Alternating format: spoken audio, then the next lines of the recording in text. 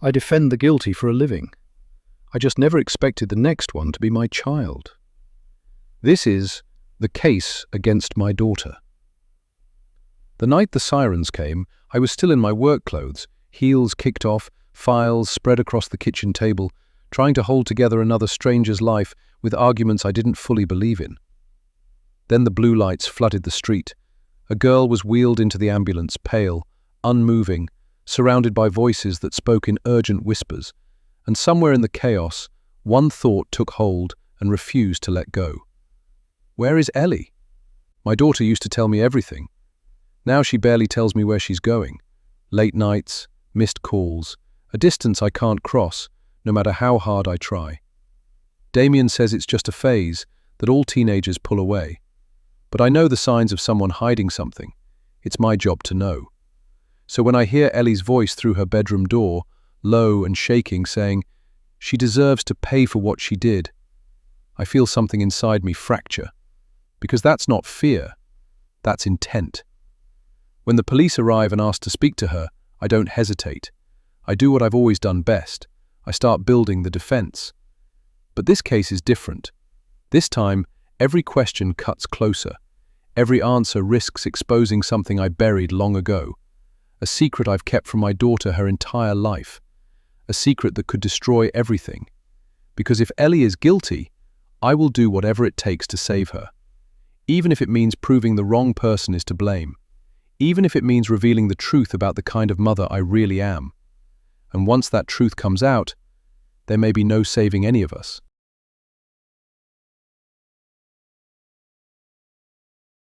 Prologue. It is dark on the path that runs the length of the houses, cut between the rows of back gardens like a line drawn through a mistake.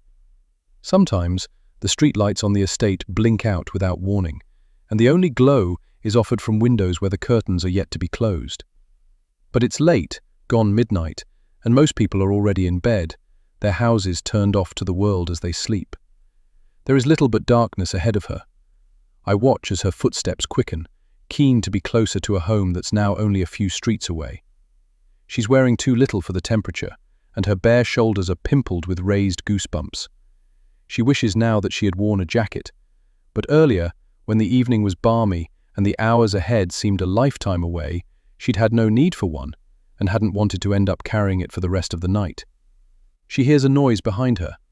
I watch her quicken her pace again, too fearful to turn to the source of the sound. The night sky feels heavy, just a few feet above her, before it begins to press down at her shoulders. A scream rises in my throat, a wave of sound like a surge of sickness, but when I try to call out to her, to warn her what's about to happen, my voice is strangled into silence. I watch helplessly as he closes in, just feet behind her now.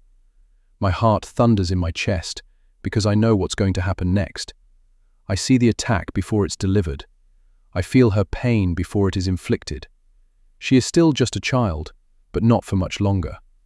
Chapter 1, Day 1, Friday. The empty meeting room is eerily silent tonight.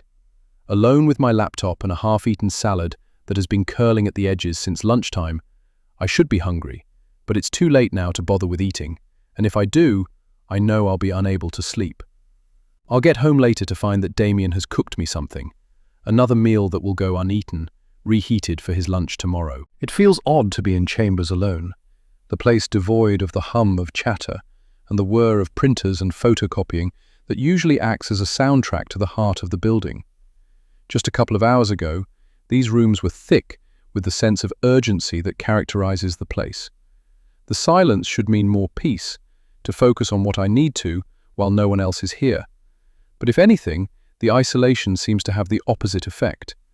My mind wanders to Ellie's exams, starting in just a few weeks' time. She's sitting her music GCSE a year early, having played the violin since the age of 7. Her tutor was supposed to be giving her an extra couple of lessons this week in preparation for the exam, but I realize now that I'm not sure whether she has. I've been home so late every night this week that Ellie and I have barely seen one another, and it's usually Damien who arranges all her extracurricular classes. Maybe she's had an extra lesson this evening, though it's rare for Alice to offer tuition on Fridays. I check the time, 8:38 p.m. Too late to call Alice, but a text won't hurt. She doesn't have to open it until tomorrow if she doesn't want to. Hi, Alice. I tap into my phone. Just wanted to check how Ellie's extra lessons have gone this week. Thanks, Natasha. At the age of 7, Ellie picked up reading music like other children take to kicking a ball or turning somersaults. It seemed to come effortlessly to her, and at her first parents' evening in secondary school, her music teacher referred to her as a natural talent, something that seemed to spur Ellie on and make her even more driven to push through the grades. By the end of Year 7, she'd already passed grade 4 and was starting to compose her own music. Her teacher has predicted her an A-star grade at GCSE, even with sitting it early. But that prediction was made a few months ago, back when Ellie was trying. Back when she was giving the appearance of effort at least. Recently, her social life has been a distraction. The TikTok video our neighbour's daughter posted just a week ago was evidence of just how sidetracked Ellie has become. Even worse, it suggested that perhaps I don't know my own daughter as well as I'd thought. My phone pings with a reply. I wasn't expecting it so soon, but when I look at the screen, the message isn't from Alice. It's from my mother. Thank you for the gift. That's it. No inquiry as to how I am, or how her granddaughter is getting on, and certainly no kiss at the end. That would be unthinkable. Marian's texts hold all the warmth of a workplace memo, reminding colleagues not to leave their dirty dishes in the staff room sink, though it should come as no surprise. The vague use of the word gift suggests she's not even bothered to open what I sent her. I hope you've had a nice birthday, I type in response, before quickly deleting it and leaving her message unanswered. I return my focus to the job in hand and press play on the screen in front of me, sending the frozen woman on my laptop back into life. About 18 months into the relationship, she says, picking at her thumbnail. That's when it started. He began paying attention to my calorie intake. He made out at first that he was taking an interest in bettering our health as a couple, but it quickly became more than that.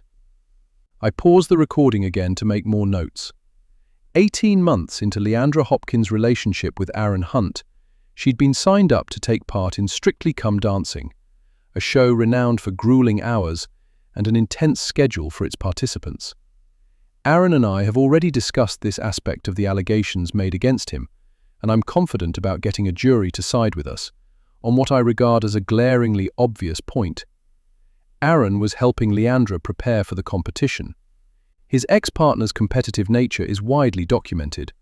Though she's primarily a soap actress, over the last 5 years she's made more of a career from reality television, having taken part in everything from baking competitions to quiz shows, and in each she has never failed to reach a final. Leandra Hopkins isn't a woman who likes to lose.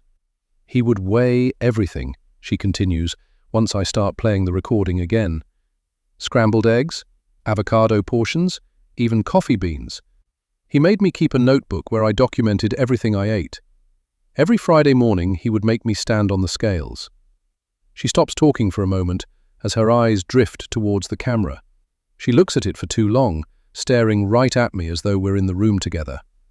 Over the course of the last decade, I've learned the signs of a liar: pauses before talking, over-explaining, a lack of or overly prolonged eye contact. Leandra Hopkins shouldn't even be aware of the camera here. It's positioned on the wall, nowhere near the table where she's sitting, far away enough to not be intimidating, yet close enough to capture the details of her expressions. Yet here she is, appealing to the audience she's keeping in mind as she speaks. And despite her claims, none of the notebooks in which Aaron allegedly made her record her food intake have ever been produced as evidence. I pause the recording again, Leandra's face frozen on the screen. This is the money shot. If this was one of the many advertising campaigns in which Leandra has been involved, then this image would be the one selected. She looks beautiful, yet vulnerable. Aspirational in the kind of unguarded way her Gen Z following covet. The downcast eyes, the little girl lost expression. Her image has all the makings of a misery memoir book cover. And yet any jury with even the slightest knowledge of who Leandra Hopkins is will realize it has been carefully orchestrated to garner sympathy from viewers. The woman is an actress after all. This is what she does. I add some notes to the file that sits on the desk in front of me. My ammunition for when the trial starts on Monday. When my phone starts ringing, Damien's name flashes up on the lit screen. "Everything okay?" I ask, knowing deep down that it's not. Damien rarely calls me while I'm working unless there's something wrong. "I'm sure everything's fine," he starts. "But it's Ellie. She's missed her curfew again." Chapter 2. It costs me a small fortune to pay for a day's parking at a multi-story not far from Chambers. But today, I'm glad to foot the bill rather than wait for trains that might not arrive. As soon as I'm in the car, I try Ellie's number. I realize this is futile. Damien will have already tried calling her, and if he'd managed to get through to her, he would have let me know. As predicted, it goes straight to answer phone. Recently, it has felt as though Ellie is testing me. Not long after we moved to Manchester last summer, her attitude towards me altered, like a switch had been flicked. My kind, gentle, studious girl became argumentative and sullen overnight. I'd known the move would be difficult for her, and a change of school at the start of Year 10 was far from ideal. But we'd spoken about it at length before we'd put our London house up for sale. We spent a couple of weekends in Manchester together, the three of us. Time for Damien to scout out some potential security jobs, and for Ellie to discover what this new city had to offer. The more of the place she saw, the more she warmed to the idea of it as her new home. We involved her in every aspect of the move, from looking at houses to choosing her school. She was anxious, but there was also an edge of excitement that inched towards the surface the closer we came to moving day. But then suddenly, not long after we got here, her enthusiasm evaporated, giving way to a resentment I felt keenly fired in my direction. I drive out of Bridge Street and navigate the city's late evening traffic, past the Gothic silhouette of the John Rylands Library, so stark against the glass and steel that surrounds it. It's 9:15. On a school night, Ellie's curfew is 8:30. She's moaned about it recently, with the evenings stretching into longer light, but she's got her mock exams coming up after half-term, and despite what she says, they matter. She seems to be under the illusion that they're a test run for seating arrangements and exam rules, rather than an assessment that will determine her groupings next year, and as such, her attitude towards them has been dismissive at best. She's a bright and capable girl, but currently, her potential is being wasted. I realize now that when Damien called me, I didn't ask if he'd checked the tracker on Ellie's phone. There were two conditions put in place when she'd first got a phone a few years back. One, that we would know her passcode, and if she changed it without notifying us, she would lose the phone. Two, that we would share an app that allowed us to know where she was. Years ago, this might have seemed overbearing, but I've read too many horror stories and seen sufficient evidence in my line of work to know that parents can't take too many precautions when it comes to the safety of their kids, particularly once they've entered the realm of adolescence. Ellie's generation is growing up in a different world, one that all too often terrifies me. I call Damien using the car's Bluetooth system, and he answers after a couple of rings. "Did you check the app to see where she is?" I ask him. "I should have done it before I left work." "It's disabled," he tells me. A flush of heat rises in my throat. Doesn't Ellie realize how dangerous this is? How would we ever be able to help her if she was in trouble, if we've no idea where she might be? "She might not know it's off," Damien says, reading the worry in my silence. "She mentioned yesterday that her phone was doing some weird update. She asked me to check it." "It might have reset her settings. I'll make sure she switches it back on when she gets home." "If she gets home," my brain edits him, but I cast the thought aside, knowing that I'm jumping to ridiculous conclusions. This isn't the first time Ellie has missed a curfew, but I wonder how many more we're going to allow before the threat of repercussions becomes a reality. I join the Deansgate interchange and thread my way onto the A56, one of the main arteries out of the city. "It doesn't matter what happened to the phone," I say. "The fact is, this is happening too often." "I know," Damien agrees, "but look, you know my thoughts on things. She's been through a big upheaval." "It's been 9 months. Which is not that long, really, when you consider the amount of change she's endured." "Endured? You make it sound like she's being tortured. We've done this to give us all a better life." "She's 15, he says, ignoring my response. "She's pushing boundaries. It's just part of growing up." I wish I could be as casual about things as Damien seems to be, but I can't. This isn't just teenage angst or rebellion. I know my daughter, and I know there's something deeper going on. The way she looks at me sometimes, it's like she hates me. I've been consumed with work these past couple of months, but that's always how things are when there's a big case coming up. I've battled endless guilt about my work/life balance, but our situation is one that Ellie has grown up with, and she's never known anything different. We've been lucky that with Damien working flexible hours as a security guard and odd job man, she's always had one parent available whenever she's needed one of us. Everything I do for our family. And with Aaron Hunt, a figure in the public eye, the trial starting next week is likely to be one of the biggest of my career.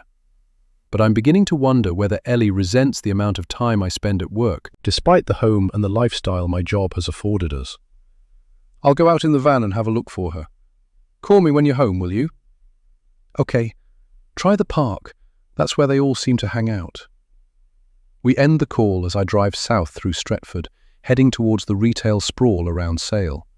From here, the journey begins to grow greener as I move further from the city towards Altrincham. This suburb had everything we'd been looking for. Enough of a city feel, with its vibrant and busy town centre, but a sense of community at its heart, respectable without being flashy, safe without being boring. On frequent occasions, it's been at the top of the Sunday Times Best Places to Live in the UK list, and once we'd visited the school where Ellie ended up enrolled, my heart was set on the place. Our new house is our forever home. Out of the city, but close enough for work, it boasts a sizable back garden, enormous compared to the tiny concrete yard we had back in London. There were times I doubted we'd ever make it here. Damien and I had started our life together in the one-bed flat he'd been renting in Leytonstone when we'd first met. I went through university and then law school in that flat. Then when I landed my first job, we bought a small terrace on Goresbrook Road in Dagenham. We were happy there, but having been in London all my life, I'd always wanted to get away from the place. As I pull into Medway Crescent, I'm reminded that it's everything I ever wanted. A house in the suburbs of a new city, big enough to offer space, but small enough to remain manageable. A driveway, a garage, a nice area with green open spaces and good schools, friendly neighbours. At the thought of our neighbours, my attention swings right to the home of the Wood family, who live just across the street. Ellie became friendly with their daughter, Kayla, not long after we'd moved in. They spent the tail end of the summer holidays together, while Damien and I were preoccupied with the mammoth task of rehousing the life we'd lifted from the other end of the country. I had 3 weeks before I started in new chambers, coinciding with Ellie's start at her new school, and we spent those weeks redecorating, unpacking, building furniture and organising, trying to get ourselves into a kind of new normal before the busyness of routine kicked in. Though Kayla is a couple of years older, I was grateful that Ellie had already made a friend, hoping that knowing someone from her new school, albeit in a different year group, would be a good thing for her. Kayla's mother, Faith, had been one of the first people to welcome us when we'd moved to the street. I'd been out on the drive pulling boxes from the boot of the car when she'd greeted me, returning from a walk with her dog. She'd introduced herself and asked if I needed a hand with anything heavy. She was wearing a beautiful floor-length summer dress. She looked as though she was on her way to a beach wedding, and I'd tried to imagine her scraping up poo from the pavement with her hand in a doggy bag, styling it out as though this was how everyone should dress for walks in the park. Later, I would tell Damien how she'd said that if there was anything we needed, absolutely anything, we were to just let her know. There'd been a knock at the door not long after, a plate of homemade chocolate brownies delivered by Kayla, who had introduced herself as Faith's daughter.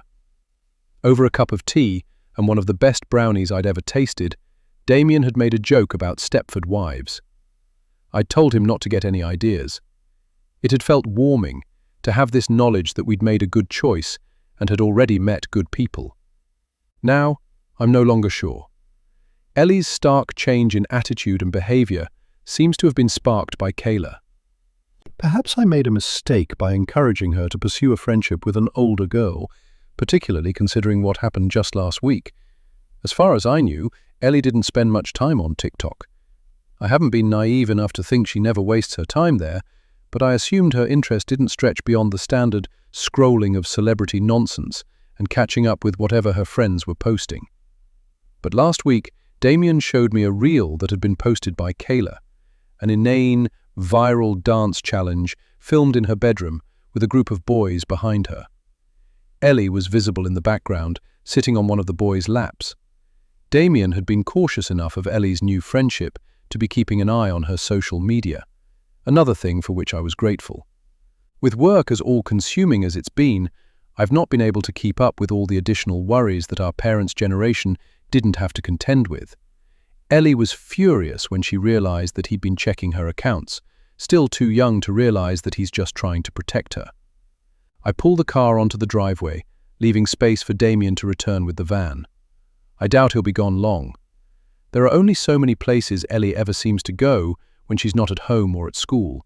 John Lee Park, where the teenagers congregate at the tennis courts, or the Stamford Quarter with its shops and cafes. The house is quiet. Damien's work boots are by the front door, next to the shoes Ellie wears to school. I try her phone again, knowing it's pointless but doing it anyway. In the living room, I pick up the empty mug that Damien has left on the coffee table before going through to the kitchen. I get a glass of water and rifle through my handbag for the packet of paracetamol I know is in there somewhere, though they never seem to make any difference once a headache has taken hold. There is nothing wrong with me other than worry, but when the overthinking takes a grip, the effects become physical as well as mental.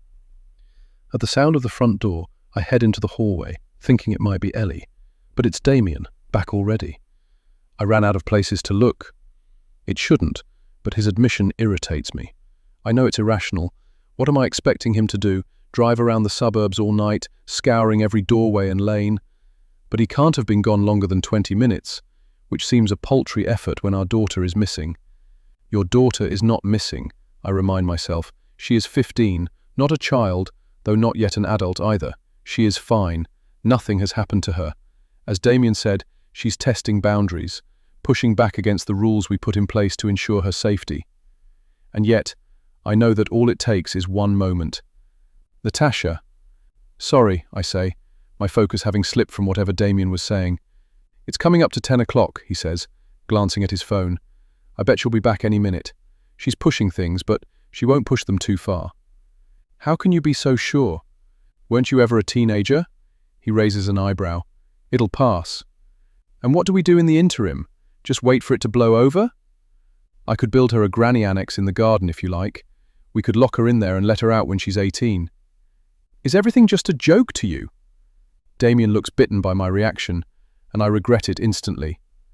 I'm sorry, I say. I'm tired and I could really do without this tonight. He comes closer to me and puts his hands on my shoulders. Perhaps it's not Ellie we should be worrying about. You look exhausted. It's just this trial next week. I'll be glad when it's over. I thought it was cut and dried. Coercion is hard to prove, isn't it? It's not as simple as that, I tell him. We're going to get dragged through the mud before we reach the finish line. It's not just Aaron Hunt who'll be standing trial next week. To all intents, I'm also going to be judged.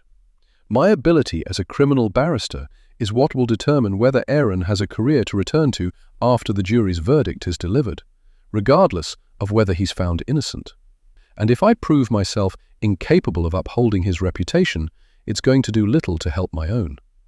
You don't think she'll have gone to Kayla's, do you? My mind snaps back to Ellie, the priority in this moment. After last week's argument over the TikTok reel, Damien and I banned her from going over to the Woods' house. I can't stop her from spending time with the girl completely, not when their paths cross at school, but at least this way we can limit the access they have to each other. Kayla is in the 6th form, and when she finishes school next year, she and Ellie won't need to see each other anymore. The longer we can keep them separated before then, the better. They're away, aren't they? Damien says. Her mother's away, but what if Kayla's been left home alone? A wry smile plays on his lips. The girl's 17, Tash. She's not Macaulay Culkin. But I'm not in the mood for banter. After the TikTok incident, Ellie should know better than to push us this far. If it's a reaction she's looking for, she's heading the right way about it. Oh my God, I sound like my mother. What? What is it? Damien sees something in my face. something unreadable that I don't want to put into words. He and my mother have never seen eye to eye. Though they've never openly fallen out, there's always been an undercurrent between them. Every exchange has a strained politeness that borders on curtness, and both seem to do their best to attempt to conceal it from me, though it remains obvious. For whatever reason, Damien has no time for Marion. The last thing I want to do is admit that I've just seen her in myself. "Where are you going?" he asks, as he watches me put my shoes back on. "Kayla's," I say. "Tash." Damien puts a hand on my arm. Think about this a minute. If Ellie is over there, you barging in and demanding she come home isn't going to make things any better. She's already angry. If you embarrass her in front of her friend, you're only going to make it worse. I stand, dejected. So what do I do instead? Nothing? Not at all. We just need to use a bit of reverse psychology. I'm about to ask what Damien proposes when my phone pings in my handbag. A reply from Alice, Ellie's music tutor. "Hi, Natasha, sorry. I think there's been a mix-up. Damien sent a text on Monday morning to cancel Ellie's lesson that afternoon, so I assumed you didn't want the extra sessions either. We can rearrange for whenever suits you and Ellie. Thanks, Alice." You cancelled Ellie's violin lesson on Monday. I thrust the phone towards Damien. His face creases with confusion as he scans the text. I took her to her lesson on Monday. But Alice says you cancelled it. You did take Ellie to the house. He sighs. We got stuck in roadworks. They'd been working on the gas pipes on that estate for ages. We were only a couple of streets away, so Ellie said she'd walk so she wouldn't be late. I feel a knot tighten in my chest as a pattern begins to emerge. My daughter isn't just pushing boundaries, she's lying to us. "Check your phone," I tell him. "What?" "Check your phone for that message. Alice wouldn't be making it up." Damien sighs again as he reaches into his pocket and pulls out his mobile. He unlocks it, then checks his last messages with Alice. "There," he says, holding the screen out to me. "Last time I texted her was a few weeks ago to check how much we owed her." She must have deleted the message after sending it. "Alice?" "Ellie!" I'm trying not to get frustrated, but it's increasingly difficult. "Does she know your passcode?" He shrugs. "No idea. She's probably seen me tap it in." In the distance, the sound of sirens rises from somewhere beyond the estate. But you must have picked her up from Alice's house. He thinks for a moment. She called and said she'd meet me back at the main road to save me having to go back through the traffic. I'm sorry, all right. I should have made sure she was where she was supposed to be. I think about our daughter hanging about on unknown streets rather than going to the lesson for which we pay good money, all for her, to better her opportunities. I'm so angry with her, not so much for failing to attend the lesson, but for being so sneaky as to lie about it. It's not your fault. You're right, she's 15. We can't monitor her every minute of the day. Yet despite what I say, inside I feel sick. Ellie's music exam is just weeks away. Everything she's worked so hard for coming down to her performance in this final assessment. But worse than that is the growing sense that I can't trust my daughter, that she says one thing and does another, and that she's been lying to our faces. And if she's capable of lying to us about a music lesson, what else might she be hiding? The noise of the sirens grows, now just streets away. "Message deleted," Damien says. He shows me his WhatsApp. I forgot that Alice and I have contacted each other on here before. Ellie must have deleted her own message as well as the one Alice then sent in reply. He gives me a look, and I sense us thinking the same thought. This is more than lying. It's downright devious. "Why has she done this?" I ask him. "If there's some kind of problem, why hasn't she spoken to one of us about it?" "I don't know. Look, we can talk to her when she gets back, find out what's going on. Maybe we—" But he doesn't get to finish what he's saying. His words are cut off by the screaming cacophony of sirens in the street, blue lights throbbing through the frosted glass of our front door like an icy pulse. He reacts first, opening the door to see a police car pulling up at the curb across the road, Closely followed by an ambulance, both right outside the Woods' house. Chapter 3. Our calm, quiet street where nothing ever happens quickly descends into a scene of chaos. A flood of teenagers seems to burst from the house across the road, as though its walls had been keeping them in like a dam. There is crying and panic. Huddles of teenagers linger on the pavement as two uniformed police officers try to clear the way for the paramedics. "Ellie!" My heart springs to my throat when I can't find my daughter among the clusters of young people. I scan each face in turn, searching for her, but she isn't here. Perhaps she wasn't in the house after all. But then where is she? And if she's still inside, is the ambulance for her? Damien heads down the driveway and approaches the closest group of teens. "What's going on?" he asks. A girl with red streaks in her cropped dark hair shrugs. "Something got out of hand. We didn't see it. We were in the garden." "But someone's hurt." She collapsed. I'm eyed cautiously by a boy wearing white socks, so high up his calves and so bright, they're the first thing you notice about him. I wonder if he recognizes me as Ellie's mum and knows what job I do. I used to have this a lot with her London friends when she was a bit younger, with many of them under the misapprehension that I was a police officer.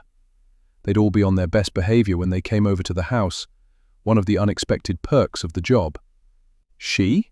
I say, a flush of panic rising from my throat to my face. "Who?" "Some girl from school," the boy says. "I don't really know her." An image flashes into my mind. A teenage girl with a cut on her head, the split skin oozing bright blood down her pale cheek. Her eyes listless and grey, as though all the life behind them has been drained. The boy's words echo. Ellie. I rush up the Woods' driveway, but I'm stopped by an officer who tells me that he can't let me past. "We're trying to clear the building," he says, "but I think my daughter's here. She hasn't come home tonight, Just behind him, at the side entrance to the house, I see her. Skinny limbs, heavy makeup, vacant stare. Not Ellie, but Kayla. "Where's Ellie?" I ask, as her eyes meet mine. "Is she in there?" Kayla is nothing like Ellie. Since spring has rolled into early signs of summer, Kayla is to be seen in nothing but those tiny shorts that contour every curve of her backside, leaving nothing to the imagination. She seems a bit too fond of boys, though there never appears to be one consistent boyfriend, just a stream of names that get mentioned as casually as though she's discussing changes in the weather. Now, though, she at least has the decency to look unsettled for once. "She was," she says, holding my gaze defiantly. "But she left. I don't know where she went." "What happened in there, Kayla?" "I don't know. I mean, there was a game going on in the kitchen. It all seemed fine." "What sort of game?" I ask, panicked. "Who's the ambulance for?" "A girl from Ellie's year. She should stay off the drink if she can't handle it." As the sky continues its descent from pale grey to charcoal, my mind races with thoughts of every worst scenario it can conjure. I see worktops littered with shot glasses, lines of white powder on a coffee table, bare flesh and knotted limbs. "Your mum is away, isn't she?" I ask, tearing myself from the mental images that have arrived to plague me, probably all over-dramatized and nowhere close to a reflection of whatever's happened here tonight. "Did she know you were planning a party?" Kayla's nose wrinkles. "I think I'll save my statement for the police." God, this girl. So smug and self-satisfied. Such an attitude for someone still so young. I would never have dreamed of speaking to a friend's mother in this way, or anyone else for that matter. "Besides," she adds, "she doesn't treat me like I'm still 9 years old." The corner of her lip rises in a barely concealed smirk, and I hear the implication. I wonder what Ellie has said to her about me. I don't get a chance to reply. Our exchange is interrupted by the sound of the front door, and 2 paramedics stretcher a young girl out into the street. There's a blanket over her, but her face and shoulders are exposed, and I can see that the front of her black vest top is stained with vomit. Her blonde hair is sticking to her face in sweaty knots, but it's as they draw closer that I notice the most horrifying detail. Her eyes rolling back in their sockets, nothing visible other than the whites of her eyeballs. A hand plants itself on my shoulder, fingers tightening before pulling me away. "She can't have gone far," Damien reassures me. "Maybe she's already home. We may not have noticed her in the chaos. We should go and check." He leads me from the scene and back towards our own house. The street is getting busier. The remaining teenagers who were still inside the house now filtered out by police trying to clear the place, while neighbors stand on their doorsteps eager to find out what all the fuss is about. A rush of shame floods through me at the relief I felt when the girl on that stretcher turned out not to be my daughter. Whoever she is, I hope she'll be okay. That wasn't alcohol, I mutter quietly. Drugs, you reckon? Damien reaches for my hand and squeezes it gently. But the physical reassurance isn't enough to put my mind at rest. This is exactly the sort of thing I was keen to keep Ellie away from. I always said there was something about Kayla. She can't be trusted. You don't know that it was anything to do with her, Damien reasons. Just because something's happened in her house, that doesn't make her responsible for it. He's right, but it doesn't detract from the fact that trouble seems to follow this girl like a stray dog. Back at the house, Damien checks every room, but Ellie isn't home. He tries her phone again, but it goes straight to voicemail. I stand in the hallway with the front door open, watching the scene unfolding across the street, the ambulance leaving, the rubberneckers dispersing, police officers trying to establish some control over the remaining teenagers. I think of the poor girl in the back of the ambulance, how her parents may not even be aware yet that something has happened to her. A pain, raw and real, twists in my gut. It might so easily have been Ellie. I still have no idea whether she's okay. Kayla's words echo in my head, each time a little louder than the last. She was there, but she left. When Damien comes back downstairs, I don't know what to say to him. I feel as though our daughter is slipping away from us. I'd expected change after we moved here. I'd realized that as Ellie hit certain milestones, we would be met with a certain level of resistance in some ways, but not like this. She's going to be okay, he says, reading my concern. But I can't shake the doubt that has gripped at my insides and is refusing to let go. Why did she leave the party? I ask him. And then, silently to myself, because I don't really want the question answered aloud. Did she leave before the 999 call was made? Or did she flee because there was something she wanted to hide from? Chapter 4. She sits beneath a tree in the park, trying desperately to catch her breath. But it's hard when her heart is beating so fast, it feels as though it might burst through her ribcage. With her knees tucked to her chest, she tries to make sense of what's just happened. But everything feels like a blur. The goosebumps on her bare legs tell her she should be cold, yet she doesn't feel it. She's not sure she feels anything other than hollowed out, as though all the parts of her that existed before this evening have been shaken out and swept away. A noise fills the dark space around her, a sharp intake of breath, like a person drowning in air. She feels so detached from herself that for a moment she doesn't realize that the sound has come from her. She wants to cry, but she can't. What just happened? She's not even sure she knows exactly. Everything happened so quickly. 1 minute she was at the party and the next. It was never supposed to be like this. She just wanted to go out and have some fun. All she wanted was to be around people her own age, to feel as though she might fit in somewhere. But all tonight has done is prove that her mother has been right all along. The world isn't a safe place. She was out of her depth, as her mother warned she would be. She went against her wishes, and now she's paid for it. She might never stop paying for it. She looks up at the black night sky and hears the shrill shriek of a bird overhead. She knows she's going to have to go home, but she doesn't want to. Not just yet. She wishes she could avoid ever having to go back there. What has she done? She's ruined everything. She stands up from the damp ground and brushes herself off. Tonight was all her fault, and if her mother finds out, she's never going to forgive her. Chapter 5. Damien sits in the living room with his phone in his hand, waiting for its screen to light up. I stand at the window and look over at the Woods house, where the gap left by the departed ambulance seems eerily unsettling, making it look as though the place is missing something vital. There are still some teenagers gathered at the side of the house, beyond the police cordon that has been set up. One of them is smoking, the lit tip of a cigarette dancing in the darkness as he gesticulates animatedly. Kayla's not among them. She must be inside the house, answering questions about what went on tonight. I'm going back over there, I say. There are 2 police cars now outside. Their lingering presence tells me that whatever happened inside that house tonight is being treated as suspicious. The place is a potential crime scene. I should let them know that Ellie was there and that she hasn't yet come home. Yet, I know that by doing so, I'll bring suspicion to her. My belief is that she must have seen or heard something that scared her enough to make her flee the scene. But I know that's not how her absence will look to the police. All they're likely to see is guilt, because why would she have left if she'd done nothing wrong? As my mind is racing through the series of questions that I'm likely to be faced with, we hear a key in the front door.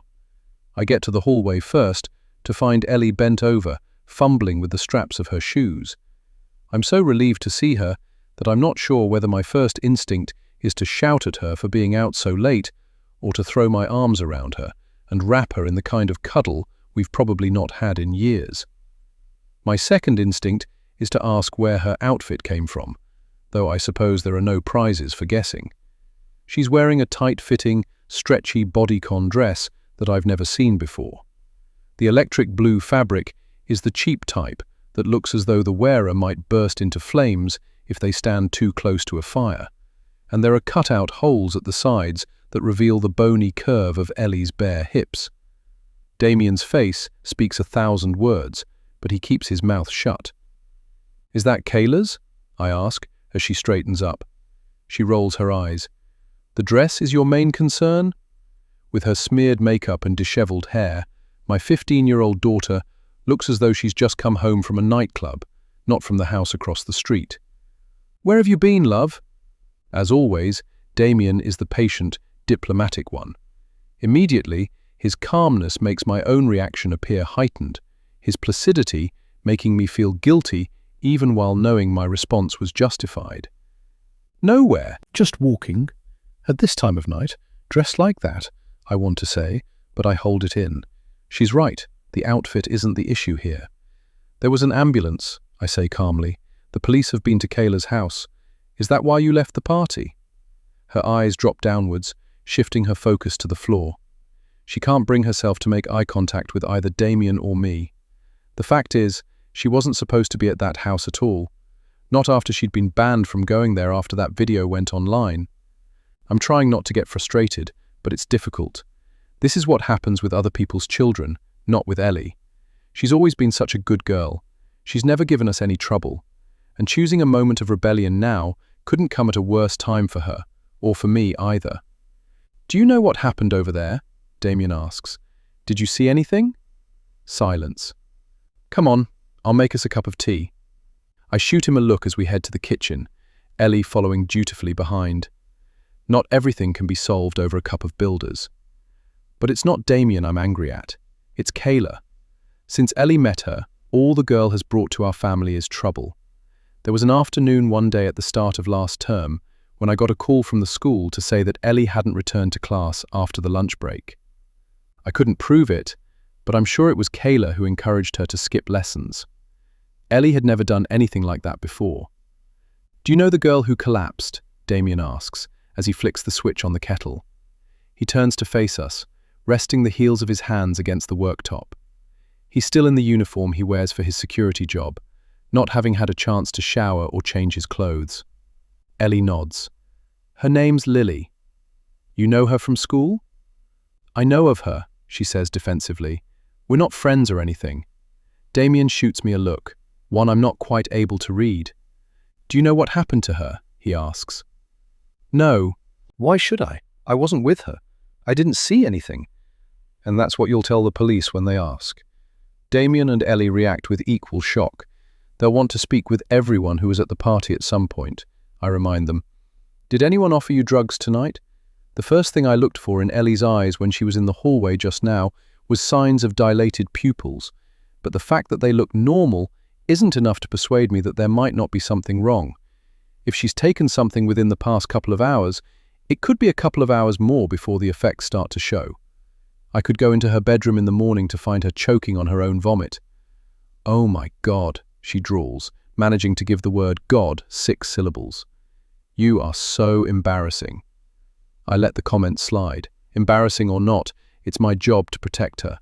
If asking difficult questions allows me to do so, then so be it. Behind Damien, the kettle clicks off. He turns to the cupboard and takes out 3 mugs, then 3 tea bags from the ceramic pot that sits next to the kettle. He spoons an extra sugar into Ellie's mug, for the shock.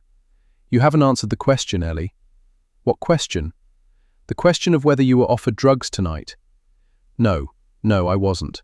There, are you happy now? No. A girl is in hospital. We don't know how unwell she might be. How do you even know it was drugs? The question is asked accusingly, as though Ellie is trying to turn my own argument against me. I might applaud her approach, the kind I see so often displayed in court, if it wasn't so inappropriately timed. She might have some kind of condition we don't know about. She could be epileptic or something. We'll have to wait and see. Damien places Ellie's mug on the dining table next to where she stands. He puts mine on the worktop, running his palm across my back before he goes to sit at the table. Your mother's probably right, he says. I've seen someone overdose before. It's not pretty. We just want you to tell us what happened, Ellie. You're not in any trouble. Really? Ellie says defiantly, folding her arms across her chest. Do you two want to agree on that first before you make the claim? The words are so scathing that I feel them like razor blades on my skin. When did my daughter begin to hold me in such contempt? I can't tell you what happened, she goes on, because I don't know. I wasn't in the kitchen. Where were you? I ask. There's a pause that's dragged out too long for me to now believe anything that comes out of Ellie's mouth. I was in the garden. I can check on that. The boy with the bright white socks lives in one of the houses by the 7-Eleven shop on the main road. I've seen him outside a few times with a boy I've assumed is his younger brother. Didn't he and the girl with the red-streaked hair say they'd been out in the back garden? They'll confirm whether Ellie was there too. If not, I must assume one of them is lying. I just don't want it to be my daughter. But why would Ellie lie about where in the house she was? Unless she was somewhere else that she wouldn't want us to know about. My mind flits to the boys we saw in the TikTok video. I hadn't recognized any of them, and I've no idea whether any of them were across the road tonight. Why did you leave? Did you know then that someone had called for an ambulance? I'd just had enough, all right? Jesus. So why didn't you come straight home? Ellie exhales loudly, and I'm sure she swears beneath her breath. I let it go, choosing my battles. An expletive is the last thing we need to be concerned with. Tash. What? I turn to Damien too sharply, knocking the tea next to me and sending it slopping over the rim of the mug. It splashes on my arm and soaks straight through my thin blouse. He gets up and wets a tea towel with cold water. In the chaos of the moment, Ellie has found her chance to escape. We listen to her footsteps disappear up the stairs, to her slamming her door as she shuts herself away in her room. We're not going to get anywhere with her tonight, Damien says, handing me the wet towel. I roll up my sleeve and press it against my reddened skin. She's tired and emotional. We're better off speaking to her tomorrow once things have calmed down. I'll take her for a coffee in the morning, try to talk to her before I start prepping for Monday. I'm happy to do it. It'll give you one less thing to worry about. I know that, but I'd like to. I hardly ever seem to get enough time with her these days. Just don't cross-examine her. I move the towel from my arm and drop it onto the worktop. What do you mean? Just try to go a bit easier on her. She's your daughter, not your opponent. That's unfair. Tash, I don't want to argue with you. I don't want to argue either, but you can't expect to make an accusation like that against me and for me not to defend myself. You're doing it now, he says, putting his mug down. Doing what? Speaking like you're in court. Accusation. Defend. We're your family. Just try to be less... His sentence fades to silence. Less what? I challenge him. Less like my mother? That's not what I was going to say. He puts his hands on my shoulders. Uptight, he says, lowering his face to mine. Just try to be less uptight. Chapter 6. Day 2. Saturday. On weekdays, my alarm is always set for 5:30 a.m., but this morning I haven't set one. I get woken up early anyway, when my phone starts ringing at just gone 6:30, and I knock it to the carpet in my haste to cut the sound before it disturbs Damien.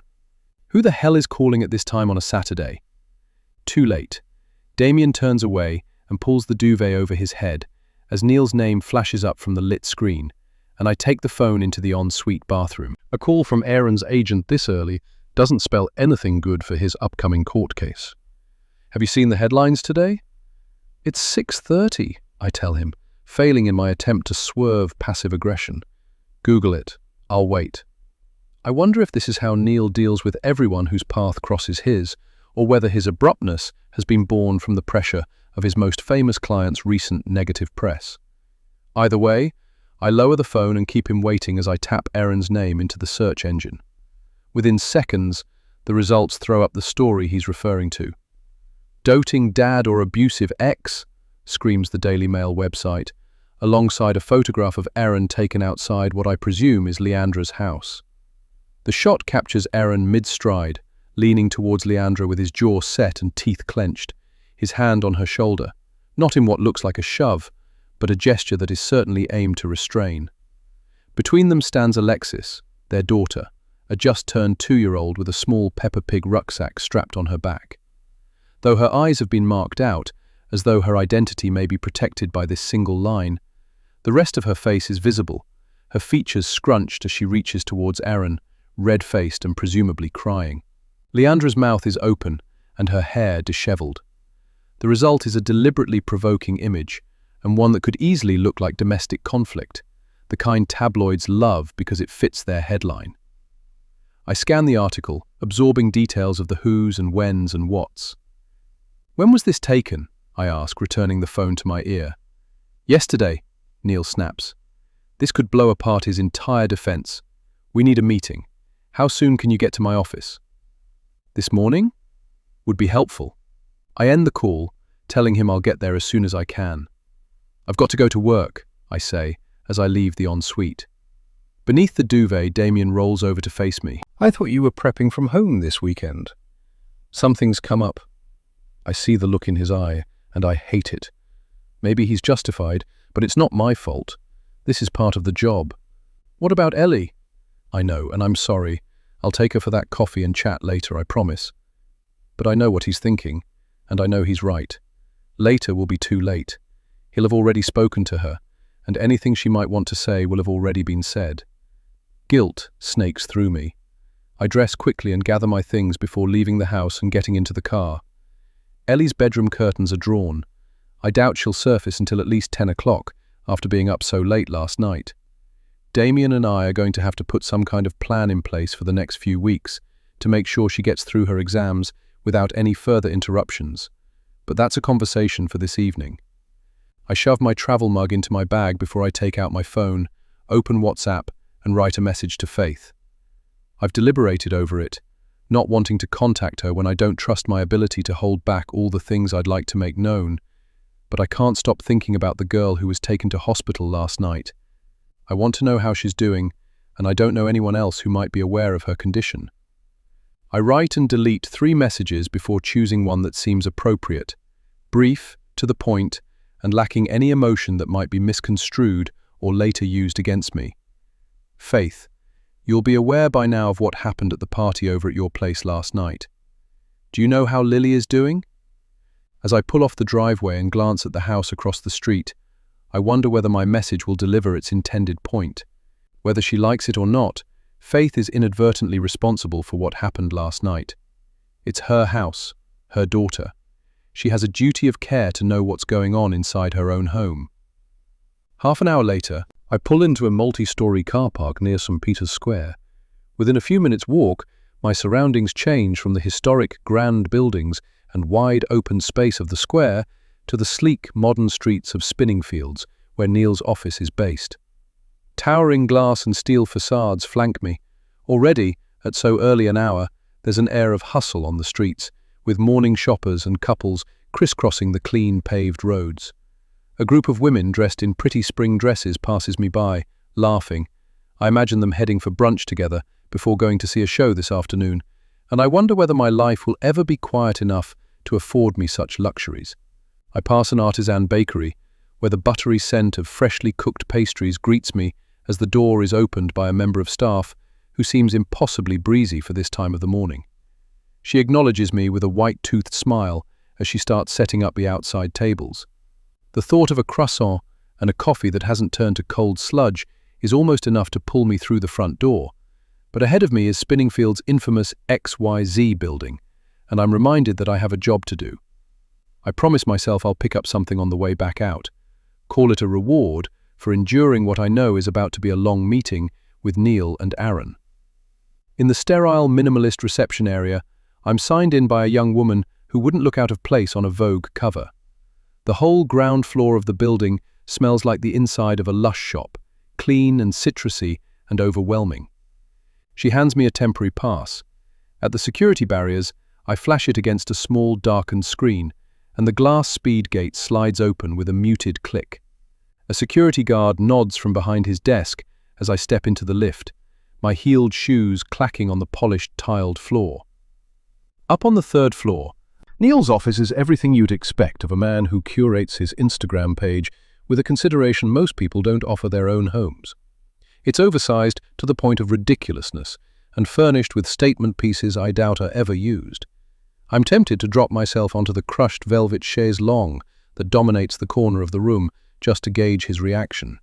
It looks unnervingly like something from a medical setting or, weirdly, an E.L. James novel. Perhaps he lies there after a hard day's schmoozing, lamenting how stressful his life is, a kind of self-run therapy in which he refers to himself aloud in the third person. Where dreams become reality, reads the neon lettering above the chaise longue, which manages to make the scene appear even more unsavory. "This couldn't be more of a fuck-up," Neil announces as a form of greeting. "The timing of it! To print this just a couple of days before the trial is due to start. It's a setup, you know." I glance towards the door that leads into another part of the office. "Is James here?" Neil's business partner, whose moniker was seemingly sidelined when the business name, the Ledger Group Talent Agency, was decided upon, works from the other half of the rented office space, beyond a partition wall through which the details of every phone conversation and meeting must be heard. "He's in Mauritius with his girlfriend," he says, sipping from a personalized glass coffee cup, "which is perhaps where I should be." In Mauritius with James's girlfriend? I think, but I leave the response there, certain that Neil isn't in the mood for light-hearted banter. Behind his desk, a large television screen shows a montage of client photographs, each a little more photoshopped than the previous. They're mostly actors, but among them are also social media influencers and reality television personalities. "Am I late?" I turn at Aaron's voice. "It's barely 8 a.m., Neil mutters. No one's late. The Aaron standing in Neil's office is not the man I'm used to seeing, and if Neil's reaction is anything to go by, he too is unaccustomed to witnessing his client in such a state of dishevelment. There are grey circles around his eyes, and his tanned skin looks sallow, drained by what I suspect is sleep deprivation, along with some kind of substance abuse. Aaron Hunt is a good-looking man, with the kind of face advertising companies love, but this morning his usually polished exterior has been replaced by the look of a person who has given up on personal hygiene. He needs to shake it off before the trial starts. A jury tends to look unfavorably upon overconfidence, yet the same applies to a defendant who appears sorry for himself. It screams of self-pity, which quickly starts to look like guilt. "Why are they doing this to me?" He slumps into the chair beside me. A waft of stale cigarette smoke lingers on his clothing, and I wonder whether he's been out all night. At 35, Aaron has already been in the public eye for over 2 decades, since he was cast as a child actor in a screen adaptation of Oliver. Though the film was decent enough, Aaron's performance was remembered for all the wrong reasons, one of which included the most questionable Cockney accent since Dick Van Dyke in Mary Poppins. But he seemed to have grown his hardened shell to critics from an early age, and it served him successfully, at least until recently. "This is what the press does," I remind him. Neil shoots me a look. He's about to say something, but I raise a finger to silence him. It works. "Tell me what happened yesterday at the handover with Lexi." Currently, Aaron and Leandra have joint custody of their daughter, but she's planning for that to change by the time this trial is over. Aaron's dark eyebrows knit together. "Nothing happened. We'd hardly spoken 2 words to each other. We rarely do. I got Lexi out of the car, Leandra came over. She stumbled. I put out a hand to stop her. That's it, I reiterate. She tripped. Are you on his side or not? Neil quips from the other side of the desk. You're representing him, for Christ's sake. This isn't about sides. I can't lie to or mislead a jury. I need to work with the facts and the evidence. Neil seems to be tempted by a response, but he manages to hold it back. It looks bad, doesn't it? Aaron says. It doesn't look good, I agree. But we all know a photograph can lie. I've already had a major advertising company pull out of a campaign that was scheduled for later this year, Neil chips in. The spirit of innocent until proven guilty is only going to last so long, isn't it? Sympathies are still very much divided, I remind him. But for how long? Aaron questions. This photo makes it look like I'm pushing her around, for God's sake. The whole thing's misleading bullshit, Neil argues. Why are these people even hanging around outside their homes? Can we use this as grounds for a mistrial? On what basis? I ask. On the basis that the jury is going to be swayed by what they read online. How can they make a claim to neutrality when they've got crap like this being waved under their noses?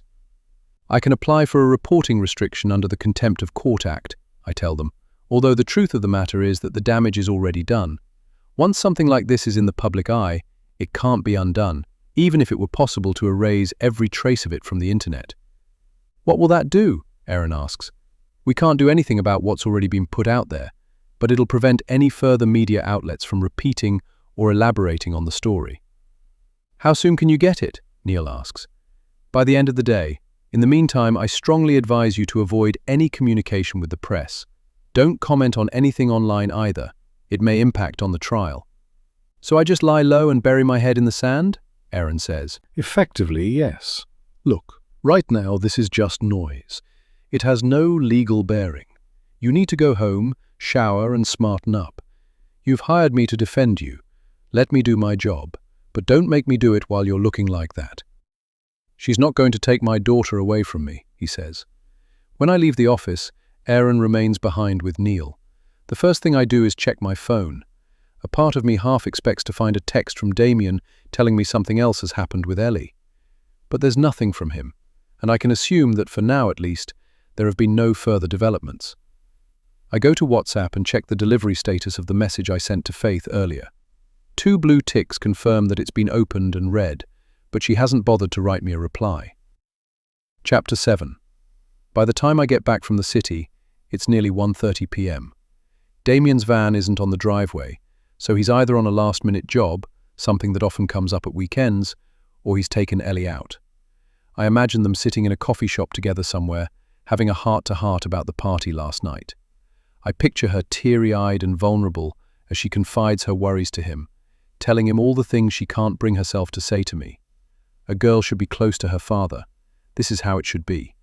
Yet it tears my heart with an envy I know is misplaced and selfish. The mood in Medway Crescent feels different in a way that is almost tangible. There's a tightening in my chest as I glance across at the Woods house. The police cars and ambulance might be gone, the groups of teenagers long since dispersed, but there's a stillness to the place that feels eerie, the street having absorbed the panic of last night and been silenced by it.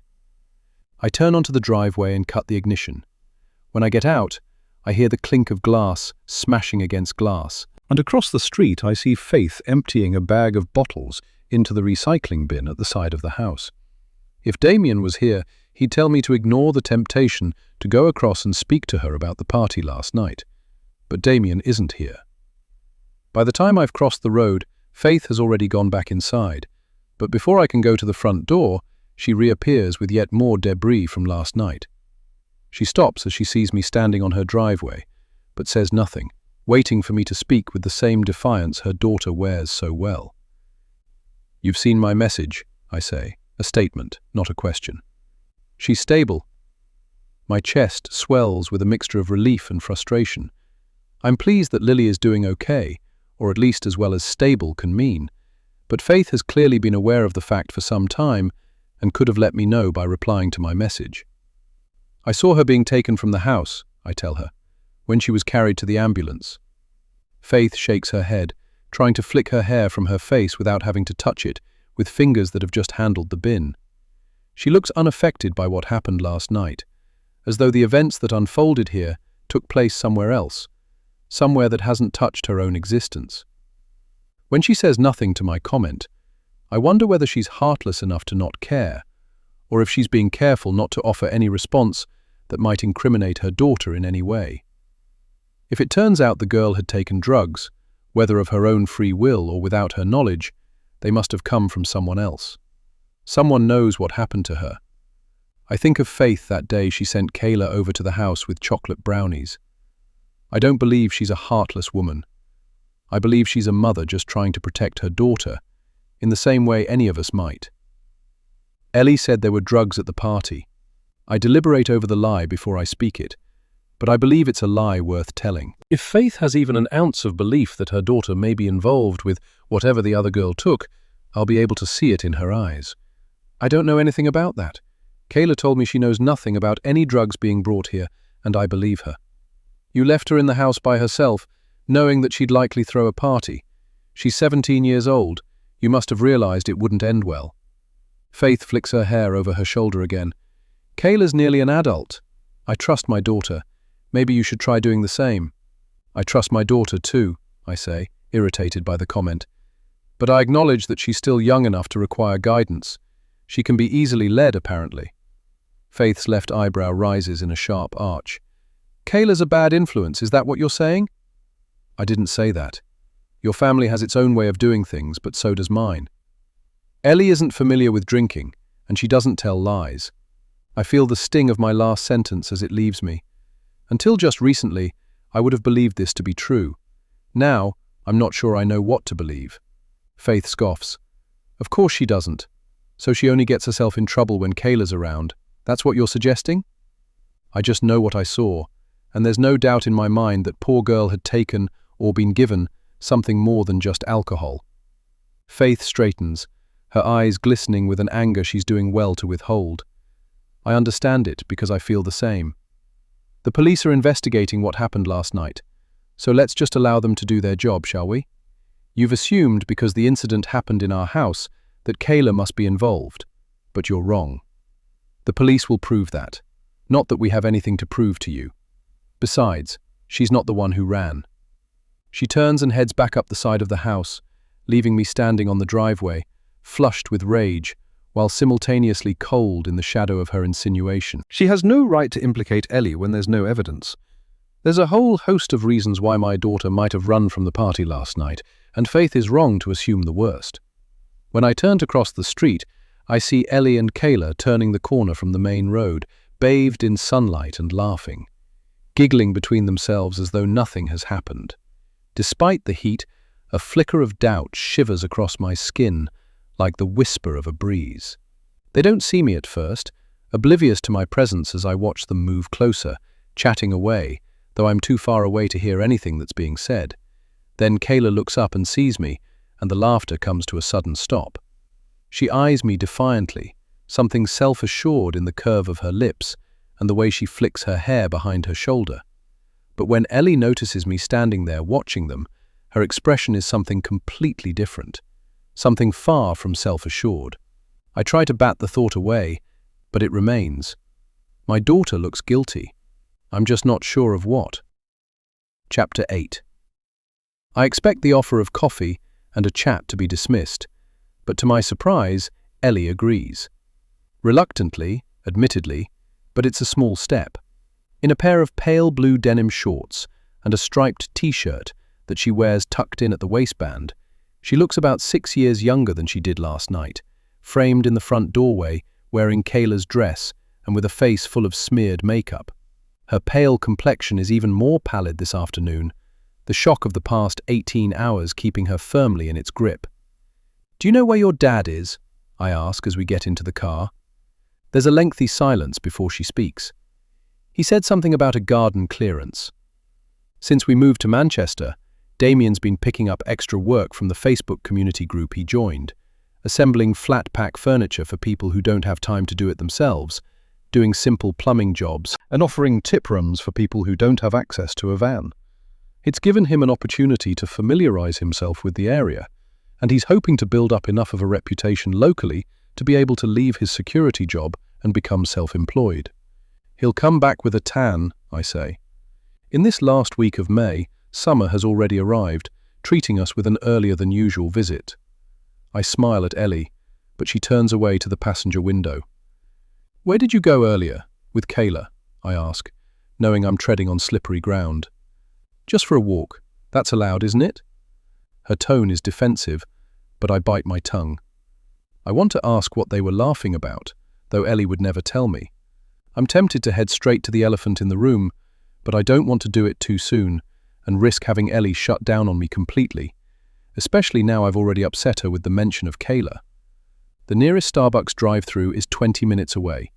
There are plenty of places much closer to home we could go, but I don't want her to be able to walk out of a cafe midway through our conversation. If I wait until there's a coffee in her hand and keep her in the car in an area of Manchester that she's unfamiliar with, she'll be less likely to try to dodge the conversation or run away from it. My tactics are sneaky, but she needs to talk to me, and we need to do it today, before too much time is allowed to pass, before the police come calling. We leave Altrincham via the A56, the wide main road that cuts past Navigation Road Station and the rows of red brick terraces backing onto the tram lines. Ellie continues to stare out of the window with her arms folded across her chest, her silence louder than the low hum of the traffic. As we pass through Sale, the Bridgewater Canal runs to our left, its surface sparkling in the afternoon sunshine. "Why didn't you go to your violin lesson on Monday?" Ellie doesn't answer, but I sense a reaction in the tightening of her shoulders. "I'm paying a lot of money for the lessons," I remind her needlessly, "and your exam is a matter of weeks away now. If there's something you're not happy about, you need to tell us." I hear Damien's voice in my ear telling me to go easy on her, but his softly approach to parenting has apparently got us nowhere. "Ellie, I can't help you if you won't talk to me." The road grows busier as we near Stretford, and my patience is wearing thinner by the second. I'm going to have to lock myself in the spare bedroom for the entirety of tomorrow if I'm to have any chance of getting my prep done in time for the start of Erin's trial on Monday. The skyline begins to shift. In the distance, the white sweep of Old Trafford Stadium looms, its roof flashing between the trees. I turn onto Barton Dock Road, where the Starbucks drive-through is tucked between a car dealership and a fitness chain. "Ellie," I prompt her. "I was tired," is all the response I get. I sigh. I know it feels a lot at the moment, but it's not forever. And lying to us about not going isn't going to help anything. We'd rather you just talk to us about how you're feeling. When I glance at her, her cheeks have flushed pink, though I'm not sure whether it's from shame or anger. "Here," I say, passing her my phone. "Have a look on the app. Pick whatever you like." She looks at me with a raised eyebrow, as though I'm luring her like the child catcher into some kind of cruel trick. "Add an Americano for me," I tell her. She looks down at the screen, probably grateful for the distraction. I wish I could remember how it felt to be her age, but the truth is that certain parts of my youth seem to have evaporated from my memory, as though erased by early responsibility. I was studious at school and never fell in with the wrong crowd, and by the time I was 18, I'd given birth to Ellie. Her early years seem a blur now. I deferred university for a year, but once I was there, I juggled my studies with looking after a toddler, barely seeming to find time to sleep. Damien worked night shifts and did most of the chores in the flat. We worked around each other, tag-teaming Ellie's childcare while trying to build ourselves a more manageable future. Going to house parties was a thing other people did. "Could I have a chocolate muffin and a caramel cream frappuccino with whipped cream, please?" And there she is, as though she'd never left. My Ellie, polite and well-mannered, still childlike in so many ways. But of course there's something in it for her in this moment. I remind myself that right now, it benefits her to keep me on side. Of course, I drive around to queue at the collection window once she's made the order. I'm not sure this is the right thing to do. It feels as though I'm rewarding her for defiance and lies. It goes against everything I believe when it comes to parenting, though I'm uncertain anymore what the right thing to do is. Perhaps this is bribery rather than reward. Either way, if I manage to get her to open up to me, it will have been worth the price. Nothing seems to be the right way anymore. "You need to talk to me about last night." A noise escapes my daughter, something between a sigh and a grunt. "It'll be the police questioning you next," I remind her, "so it's better we get this done first." When she continues to refuse to respond, I take a deep breath. realizing too late that the long exhalation is far too noisy and I just sound frustrated. Yet that's what I am. Ellie, why did you run from the party last night? I inch the car forward as the one in front of us moves up the queue. I didn't run anywhere. I walked. My hand grips the steering wheel a little tighter. Okay, run, walk, skip, whichever. Why did you leave before everyone else? I told you last night. I just had enough. Did you fall out with Kayla? I ask, knowing this is unlikely after seeing them laughing and joking together a little over an hour ago. Sorry to disappoint you, but no. So what had you had enough of? Ellie mumbles something so quietly beneath her breath that it's inaudible. The car in front moves again, now next in line for the window. I shift into first gear, rolling forward to keep up. Ellie, like I said last night, the police are likely to want to speak to you at some point. Lily is going to be okay. She's stable now, but they're going to question everyone who was at the party. Someone will mention that you were there, if they've not done so already. It's going to be a lot easier if you speak to me first. But for now, for whatever reason, she can't.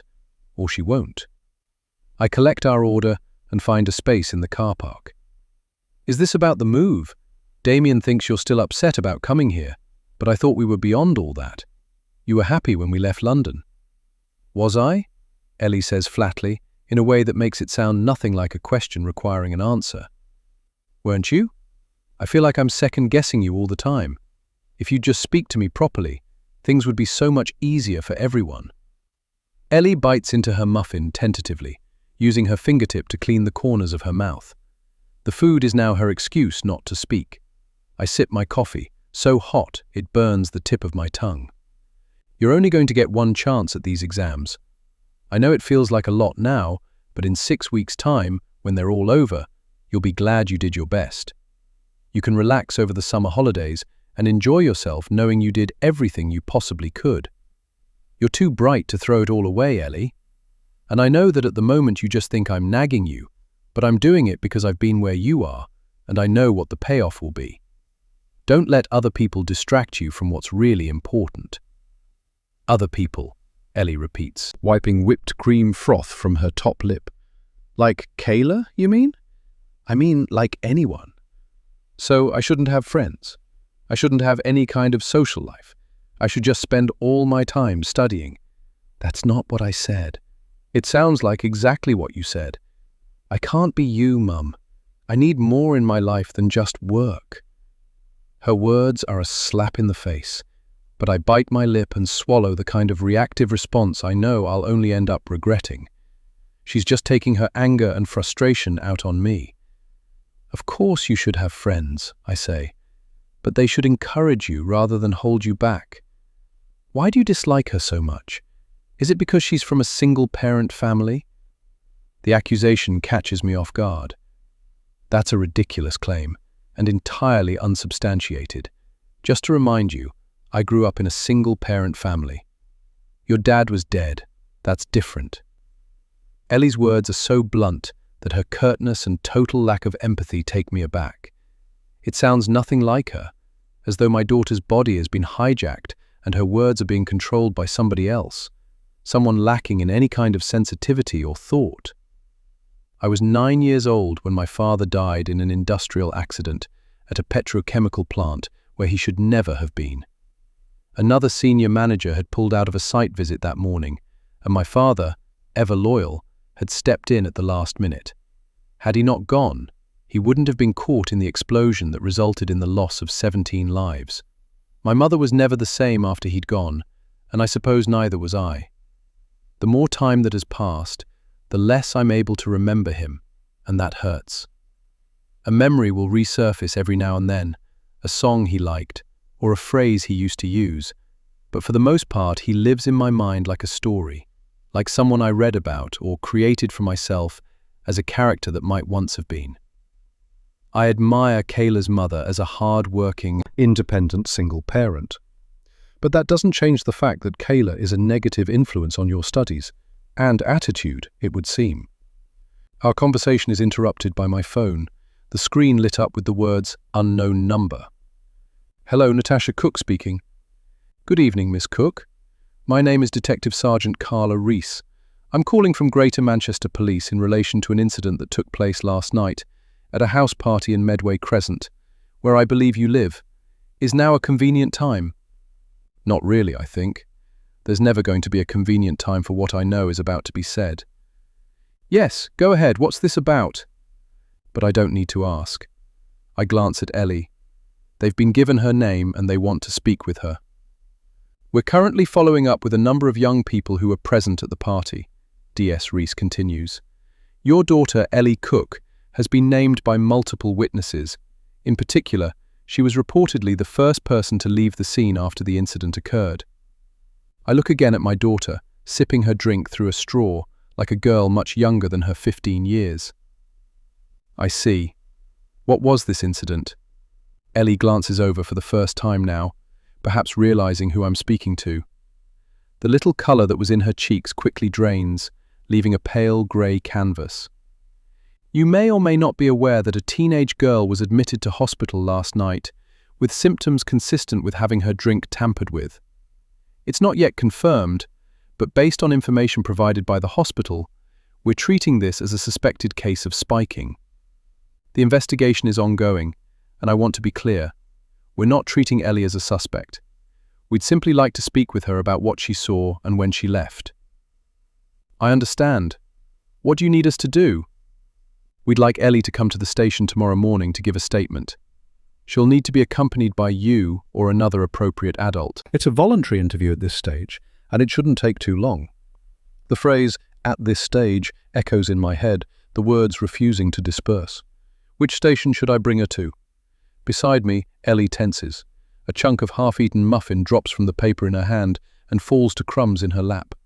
Central Park on Northampton Road. Does 10:30 work for you both? Yes, that's fine, I say, thinking of the long night I have ahead of me, the final prep for Monday being shoved yet again into an impossible corner of time. We'll be there. Thank you, Miss Cook. If you have any questions in the meantime, I'll give you our number. She waits while I scrabble about in the glove box for a scrap of paper and a pen. On the back of a petrol receipt, I write down the number as she recites it, before thanking her and ending the call. You've worked out who that was, I say, dropping my mobile into the driver's side pocket. If there's anything you need to tell me, you'd better do it now. Chapter 9. The drive back from Starbucks is silent and tense. Though I'm certain she's done nothing criminal, Ellie looks fearful at the prospect of tomorrow's visit to the police station, guilty in the same way a person feels when passing through airport security and wondering whether a stranger may have slipped a knife into one of their pockets when they weren't looking. I remind myself that her reaction is not a sign of any wrongdoing, but a normal response to having the attention of the authorities turned upon her. At 15, the mere mention of the police would have been enough to send panic through me, and if I'd been told that I'd been asked to go in and make a statement, I too might have felt guilty, even while knowing I'd done nothing wrong. By the time we get back to the house, it's early evening. The temperature is still unusually high, and the sun pools across the street in long, honey-coloured streaks as I pull onto the driveway alongside Damien's van. It strikes me how perfect the front garden looks, with its neat box hedges and carefully tended flower borders, all kept beautiful and orderly by Damien. A perfect facade for the contrasting reality that lies behind the front door. We need to talk together, the three of us. Let's do it straight away while there are no distractions, okay? I expect a pushback from Ellie, but it doesn't come. Fine. Can I get changed first? She gestures to her lap, where the dropped muffin crumbs have left melted chocolate smears in the heat. Of course, but come straight back downstairs, and no phone. She gets out of the car. I'm grateful that she at least takes her empty Frappuccino cup and muffin wrapper with her, going around the side of the house to put them in the wheelie bin before she heads for the front door. The door is unlocked, and she goes straight in. By the time I follow, she's disappeared upstairs to her bedroom. Damien is in the kitchen, sitting at the dining table with his laptop open. He looks hot and bothered, his t-shirt sticking to his body in patches where the sweat has soaked through the fabric. Being outdoors in all this lovely weather has done something to him, the definition of his sun-kissed arms more prominent over the past couple of weeks. "How did it go?" he asks, looking up from the screen. I shake my head. The police called while we were talking. They want me to take Ellie to the station tomorrow morning. Damien's eyes widen. It's routine, I tell him quickly, trying to play down the development. We knew it was going to happen, didn't we? I go to the sink and take an upturned glass from the draining board, carrying it to the fridge and filling it with ice-cold water. I drink half of it, having not realized until now just how dehydrated I was. So she knows? Yeah, she's gone to get changed and then she's coming back down so we can talk about things. We just need to prepare her. I could see how scared she is. Damien gets up from the table and comes over to me. He pulls me in for a hug, seeming to forget how hot and messy he is. Sorry, he says, as I rescue my blouse from his sticky t-shirt. No offense, I say, but you smell like a yak farmer. That's the odor of a hard day's graft, that is, he says with a smile. You city workers don't have a clue. He gives me a wink, and for a moment, I'm transported back to the flat in Leytonstone, 17 years younger, still little more than a child, and completely in love with the boy I'd met at a party the previous summer. I can still see Damien as he was then, all those years ago, so handsome and independent, so much more mature than the boys my own age. He had a job and his own place, and he was strong in every sense of the word, both physically and mentally. He made me feel safe in a way no one else ever had, and it bonded us instantly. I promise I'll shower as soon as we've talked with Ellie, and I can take her to the station in the morning. You still haven't had a chance to get your work for Monday done. Thank you. I don't know what I've done to deserve you. I'll do a bit of work tonight and then the rest tomorrow when we get back. I'd really like to be the one to take her to the station. You don't mind, do you? Of course not. We stop talking when we hear Ellie coming back down the stairs. She's changed into a pair of summer pajamas, cotton shorts and a vest top, and I'm relieved at the thought that she doesn't plan to go out again tonight. Though the days were often exhausting, things were so much easier when she was little. I always knew where she was back then, and I never had to worry about the influence of other people.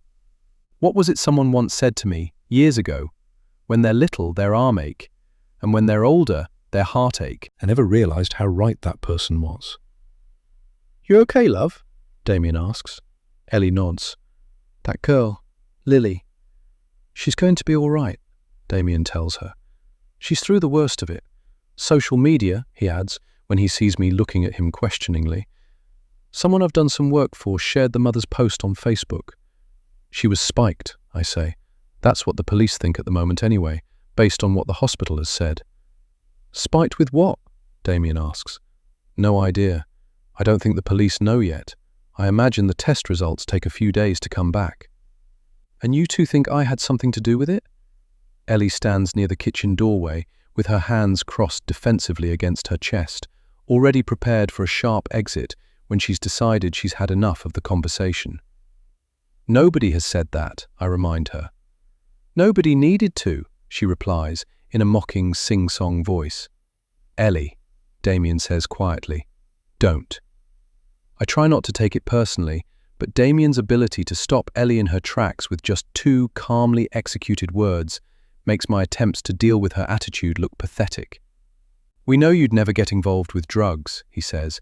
You're a sensible girl. We just want to know if you're aware of anything else. Sometimes it's easy to get dragged into something unwittingly and to think you're doing the right thing, maybe by protecting someone else. I'm not protecting anyone, Ellie says, her anger rising.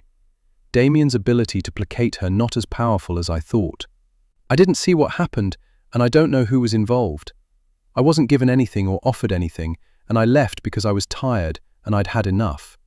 Why is the truth not enough for either of you? She storms into the hallway, slamming the kitchen door behind her so hard that one of the framed photographs on the wooden shelf above the microwave falls to the floor, the glass smashing in pieces across the tiles. The 3 of us stare up at me, a younger Ellie sitting on a rope swing hung from an enormous oak tree, Damien and me standing either side of her. I think my mother must have taken the photograph on one of the rare days the 4 of us spent time together. Well, I say, that went well. She's scared, Damien says, going to the cupboard beneath the sink for the dustpan and brush. Me too, I mouth inaudibly, but with his back turned, he doesn't see or hear me. "I'll deal with this," he says. "You go and get on with whatever you need to do for Monday. And try not to worry about Ellie. I'll go up and see her once she's had a chance to calm down." What if she doesn't? I think, but I say nothing. Ellie can't stay furious with me forever. Sooner or later, she's going to let me know what's going on, because whatever it is, I know it relates to more than what happened last night. "Damien?" "Yeah. I'll have that hug once you're out of the shower." He smiles up at me. "It's a deal." Chapter 10. Beneath the duvet, she lies on her side, curled up in a fetal position with the phone pressed to her ear. The curtains are drawn, shutting out the last of the mid-evening light. "You don't hate her. She's your mother." "I do," she replies, knowing it's an awful thing to admit. But she can't help how she feels, and this is it. "You don't understand." Her words trail off into silence.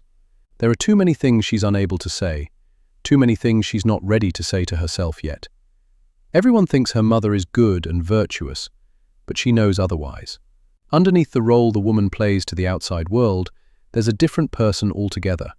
Someone cold and selfish, someone evil. She doesn't care about me. She doesn't even know who I am. She just sees what she wants to see. I think that might be all mothers. But she acts like she can control me, like everything I do is about pleasing her and making her look good. She's probably just scared of losing you. You're growing up. You're not a child anymore. It must seem scary to her. How do you always manage to do that? Be so calm about everything all the time? Easy. I just don't let people get to me. There's silence between them for a moment. "I don't want her to have this power over me," she says. "Then don't. Take your own power back. You don't need her permission." Chapter 11. I go upstairs to the spare bedroom, which is set up as an office. My case file bundle has travelled everywhere with me these past few weeks, like a second wayward child I can't let out of my sight. I turn on the laptop and wait for it to load up so I can access the online documents via the Chamber's case management system. Come Monday morning, I need to be prepared for the damage that the photograph in today's papers might have caused. I've worked too hard for too long on this to have a misleading image blow the whole thing to pieces. Before logging in online, I dig out Leandra Hopkins's statement from my case bundle. The first thing I need to do is revisit my cross-examination strategy.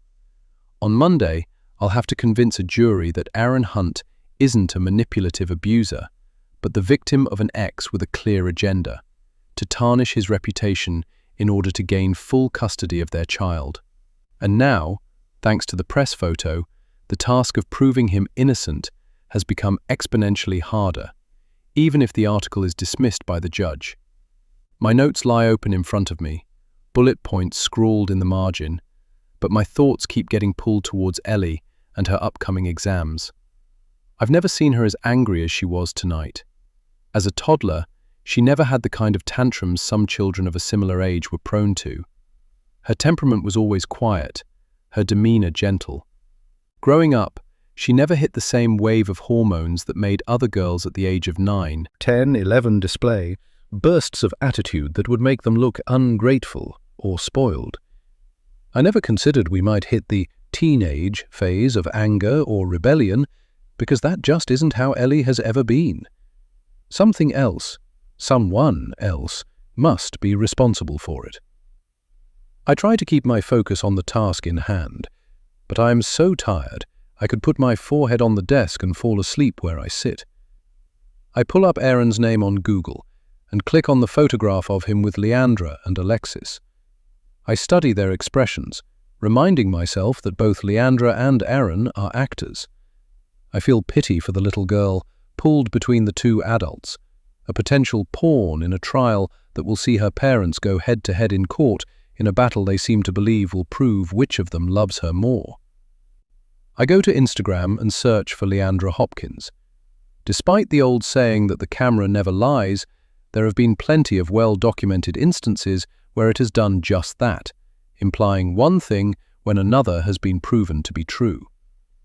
I don't yet know what I'm searching for, but there must surely be evidence somewhere to prove that Leandra is capable of presenting a persona, a face that suggests a fabrication concealing the reality beneath. I might be here for the long haul this evening, based on how much of her existence she shares with her followers, but if it pays off, it'll be at least enough to dismiss yesterday's photograph as an unsubstantiated distraction with a clear bias.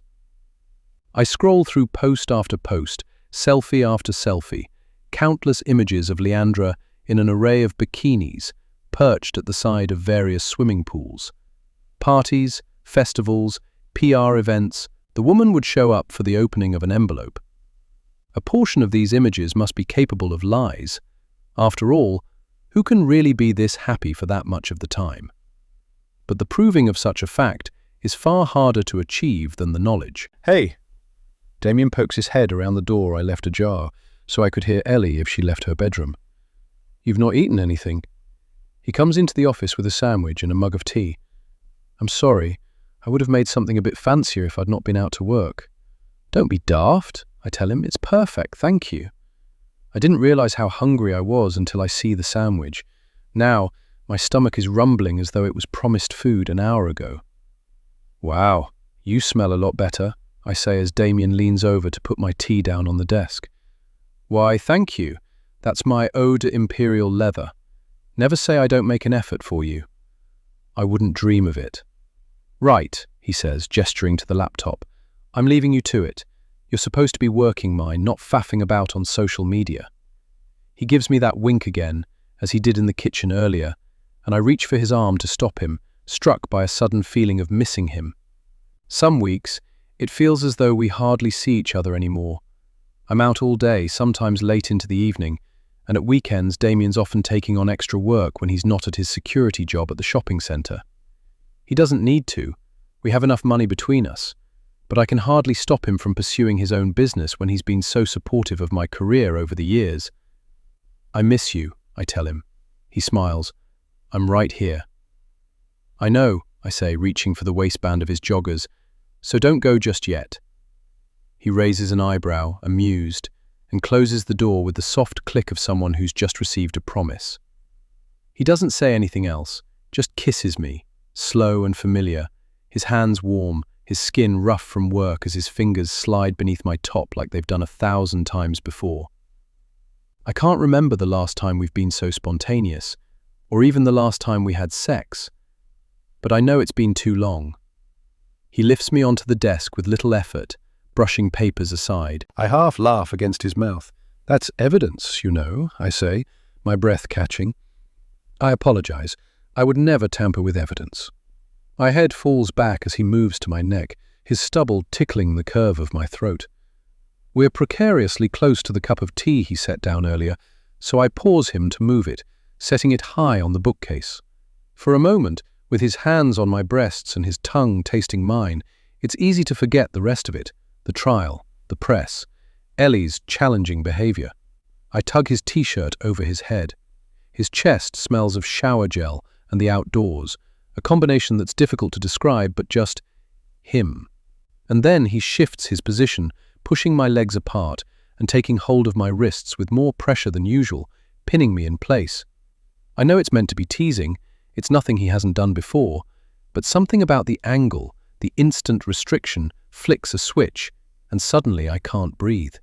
For a moment, it isn't him. The weight pressed against me, the grip on my arms, the flash of a light above me. My chest tightens, I freeze. Hey, Damien says. He immediately lets go of my wrists, pulling away from me as though he's burned me. Did I do something? Have I hurt you, Tash? I'm fine, I say, yanking my top down. I'm sorry, I had a dizzy spell. But the way he's looking at me, I know he can tell I'm lying. It's okay, I say, putting a hand on his arm. I reach for my tea, mostly to keep my hands busy, trying to act as though everything is normal. I'm sorry, it's not you. I gesture to the laptop. You're right, I should get this finished. I promise to make it up to you later in bed, okay? But Damien has already turned away, tidying himself up in readiness to leave the room. I feel there's something more I should say, an apology I should offer, but the words get strangled in my throat. He opens the door to leave, and that's when we hear it. A sudden, sharp crack, something being broken. Damien stops on the landing, his hand still on the doorframe. Another sound follows, louder this time, a smash as something clatters to a hard floor. He turns to me, but neither of us needs to speak. There's someone downstairs. Chapter 12. Damien tells me to wait upstairs, but I ignore him. On the staircase, we hear yet another smash, but as we move closer to the source of the sound, it's followed by something else, a metallic twang, strangely musical.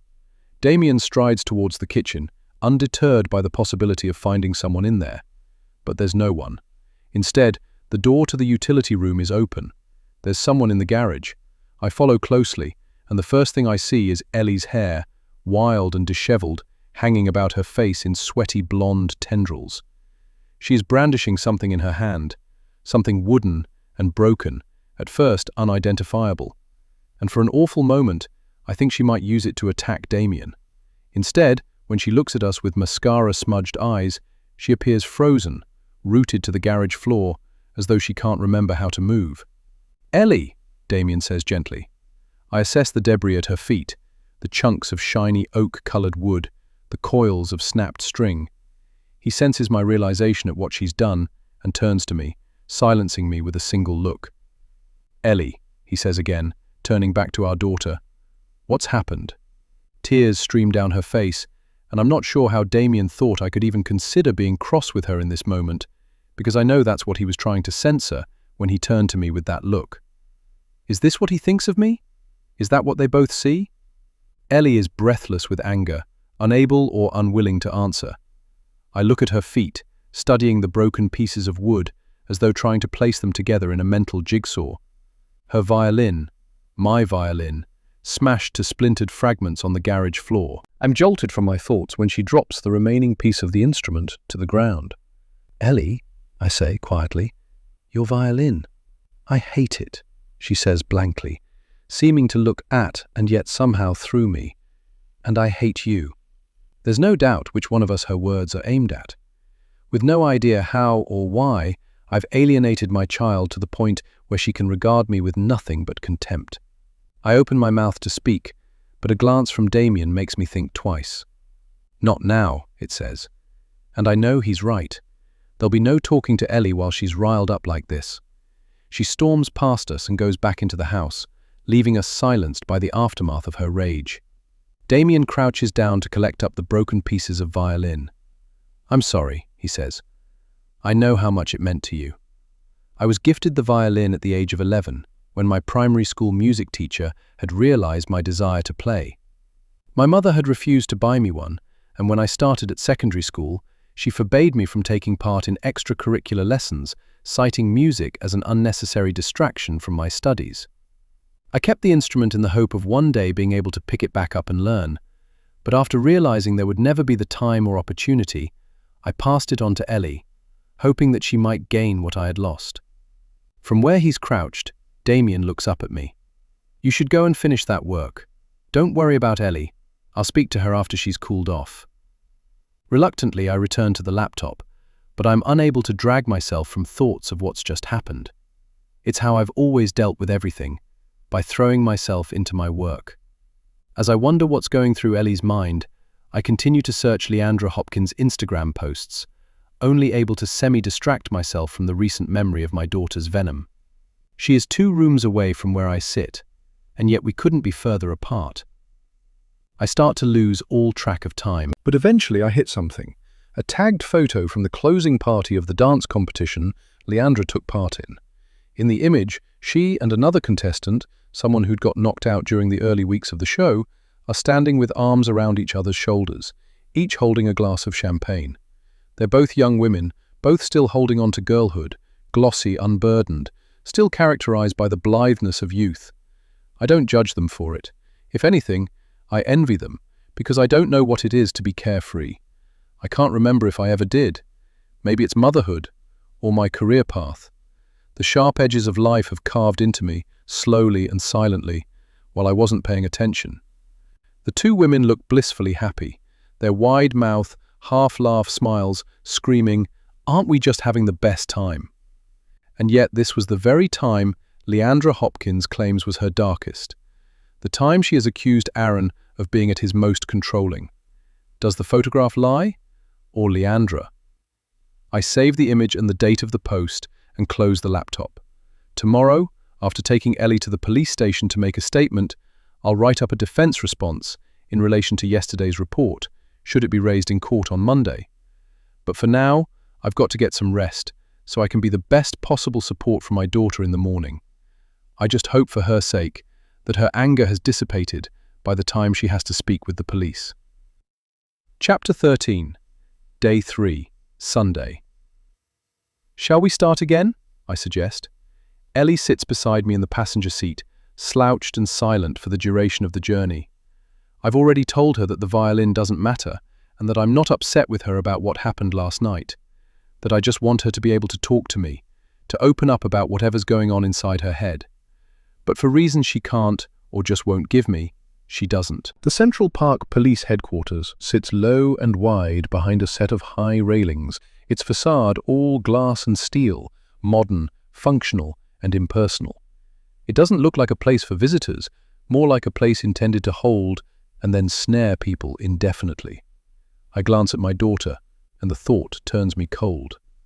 As I pull into the visitor parking bay, the building looms ahead of us like a bunker with windows, the Greater Manchester Police crest displayed above sliding glass doors.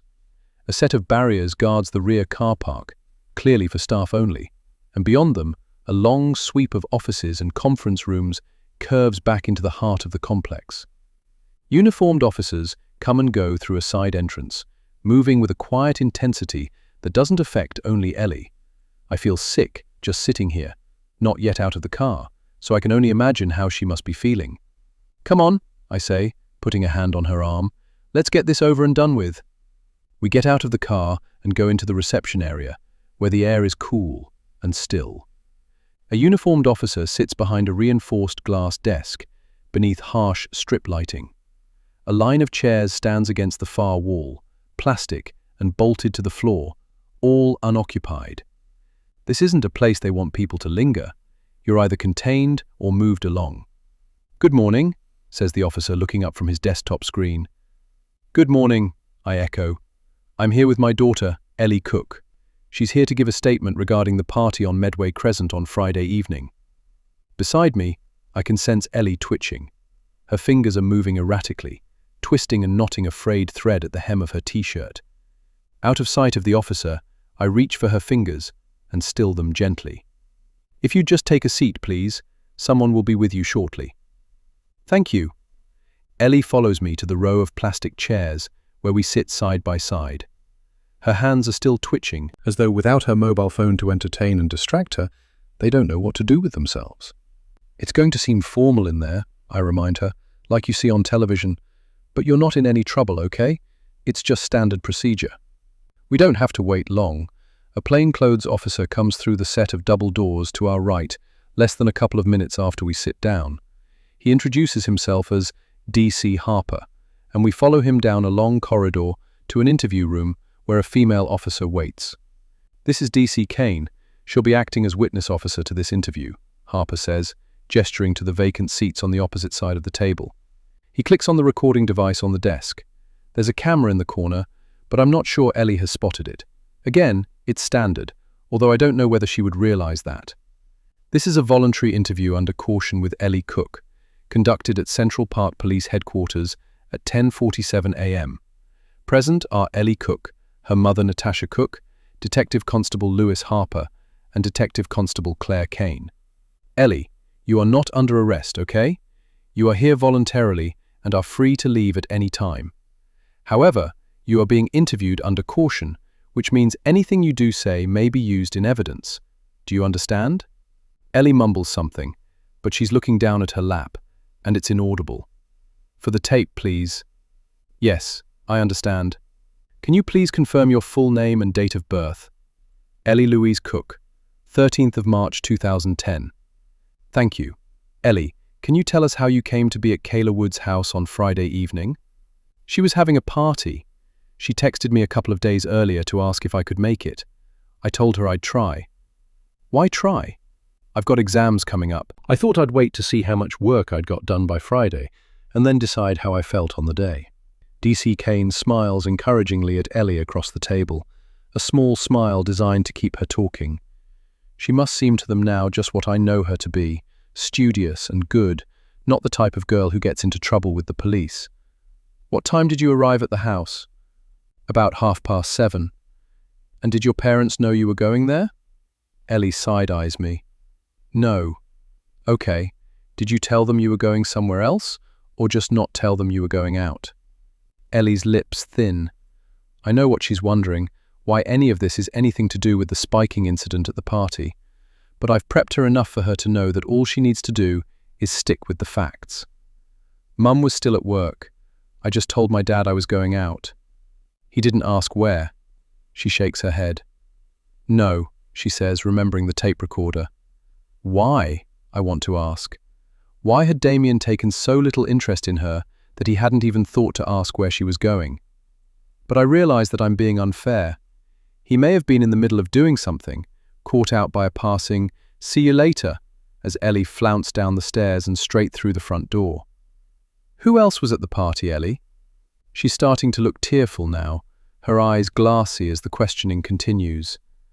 I don't know. I mean, I knew some of the people, but not all of them. Kayla's in the 6th form. I'm only in year 10. I don't know a lot of the people from her year group. It's okay, Ellie, DC Harper reassures her. You're doing fine. Did you take any drinks with you to the party? Ellie looks down at her lap. She nods. For the recording, Ellie is nodding. What did you take to the party with you, Ellie? There's a long pause. Ellie wipes her nose with the back of her hand, childlike again now she's under pressure. Is this why she's been so angry and so secretive? What did she not want to admit to us? I took a bottle of wine from my parents' kitchen. I didn't even drink it. I don't like the taste of it. I just left it with the rest of the drinks in Kayla's kitchen. Everyone was helping themselves to whatever. DC Harper glances at his colleague. I read what the look says. Whatever drinks remained in the house after the police had arrived on Friday will presumably be undergoing testing, but finding who was responsible for the spiking is likely to prove much more difficult. Ellie, several people mentioned that you left the party very suddenly. Can you explain why that was? I was tired, she says, and I was feeling guilty about being at Kayla's house when my parents had banned me from going there. You'd been banned from the house? Why was that? Ellie glances cautiously at me. Last weekend, Kayla posted a video on TikTok of us dancing in her bedroom. Mum saw it. There were boys there, but nothing happened. There was nothing like that. We were just messing about. I bite my tongue, wanting to interject, but knowing I'll be asked to remain silent while Ellie is interviewed. So your parents had told you that you weren't to go to Kayla's house anymore, is that right? Yes, that's right. But you went to the party. She hesitates. It just didn't seem fair. We hadn't done anything wrong.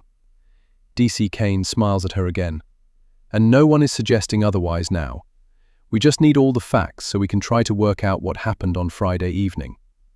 Ellie nods. So why didn't you go straight home after leaving the party? We've been told you didn't get home until 10:30. I wanted to, but I was wearing one of Kayla's dresses.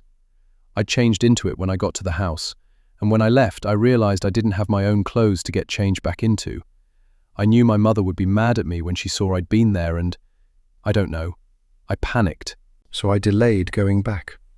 Her words reach my ears with an accusatory sound. My mother would be mad. She feared my reaction, almost as though she's scared of me. Do you know the girl who was taken to hospital? DC Harper asks. Lily Porter. Ellie shakes her head. No. I mean, I've seen her around, but I don't know her to speak to. She's in year 11. I've only been at the school since September. I don't even know all the people in my own year group.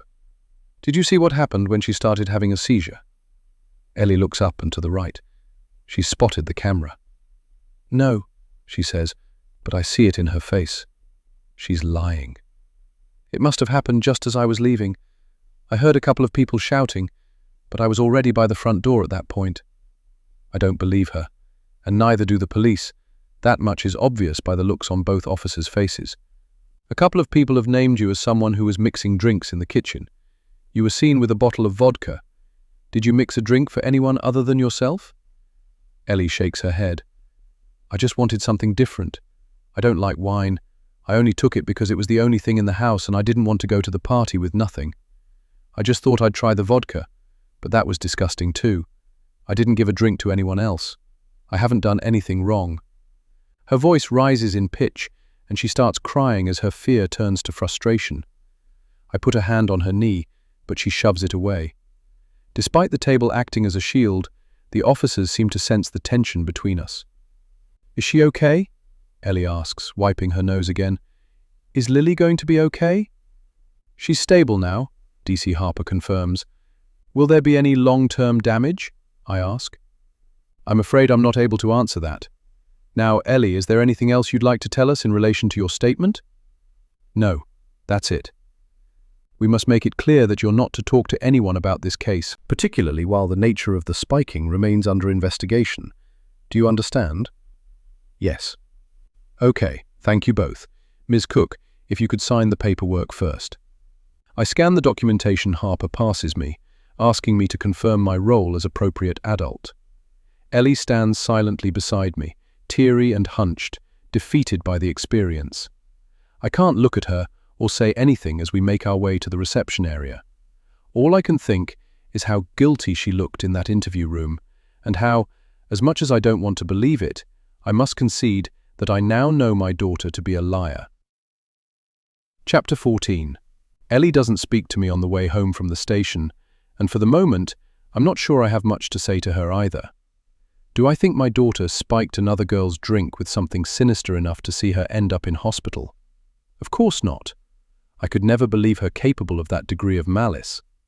But I do believe she's lying, or at the very least, withholding something. When we get into the house, she rushes straight upstairs to her bedroom. I find Damien in the garden. "There's no need to worry about that now," I tell him, seeing him grappling with a wood panel that's taller than he is. Months ago, we bought a shed, and its disassembled pieces have been propped against the garden wall, waiting to be put together ever since.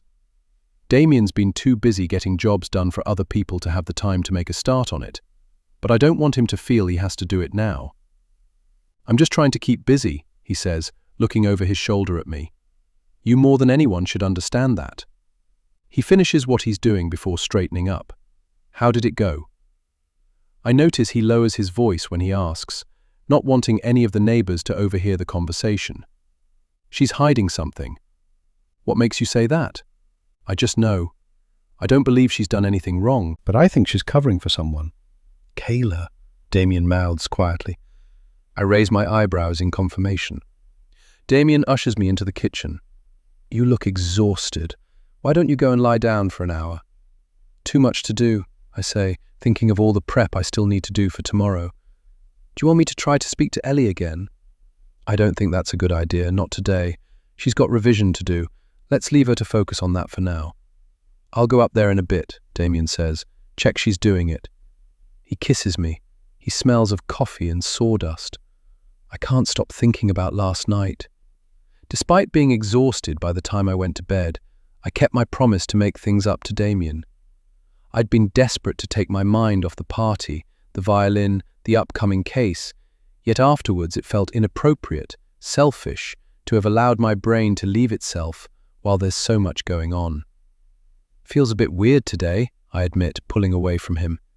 "In what way?" "With everything that's happened." "Everything's going to be fine," he reassures me. "Lily is going to be okay, and as you say, Ellie hasn't done anything wrong. If she's covering for someone, it'll be exposed. And she'll get into trouble for staying quiet." "Not necessarily, you don't know that. Try not to think the worst. You need to go and get your head ready for tomorrow. I'll bring you up some food in a bit, okay?" I spend the rest of the afternoon in the spare bedroom, writing counter-arguments for anticipated challenges from the prosecuting team and compiling a response to the fresh allegations. As promised, Damien brings up dinner for me, and I eat it while working, while he and Ellie eat together downstairs. By the time it rolls around to 8:30, all I want to do is have a shower and fall into bed. I close everything down, organize my case bundle, and head to the bedroom. But I stop on the landing when I hear Ellie talking in her room. Edging closer to the door, I stand with my back to the wall, my ear as close to the gap around the frame as I can get it. Yeah, this morning. I just said what needed to be said. I wasn't there. I didn't see anything. Whoever she's talking to, she's telling them about going to the police station to give a statement. Wasn't she told this morning not to discuss the case with anyone while the investigation is still ongoing? I think about going into her room and taking her phone from her, but I'm too curious to know what else might be said. She laughs. How can she be so casual about everything? I wonder whether the pale-faced, teary-eyed vulnerability that she displayed during her interview this morning was all a performance. And if so, was it for the police or for my benefit? Yeah, I told them about the wine. My heart sinks. Please not this, Ellie. Please. I know, you said before. Look, you promise you won't tell anyone? Yeah, I know. I know. There's a lengthy pause while the person at the other end of the line speaks. I wish I could hear what's being said. I spoke to him about it yesterday. My body stiffens. Him. Who is Ellie talking about? I might have been wrong. Perhaps she isn't covering for Kayla. Maybe she's covering for someone else. Someone she doesn't want Damien and me to find out about. I close my eyes and feel a headache surge at my temples. I don't need this now, not before tomorrow. I don't need it ever, but the timing is particularly bad. And then it gets worse. This isn't his fault. She deserves to suffer after what she did. Chapter 15, Day 4, Monday. There's no need for me to set an alarm because I can't sleep anyway. Besides that, I don't want to wake Damien and give him any further worry over what I'm about to do. Plus, he might object, and I wouldn't back down this time. I need to confirm who Ellie was speaking to last night, although if I was the gambling type, I'd put everything I own on Kayla. Of course it was Kayla. When I check my phone, it's 3:45 a.m. I'm glad I went straight to bed last night after overhearing Ellie on the phone, or I'd be too tired to function by this afternoon. And it's going to be a long day. The first day of any trial always is. I slip out from under the duvet, careful not to disturb Damien, who is sleeping on his side facing away from me. Treading like a burglar across the floorboards, I try to avoid the ones that creak as I make my way out onto the landing and across to Ellie's room. Getting her door open without waking her is going to be my first challenge. But then, Ellie is a deep sleeper these days. From the age of about 5, when she finally decided to sleep through the night, she went from one extreme to the other. A toddler who couldn't sleep for longer than a 90-minute stretch, to a child who had to be woken to get ready for school, even when she'd fallen asleep as early as 7:30 p.m. I know where her phone will be, tucked on the shelf of her bedside table, where she always puts it before she goes to sleep. Sometimes I stand in the doorway and blow an air kiss into her room, just like I used to when she was younger, when she was starting to fall asleep by herself without me lying at her side. She doesn't know. She would think I was embarrassing. But these little rituals make me feel as close to her as we once were, and I'm scared that once I stop them, I might lose her forever. The door creaks open, too noisily. I stop and wait a moment, waiting to hear her stirring beneath her duvet. There's a gentle snuffle, and then her breathing resumes. I tiptoe across the carpet, slide her phone from the bedside table, and take it back with me out onto the landing. Thankfully, it unlocks when I tap in the code. If it hadn't, Ellie would have found herself in even more of a mess tomorrow morning with the phone taken from her. I go to recent calls and there's Kayla's name, the last person Ellie spoke to.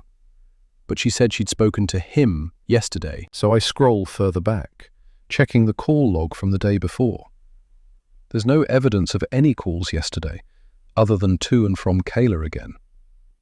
When I check her texts and WhatsApps, there's nothing to show her communicating with any him, unless she's deleted evidence of the call. Despite how much I'd like to, I can't erase my daughter's words from my mind. She deserves to suffer.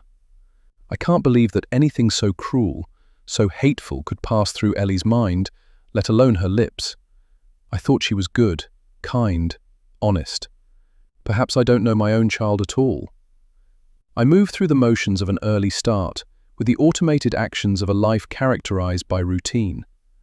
I see Damien before I leave for work, but Ellie is still in bed, making the most of the lie-ins that half-term offers. "Good luck," he tells me, kissing me at the door. "And don't worry about anything here. Everything's going to be fine." I drive into the city, not wanting to risk being late should there be any hold-ups on the trams.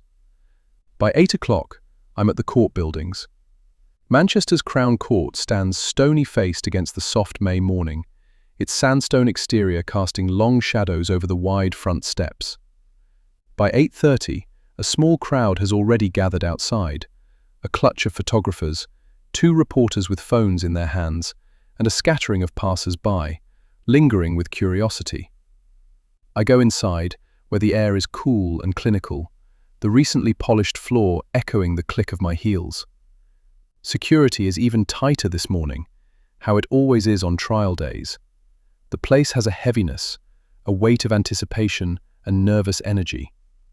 I go to chambers first to make final preparations, before gathering my robe and wig. Aaron and Neil meet me outside the courtroom. I'm relieved to see that Aaron is looking more like the man the public recognize, suited and sharp, not the hungover mess I was met with at Neil's offices on Saturday. I remind him of what he needs to do, how he needs to speak when his turn comes. And then we head into the courtroom, where the public gallery has already begun to fill. On the prosecution bench, files are stacked neatly, and a laptop sits open, its screensaver flickering. The usher is placing water on the witness stand. Once the room has filled, the court clerk calls us to rise. The judge enters and takes his place, thanking us before everyone sits. Formalities are carried out. Beside me, I sense Aaron's unease. Before today, this was just something that had been spoken of, a threat that had been dangled over him, intangible and detached from reality. Now it's happening. His whole career, the joint custody of his daughter, rests on this forthcoming week. When it's the prosecuting barrister's turn to speak, his voice is calm and deliberate. He takes the jury through the case like a well-rehearsed lecture. The beginning of Aaron and Leandra's relationship, the alleged shift from charm to control, the subtle curtailing of her independence, a comment about her weight here, a criticism of her friends there, a love story that spirals into something much darker. There's mention of a locked phone and social media passwords, of a suffocating bond. I know this structure well. Build the narrative. Let the jury connect the dots. Make it easy for them to believe this man could do everything he's accused of, and more. To the relief of everyone sitting my side of the bench, the judge refers to the newspaper report that appeared over the weekend. Without giving details of the article or of the photograph that accompanied it, he asks that the jury disregards anything they may have read or heard in recent days. Leandra Hopkins is then called to the stand. She is truly beautiful. Flawless dark skin, long glossy hair, today worn in a modest chignon. Her face a perfect silhouette against the backdrop of the courtroom's high arched windows, light pooling behind her. In her Instagram photos, she portrays herself as an outgoing, party-loving adrenaline junkie, but this morning, in a tailored baby blue trouser suit, she looks as demure as a member of the royal family on a condolence visit. She clears her voice before taking the oath, and then begins her statement. I first met Aaron at a party when I was 18. He was exactly as everyone knows him, handsome, funny, charming. We clicked straight away, and spent a couple of hours talking at a table in the corner of the room. We might as well have been the only 2 people there. We went on a few dates, and our relationship developed quickly. One of the things I noticed about him during those first meetings was how much he listened, and not just in the way some people appear to listen, while focusing on what they want to say next, but I mean really listened. He'd bring up things I'd said, remember the smallest detail. It was one of the things that made me feel special, that made me feel I was special to him. He'd say things like that to me, that I was his world. But being his world would mean leaving my own, and it happened slowly over time, while I was completely blind to it. The first thing that happened was a scrubbing out of anything in my life he didn't approve of or like. Anything or anyone. That included family and friends. There were girls I'd been close to for years, but Aaron managed to persuade me that they were users and that they only maintained contact with me to benefit their own agendas. He was convincing, but it's something that can only be seen with hindsight. Friends tried to warn me, but I thought they were just jealous. Then there was my sister. She'd borrowed money from me in the past and always paid it back, but Aaron convinced me that she only bothered with me for money and that we'd have no relationship if I was doing a normal job. He'd tell me things that had been said when I wasn't there, between my sister and her partner, and to Aaron, and I believed he had my best interests at heart. It hurt, but he was so manipulative that I bought every lie as concern. Every insult of a friend or family member became, to my mind, a reinforcement of his love for me. He made my world small to make himself bigger, so that the only person I believed I could truly rely on was him. Work went quiet for a time. It's a competitive business, and there are so many young women in the same line of work. Aaron told me that my career was sinking, and that he was the only thing keeping me afloat. Without him, he said, I'd be nothing. And I believed him. Once he started to control the money side of things, he dictated more and more aspects of my life. As I said at the time, I couldn't see what was happening. You don't. Not until you're buried up to your neck, like being set in concrete by the very person who's supposed to love you most. While my career was stagnating, his was going from strength to strength. He used my online presence to catapult his public image. I can see that now.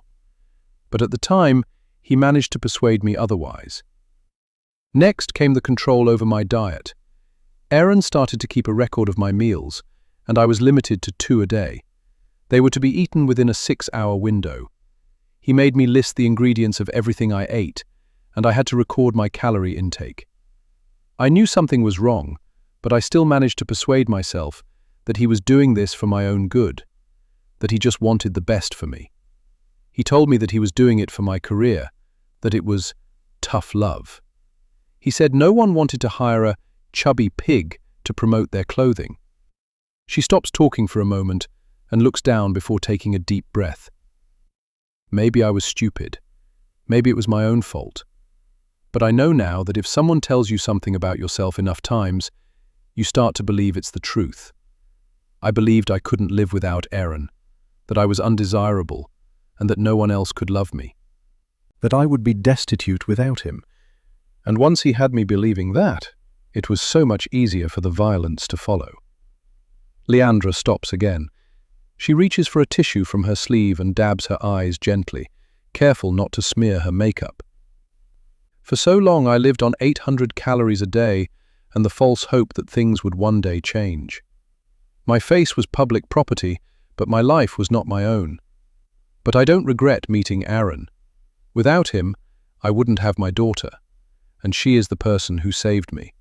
If it hadn't been for the pregnancy, I'm not sure I'd have had the courage to leave. I might have tolerated his control and manipulation for myself, but I couldn't allow the same to happen to my daughter.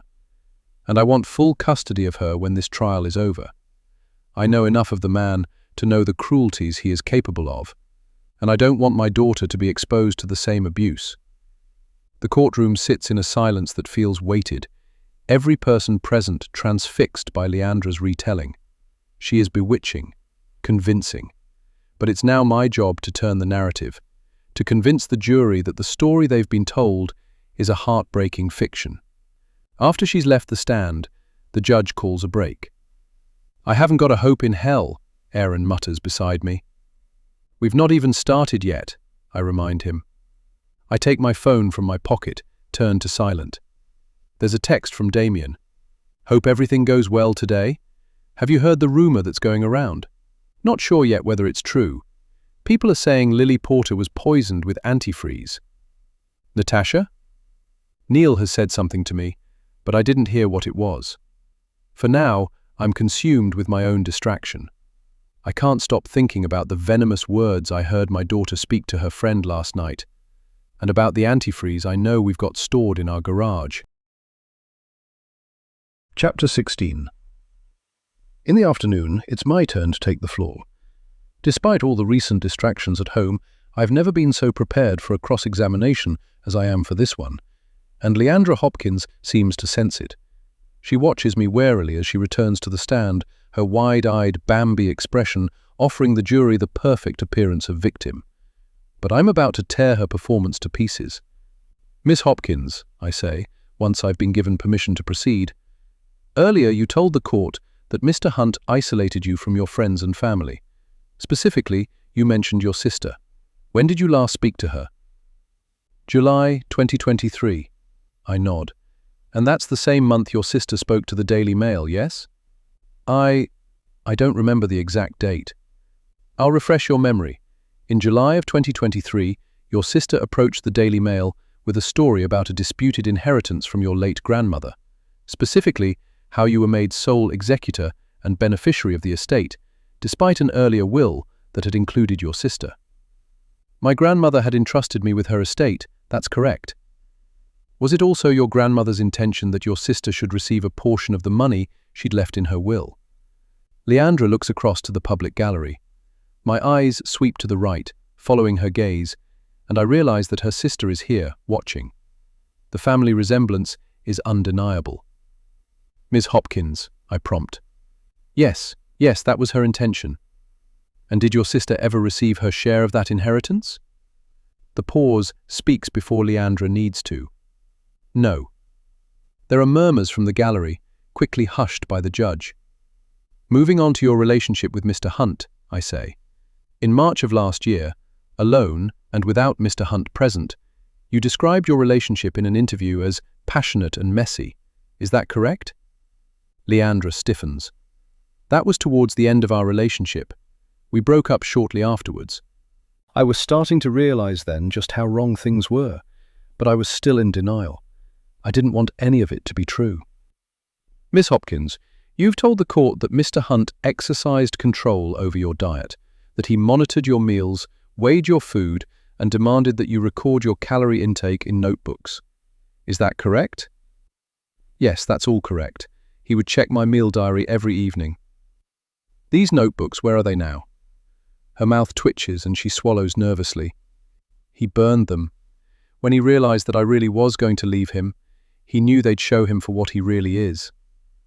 "So there's no physical evidence of these records?" "No, but I remember what was in them."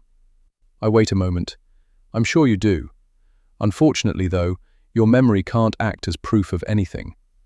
"Objection, my lord." The prosecution barrister stands. "That's a comment on the witness's credibility." "Please stick to the questions, Ms. Cook," the judge tells me. I nod.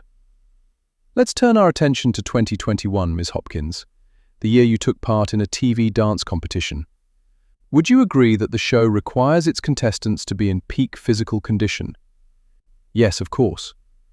"And you performed well, didn't you? You made it to the finals. And during that 10-week period, there was no mention by the judges or anyone else in the show's production about you appearing unwell or overworked?" "No, but I put on a front for much of the time." "Of course, you're an actress after all. You're used to performing for an audience." "Questions, Ms. Cook," the judge reiterates quickly when the prosecuting barrister rises once again from her chair. "You have described Mr. Hunt as controlling, yet during this period, you were engaged in dance training for 5, 6, sometimes 7 hours a day. Is that correct?" "Yes." The grueling nature of the show's regime has been spoken about publicly by many contestants over the years. Would it be fair to say then that you were, in fact, following a strict health and fitness regime that you yourself had committed to, in line with the show's demands? I was, but Aaron took it too far. It became an obsession. He'd make personal comments about my size, about certain parts of my body. It wasn't about my health anymore. It was about altering me so that I fitted his expectations. Are you sure it wasn't that Mr. Hunt was simply encouraging and supporting you in your endeavors to reach peak physical fitness and health in order for you to do well on the show? Absolutely sure, and nothing about it was healthy. Is it the case, Ms. Hopkins, that when you were a teenager, you suffered with an eating disorder? Objection! Overruled. Please answer the question, Miss Hopkins. Leandra's eyes are glassy. Yes. I take no pleasure in dissecting this part of her life, but it's my job to present the facts. And I do. By the time I'm finished, Leandra Hopkins is crying, the unsettling silence of the courtroom broken only by the occasional hitch in her sobs. I think we should call a break, the judge suggests. Leandra leaves the stand and returns to the prosecution table, consoled by her legal team. We've nailed her, Aaron says quietly, as I take my seat. I glance disapprovingly at him, letting him know I don't share his enthusiasm for having ripped apart someone's past trauma. Later, once the judge has called adjournment and everything has been wrapped up for the day, my thoughts return to Ellie, to Lily Porter and the rumor about the antifreeze. Damien and I will need to speak to Ellie again today, but it seems that the more we speak to her, the further away she gets. I'm going to have to tell Damien about that call last night. He may be more likely to be able to get to the bottom of this mysterious him that Kayla and Ellie were discussing last night. As I'm leaving the court building, I'm approached by someone so obviously a journalist he couldn't be more blatant if he had the fact tattooed across his forehead. "Miss Cook," he says, chasing me down the steps towards the pavement. "Can I ask you—" "I can't speak about a trial that's ongoing," I say, shutting him down. "This isn't about Aaron Hunt. It's about your daughter, Ellie Cook, and Lily Porter." I turn to him sharply, so shaken by his words that it must be visible on my face. He waits for me to respond, but my tongue seems to have swollen in my head. Any words I might offer in defense of my daughter, seized by a fear that runs so deep it feels as though I might throw up. Instead, I turn and walk away. I get 2 streets away before stopping, ducking into a narrow alley between a closed chip shop and a newsagent. My heart is racing, palms sweating in the heat of the late afternoon and the adrenaline that's coursing through me. Ellie's name is out there, a link to a suspected poisoning. My daughter's name has been flung to the press on the opening day of the biggest trial of my life. Things couldn't possibly get any worse, and yet I can't escape the feeling that somehow they will. Chapter 17. When I get home, Damien is in the kitchen, still in his security uniform. He has his back to me at the cooker, stirring something in a saucepan. If it wasn't for my husband, no one in this house would eat anything that doesn't come out of a frozen cardboard box or have a supermarket meal deal sticker on it. "Where's Ellie?" I ask, dumping my bags on the worktop. "Up in her room." "How did today go?" One look at me is enough to tell him something is very wrong. "What is it?" he asks. "What's happened?" "I got stopped by a journalist outside court. He wanted to know about Ellie and the Lily Porter poisoning." He stops stirring. "Shit. Exactly. How the hell have the press got hold of her name?" "I don't know. Word of mouth, I suppose." The same way the police found out she'd been the first person to leave the party. "How did you know about the antifreeze?" I ask. "Lily's mother put up a post. It's been shared all over Facebook." I sit at the dining table and put my head in my hands. "Have you checked the garage?" Damien turns off the gas at the cooker. "What for?" I look up at him. "Antifreeze. We definitely had some. I remember using it back in January when we had that cold snap." "Tash?" Damien puts down the spatula he's been holding and comes over to the table to sit in the chair opposite. "You can't seriously believe Ellie poisoned that girl." "No, I don't, but I think she knows something." I tell him about the phone call I overheard last night, omitting the fact that I checked Ellie's phone early this morning. Instead, I tell him that I heard Ellie say Kayla's name. By the time I've given him the details of what was said, his expression is crestfallen. Usually I rely on Damien to see the ray of hope amid the clouds. Now, even he doesn't look as though he'll be able to put a positive spin on this one. I spoke to him about it yesterday. That was what she said. Who's this him? What did she speak to him about? You think it was someone from the party? That would make sense. Do you think she might have a boyfriend? Damien looks surprised by the suggestion. Ellie? No. How do we know, though?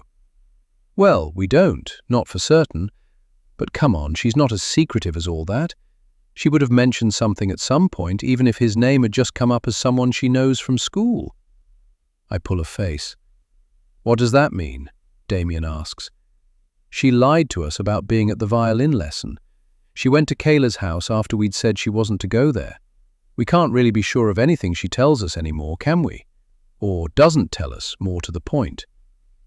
Okay, Damien says, and I sense him about to branch off into one of his good cop, bad cop rationalizations. Let's say there's a boyfriend, and Ellie spoke to him about it yesterday. You're making an assumption that it refers to what happened at the party on Friday. I don't think you need police training to put that together.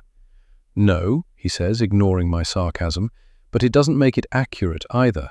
It could refer to anything, something that's happened at school, something that's happened between them, anything. She could have talked to him about the weather for all we know. Doubtful. Yes, but what I'm saying is, you don't know, so you shouldn't assume. What if something happened with Lily? Damien's eyebrows knit. What do you mean? Well, if Ellie has a boyfriend, maybe something happened between him and Lily and Ellie found out.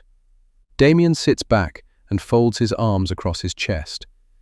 Ellie's boyfriend gets off with another girl, so Ellie plots revenge by poisoning her at her best friend's house, potentially landing herself, along with said best friend, in trouble with the police. Great plot for a Netflix series perhaps, but that doesn't sound like our daughter, or anyone with a brain cell to call their own. And of course, as always seems to be the case, he's completely right. Yet again, Damien rationalizes the situation with a clarity that can't be argued against, and my fears are left looking like the musings of a crazy person. It doesn't sound like her, I agree. But could it sound like someone else? Might it sound like something that might be done on our daughter's behalf? Damien sighs. Tash, I know this is all getting to you, and rightly so. I understand. But I think the court case is taking it out of you. You're seeing problems where there aren't any. Or maybe you're ignoring the problems you should be paying attention to. I don't want to do this. Damien and I don't argue. But there's a fine line between being rational and being complacent. And sometimes he can be so horizontal that he might as well lie down and take a nap while the rest of the world steps over him. The worst part of what I overheard, I tell him, was that last sentence. This isn't his fault. She deserves to suffer after what she did. Those were her exact words. It's such a cruel statement, so callous. A girl was lying in hospital fighting for her life. How could Ellie be so unkind? What on earth could this other girl have done that was so bad that she would wish that kind of suffering? I stopped talking. Damien's eyes have drifted to the door behind me, his mouth drawn in a neutral line. Ellie is there. She's heard everything. Oh, please, she drawls. Please don't stop on my account. Ellie, I say, turning in my chair. What? We need to talk. God, that's all you ever say these days. We need to talk. What you really mean is, you want to talk at me. And you've been listening in on my phone calls? What the hell is the matter with you? It's like living in a zoo in this house. I get no privacy. I'm just on constant show. Ellie, careful how you speak to your mum, please. What about how she speaks to me? What about how she speaks about me when she thinks I'm not there to hear what she's saying? Ellie, I am so worried about what's going on. I got stopped this afternoon outside the court by a journalist. He threw your name at me, right alongside Lily Porter's. Rumors are escalating. This isn't good for any of us. Oh no, she says. Do you mean not good for you? Is this going to affect your precious career? I stand from the chair. What is happening to you, Ellie? If you'd just talk to me and your dad, we could... You could what, Mother? Just fix everything like you always do. The fairy fucking godmother and her obedient sidekick. Don't speak to me like that, I say warningly. Or what? She challenges, red-faced and nothing like my gentle, loving girl. I'm trying to keep my cool, but it's increasingly difficult. This isn't you, Ellie. You don't know me. You don't know anything about my life. Because you're shutting us out. You're lying to us, sneaking around. You're hiding something, and until you confide in us, neither of us can help you. Things could get worse with the police, Ellie. If this antifreeze claim is true, things are about to get a lot more serious. I don't believe for a second that you hurt Lily. I don't think you would intentionally hurt anyone. But I think you're covering for someone else, and you need to tell the truth. You might not have done anything illegal, but if you stay silent when you know something, that becomes a criminal act. Do you understand that? Are you scared? Has someone threatened you to stay silent? If you just tell, "Shut up, will you?" My daughter screams at me, so close now that her spit lands on my cheek. Just shut up. You think you know everything, always preaching about what other people should do and how they should behave, when all the time you're just a hypocrite. Don't talk to me about telling the truth. I didn't do anything, and I don't know who did, but you'll never believe me anyway, because you always think you're right. You expect me to be like you, so perfect and brilliant, and I'm sorry to disappoint you, but I'm not. I'm nothing like you, and I never want to be. Her last sentences spat at me with such ferocity that I feel every word like a sting, the venom slipping into my veins and traveling through my bloodstream. I stand open-mouthed, staring at the space Ellie leaves when she storms from the room and back upstairs. Even Damien says nothing, neither of us quite able to process what's just happened. When he finally moves to come over to me, I still can't bring myself to speak. I just stand there crying silent tears of rage, my body trembling with the shock of Ellie's furious verbal assault. Damien holds me close, steadying me as my daughter's words return with a second silent attack. "What did she mean about me being a hypocrite?" I say. "Shh," Damien says soothingly. "She didn't mean anything. It's just anger. She doesn't understand what she's saying." "I don't know," I whisper into his chest, less than convinced by his claim. "My little girl. I feel like I don't know who she is anymore." Chapter 18. I sit at the table with the glass of wine Damien poured me to calm my nerves, though I've not had any of it. The last thing I need is something else to further exacerbate my headache, and alcohol never helped make anything look clearer. Damien sits opposite, his own glass also untouched. "What are we going to do?" I ask. "I'll go and speak to her." "I don't mean now, right this minute. I mean in general. Things can't go on like this. And please don't talk to her now. It's too soon." Nobody can talk to Ellie when she's like this, whatever this is. First the violin, and now this vitriol, this absolute contempt for me. I've no idea where it's come from, but it feels personal. "We need to check the garage," I say. "Tash." "I don't want to believe it either, but I'm not suggesting she used it. I'm suggesting she gave it to someone else. Isn't that just as bad?" Damien's reluctance can be felt in waves as he follows me through the utility room to the door that leads into the garage. We never keep the car or van in here. It's still too full of stuff we brought from London that we've yet to sort through.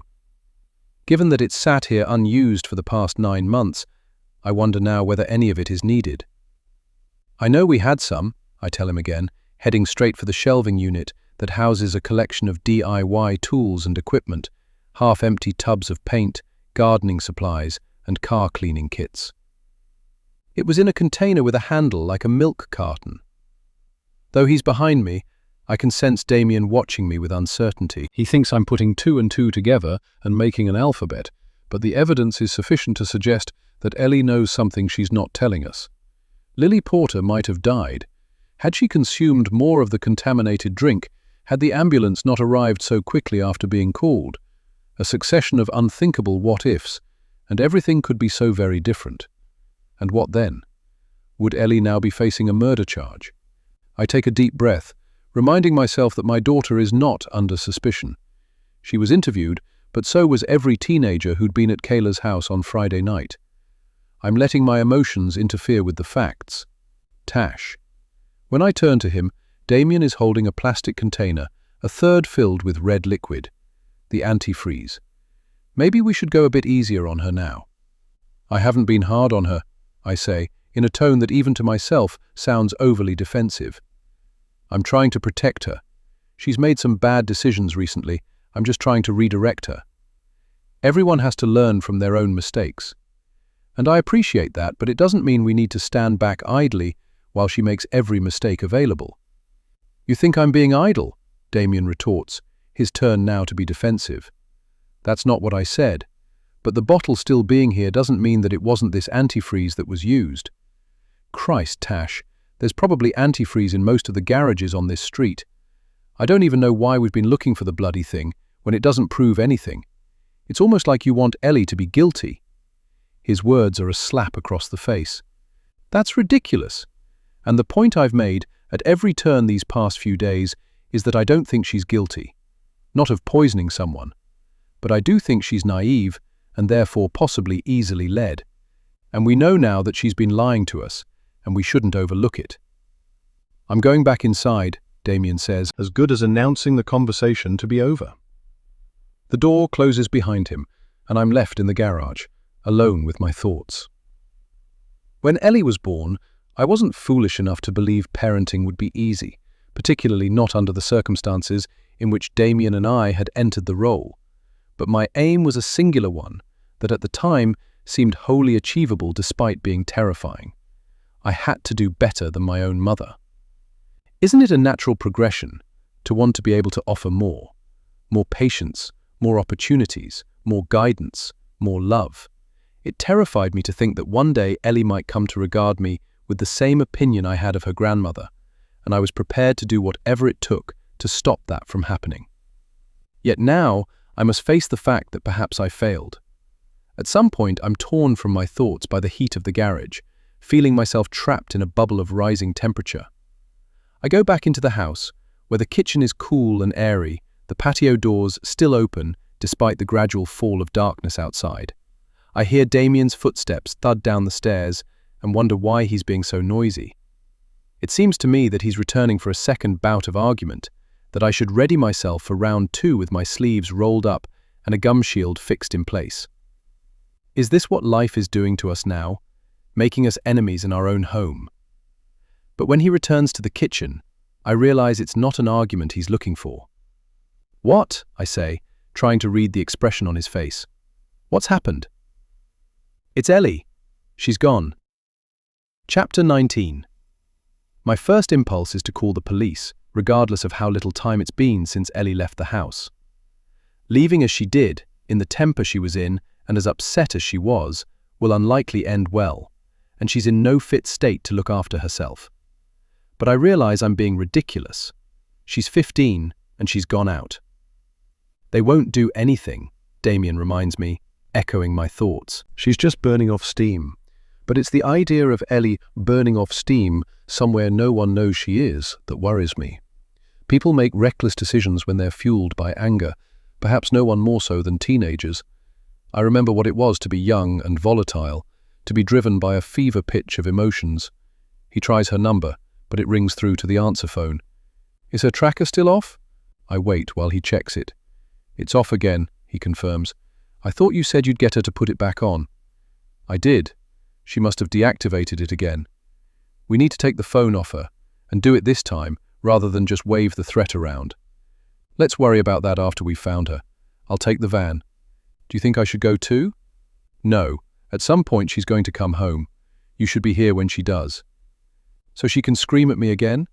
I imagine I'm the last person Ellie wants to come home to. It's me she's trying to get away from. But I also know that if either of us can talk her around, that person will be Damien. You're sure we shouldn't call the police? I say. If anything happens and we haven't... Nothing's going to happen, Damien says, putting his hands on my shoulders. He kisses my forehead. Ellie's emotional. The move, her exams, the spiking. It's been a pressure cooker for her. You said that journalist mentioned her by name this afternoon. The last thing we want is to draw the unneeded attention of the police. If they think she's panicking, they'll assume she's got something to hide. Let's not raise a flag that doesn't need flying. I know he's right, yet when he's gone, I'm left with a resounding echo of a thought, that we already know Ellie has something to hide. I sit in the living room for a while, watching the window. When I try Ellie's phone again, it's still switched off. Either that, or she's somewhere with a poor signal. My attention keeps diverting to the house across the street, the place where it seems everything started going wrong for my family. I'm struck by the sudden and devastating thought that we should never have come to Manchester, that we should have stayed in London. But I force the idea away, not wanting to be beaten by an uncertainty I know may look entirely different by the morning. After a while of waiting and achieving nothing, the urge to do something gets the better of me. I don't know whether Faith or Kayla will be at home, but I decide to go over there anyway, though I don't really know what I'm hoping to gain from it. The Woods house is much like ours, but how ours would look if a mirror were put to it, with everything on the opposite side. Beyond the pale blue curtains that hang chiffon-like at the front windows, the living room looks still, wiped of the evidence of Friday's party. I press the doorbell for a second time before Faith answers. She's wearing a silk dressing gown, and her hair is damp from the shower. Behind her, music drifts from the kitchen. It's impossible to think that just 3 days ago, a young girl was poisoned within these walls, left hospitalized after a party this woman had no control over, or even apparently any knowledge of, that the girl might have died. And yet Faith stands here now as though nothing has happened. I'm sorry to call so late, I say, regretting the apology as soon as it's left my mouth. Has Ellie been over this evening? There's an uncomfortable pause, during which I can feel myself being assessed. She still hasn't forgiven me for what happened after that TikTok video was uploaded, taking my desire to protect my underage daughter as a personal affront to her abilities as a parent. I thought she was banned from coming here. Her tone makes my skin prickle. Exactly, I imagine, the intended effect. I exhale too loudly. We've been over this already. Ellie's only recently turned 15. I never tried to stop her seeing Kayla. I just didn't want her exposed to inappropriate situations. Faith's left eyebrow rises to a sharp arch. Inappropriate? They're just teenagers being teenagers. You reacted like there was some kind of orgy going on. And you can honestly claim to know what was going on, can you? Like you knew what was going on here on Friday evening? Faith's jaw tenses. Perhaps your daughter knows more than anyone else. Anger rises in me like a flame, but I'm experienced at keeping its heat under control. Allegations without evidence lead nowhere, I remind her. Other than legal action for defamation, that is. So if you're planning on spreading rumors, choose your words very carefully. I watch as the confidence is erased from her expression, like a board being wiped clean of chalk. Yet inside, I know it's not Faith I'm angry at. It's myself. Is Kayla home? I ask. Do you know if she's spoken to Ellie this evening? She's staying at a friend's tonight, she tells me, folding her arms defensively across her chest. Have you tried Ellie's phone? There's a sneer in the question, an attempt to one-up me by unnerving me with the glaringly obvious. I open my mouth to speak again, but realize there's nothing more that needs saying. Regret snakes through me. I shouldn't have come here. Faith will take great pleasure in seeing my panic, and what I know must look like a total lack of parental control, the very thing of which I have, ironically, accused her. I'll let you know if I hear anything, she says, her voice softening. Thank you. At the bottom of the Woods driveway, I stand and look at our forever home, where our lives were supposed to settle into a rhythm in which we would all be happy. Everything I've dreamed of and worked for seems to be crumbling in front of me. I'm still staring at the place as headlights approach.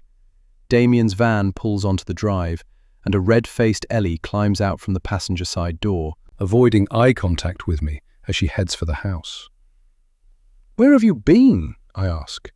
I try to keep my voice neutral, but fail.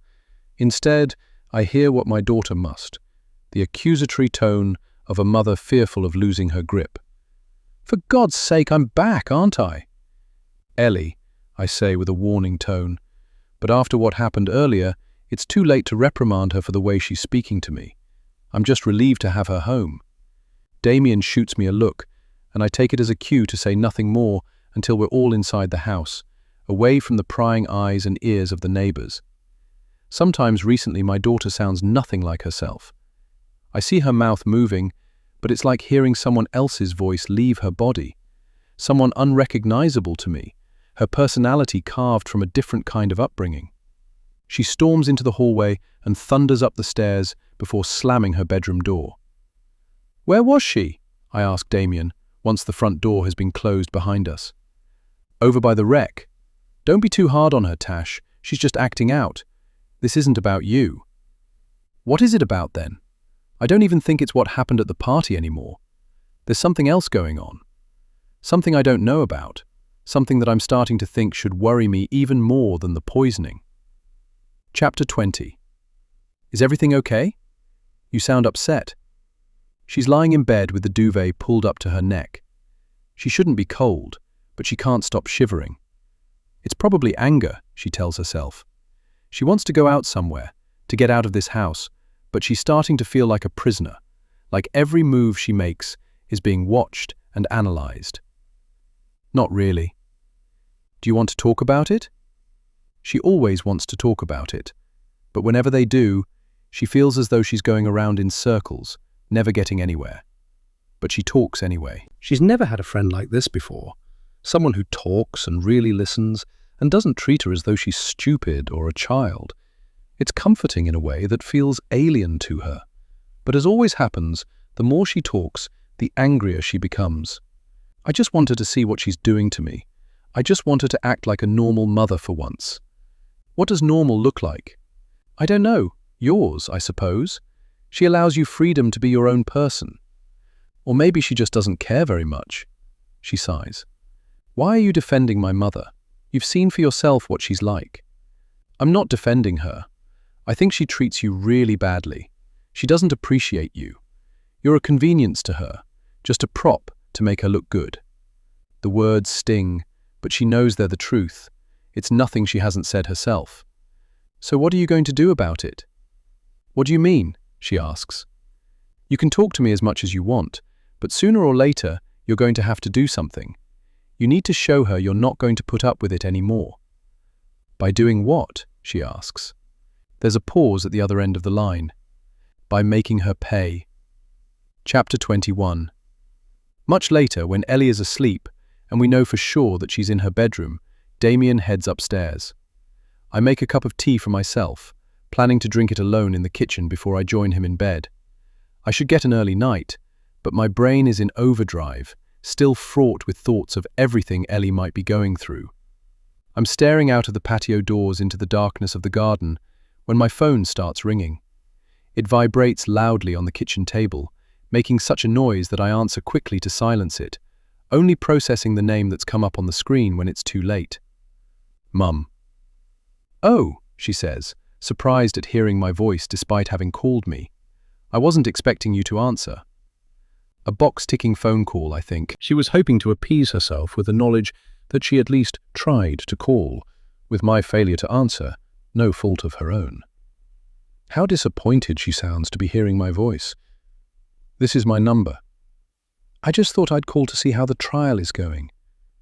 Her tone, as always, is polished, as though she's heading one of her church meetings rather than speaking to her daughter. I read something about it in the Times. It must be demanding. I'm managing. Good. There's a pause in which neither of us knows what to say. Either that, or neither of us wants to be having this conversation, no matter how superficial it might be. You mustn't let emotion get the better of you in court, she continues. People remember these things, especially when you're a woman. As always, her advice lands like criticism. Of course. And how is Ellie? How is she coping with school? It must all be rather confusing for her. I smile to myself. This is the true reason for the call. Maintaining an interest in her grandchild's life, albeit a feigned one, is the method by which she keeps herself a presence in my family. I can only imagine what she must tell the other members of her church. What an awful daughter I am, taking her family away from her to the other end of the country. She's fine, I lie. For an awful moment, I wonder whether she's caught hold of news or gossip about what's happened on the street. But I reassure myself with the thought that it's impossible. Lily Porter's poisoning made the local news over the weekend, but it hasn't touched the nationals.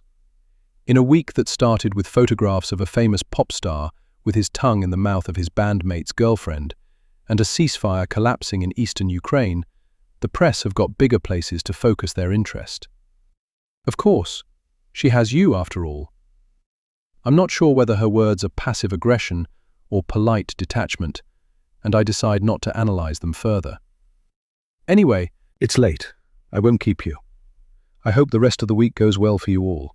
Just remember, you need to come through this with your reputation intact. She cuts the call before I can respond, and I'm left staring at the phone in my hand as though it might spontaneously combust. There was once a time when such a conversation might have riled me or left me bemused. Now, I've come to expect nothing less than the disdain that Marion's rare phone calls always deliver.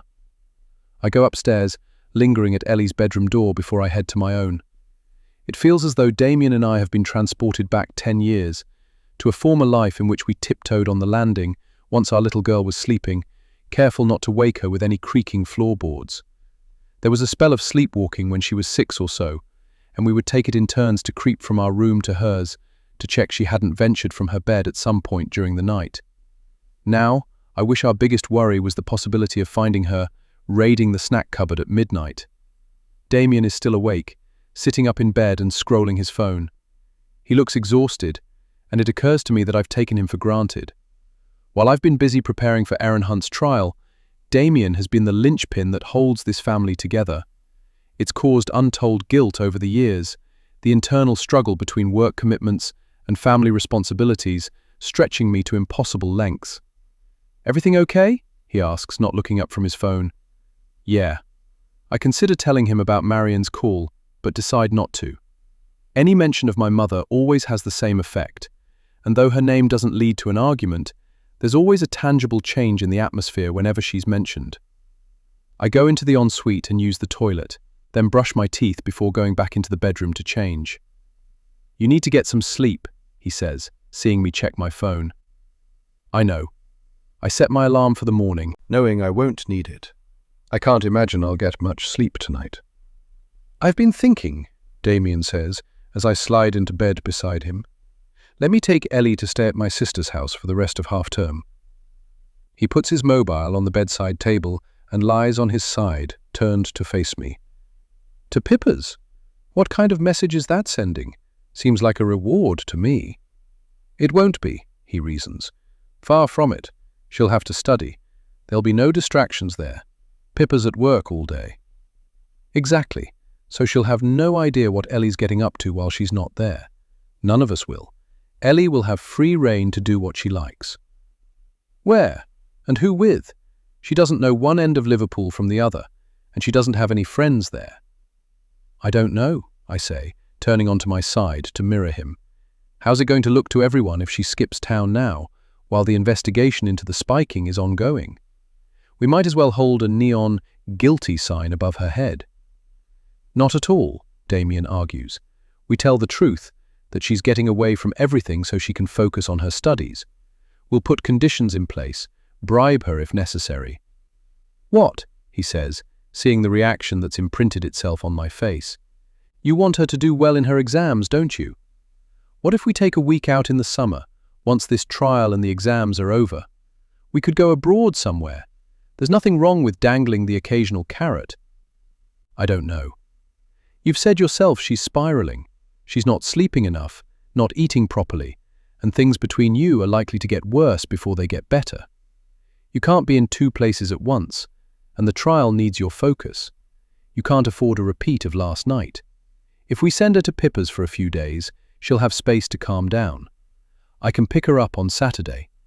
She'll have realized by then that we're not the bad guys, and when she gets home, the police investigation might have settled down a bit." I pull a face. Doubtful. "Okay, but surely she's better away from all this for the time being." He reaches out and pushes my hair from my face, tucking it gently behind my ear. "This isn't running away from the problem, it's dealing with it. You need the space. So does Ellie. By the time the summer holidays arrive, all this will be a memory, okay?"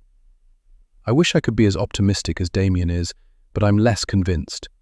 Lily Porter may be on the mend, but what happened to her, why it happened to her, remains a mystery that until solved will continue to cast a shadow over all our lives. "She might open up a bit to Pippa. It's not a reflection on you," he adds quickly, sensing an imminent objection. "Sometimes it's easier for teenagers to talk to someone they don't live with. And with Pippa being female, I don't know, maybe she'll find it easier to be honest. I hate the fact that he's right. And if getting to the bottom of Ellie's problems is achieved by someone else, it would be selfish of me to let pride or jealousy stand in the way. If anyone asks, he adds, we'll just say she's gone away to get some quiet revision time. There's nothing shady about that, is there? We're just parents wanting the best for our daughter. His hand slips from where it has lingered at the side of my face, leaving my skin cold. Somehow his words have managed to send a chill snaking through me, though their intention, I'm sure, was the opposite. After the light is turned off, I lie awake for a while, too hot and too wired to find any rest.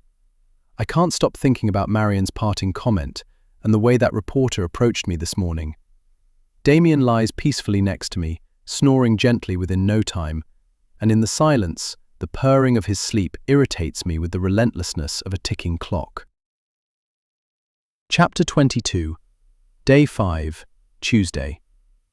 When I wake on Tuesday morning, Damien is already up and downstairs. It's unusual for him to be awake before me, but he greets me with fresh coffee and his plan to take Ellie to Pippa's this morning, to be home in time for his shift at the shopping centre later. What if she refuses to go? I ask. I picture Ellie kicking up a fuss about not having enough time to pack properly, or questioning Damien over everything from where she'll sleep to whether Pippa is aware of her fish allergy. You've spoken to her?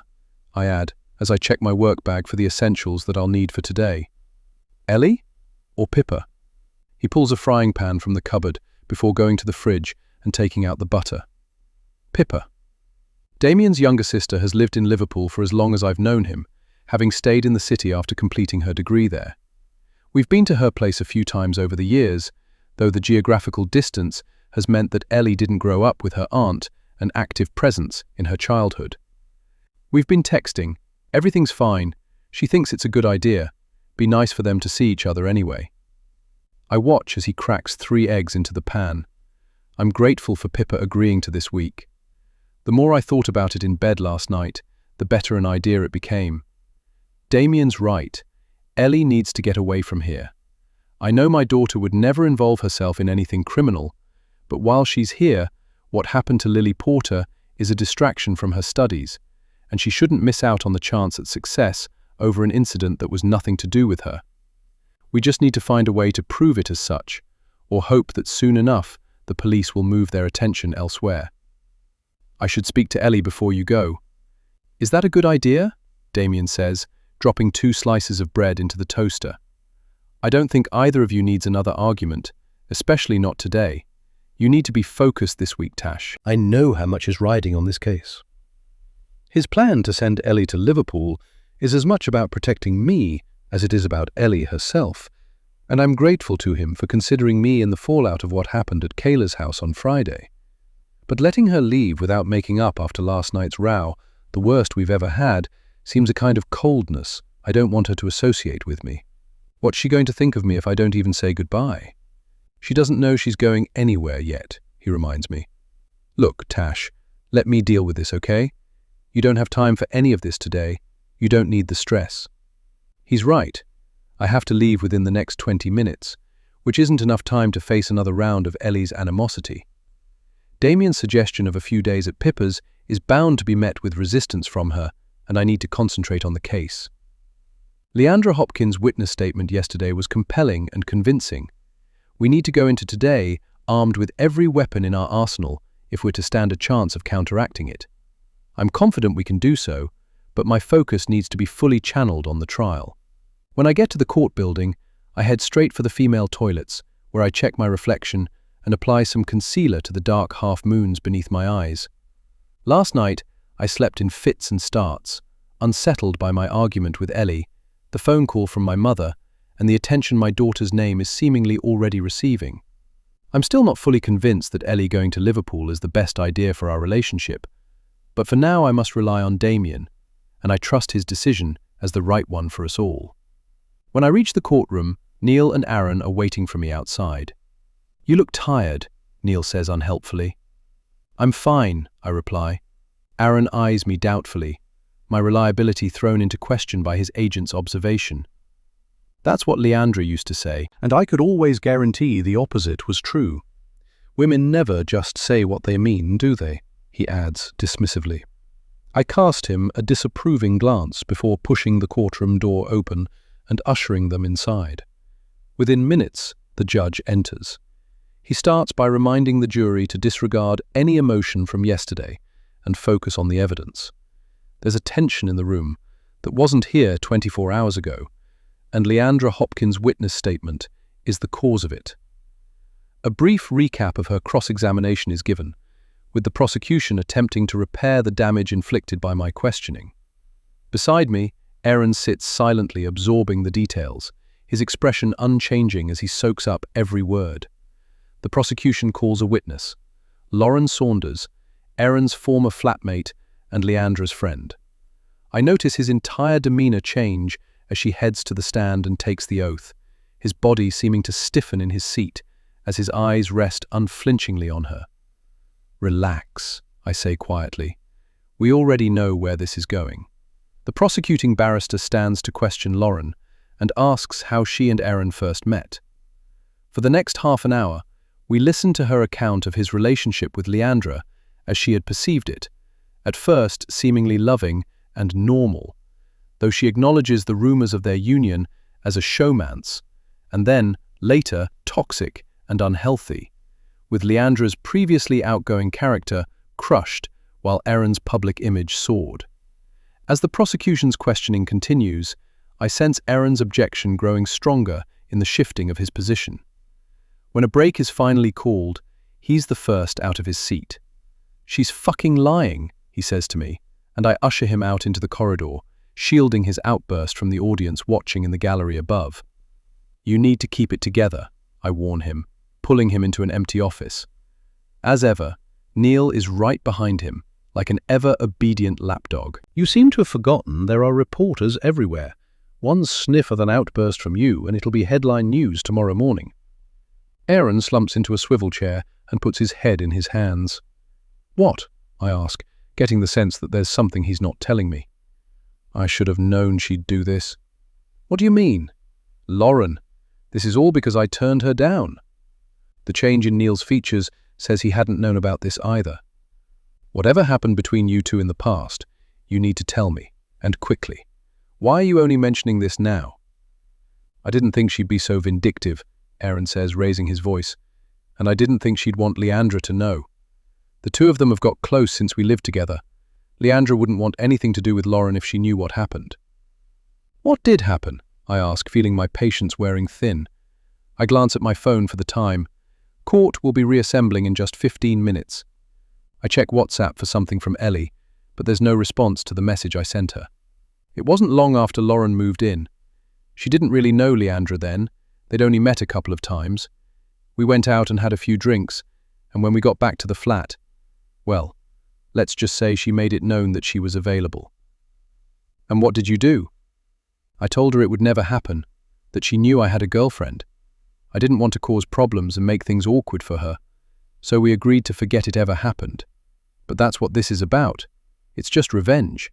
I rejected her, and now she's trying to ruin me." "I need details," I tell him, pulling a notebook and pen from my bag. "Dates, locations, what pubs you'd been drinking in. No matter how insignificant it seems, I need you to recall as much as you can. The details make it real." For the next 10 minutes, Aaron tells me as much as he's able to. When the night out in question happened, what they were drinking and where, and how Lauren made advances towards him once they got back to the flat.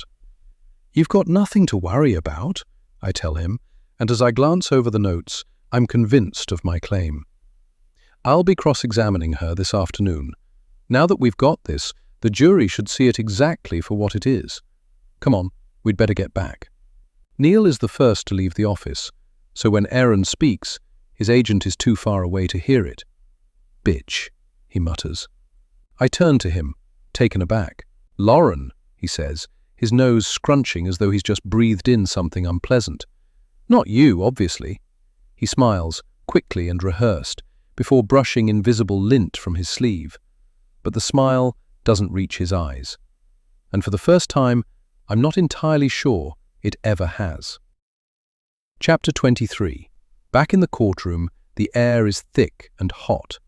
I adjust my robe and pull at the loose silk blouse I'm wearing underneath. In the public gallery, a cluster of reporters sit among family members. Among them, I see the reporter who approached me yesterday about Ellie. Lauren Saunders returns to the witness box.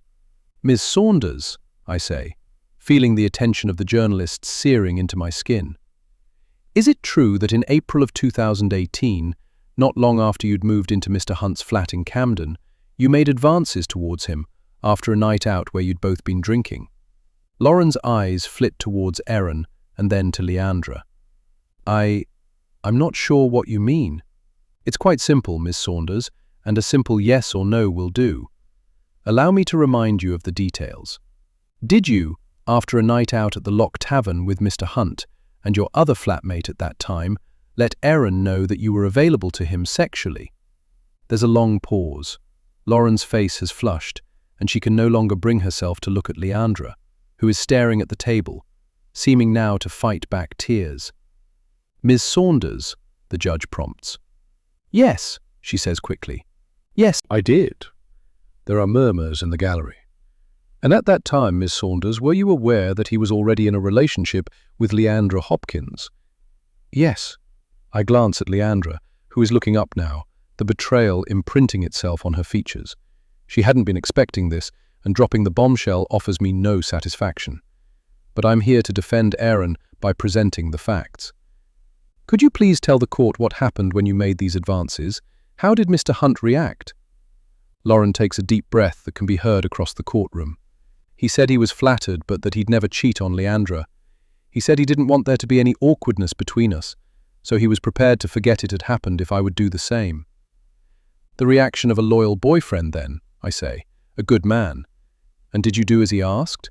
Did you forget it had happened?" Lauren doesn't answer the question. Instead, she hangs her head so that her hair falls in front of her face, concealing the scarlet shame that has risen to her cheeks. Her friendship with Leandra has been blown apart in front of a captive audience. "Thank you, Miss Saunders," I say. "No further questions for now." When I return to my seat, I can feel the celebration emanating from Erin, as though he's mentally planning a trip to the pub once court has been adjourned for the day, despite not having yet won the case. I wonder if this is how things have been for him his whole life. If whenever a problem has blocked his path, someone has always been at hand to clear the way for him, removing any sense of personal responsibility for any part he might have played in the obstacle's presence. After the prosecution has questioned Lauren Saunders, trying to claw back the damage done by my revelation about her betrayal, we break for lunch. I eat alone in chambers, checking my phone for a message from Ellie, but once again there is nothing. There's nothing from Damien either, which for now I take as a blessing. No news is good news, I suppose. I scroll my phone while I eat, scanning anything and everything on the internet relating to Lily Porter. There's nothing more than what I already know, but I find myself distracted by the images of her that have been shared online. The most prolific a photograph of her on a beach holiday, her nose and eyes scrunched against the sun as she smiles for the camera. She looks younger than her years in the photo, more 12 than 16, and her innocence is captured in the shot, managing to make what happened to her even more tragic. I can't help but be pulled back to the words I heard my daughter speak on Sunday evening. This isn't his fault. She deserves to suffer after what she did. The venom and vitriol are as evident in the recollection as they were at the time. My daughter's sneering tone, as strong as though she was standing beside me now, repeating herself. And when I look at Lily's face on my phone screen, with her youth and innocence staring back at me, Ellie's words sound all the worse to my ears. Maybe I've got things wrong, and perhaps it isn't Kayla that Ellie is protecting. We still need to find out who this he is.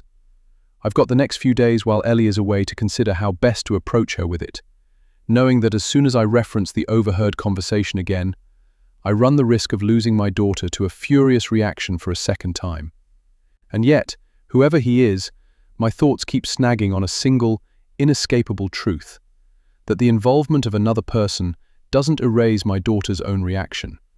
She may not have been directly involved in what happened to Lily, but her response to it during that phone call to Kayla was hers and hers alone, with no one else responsible for her words.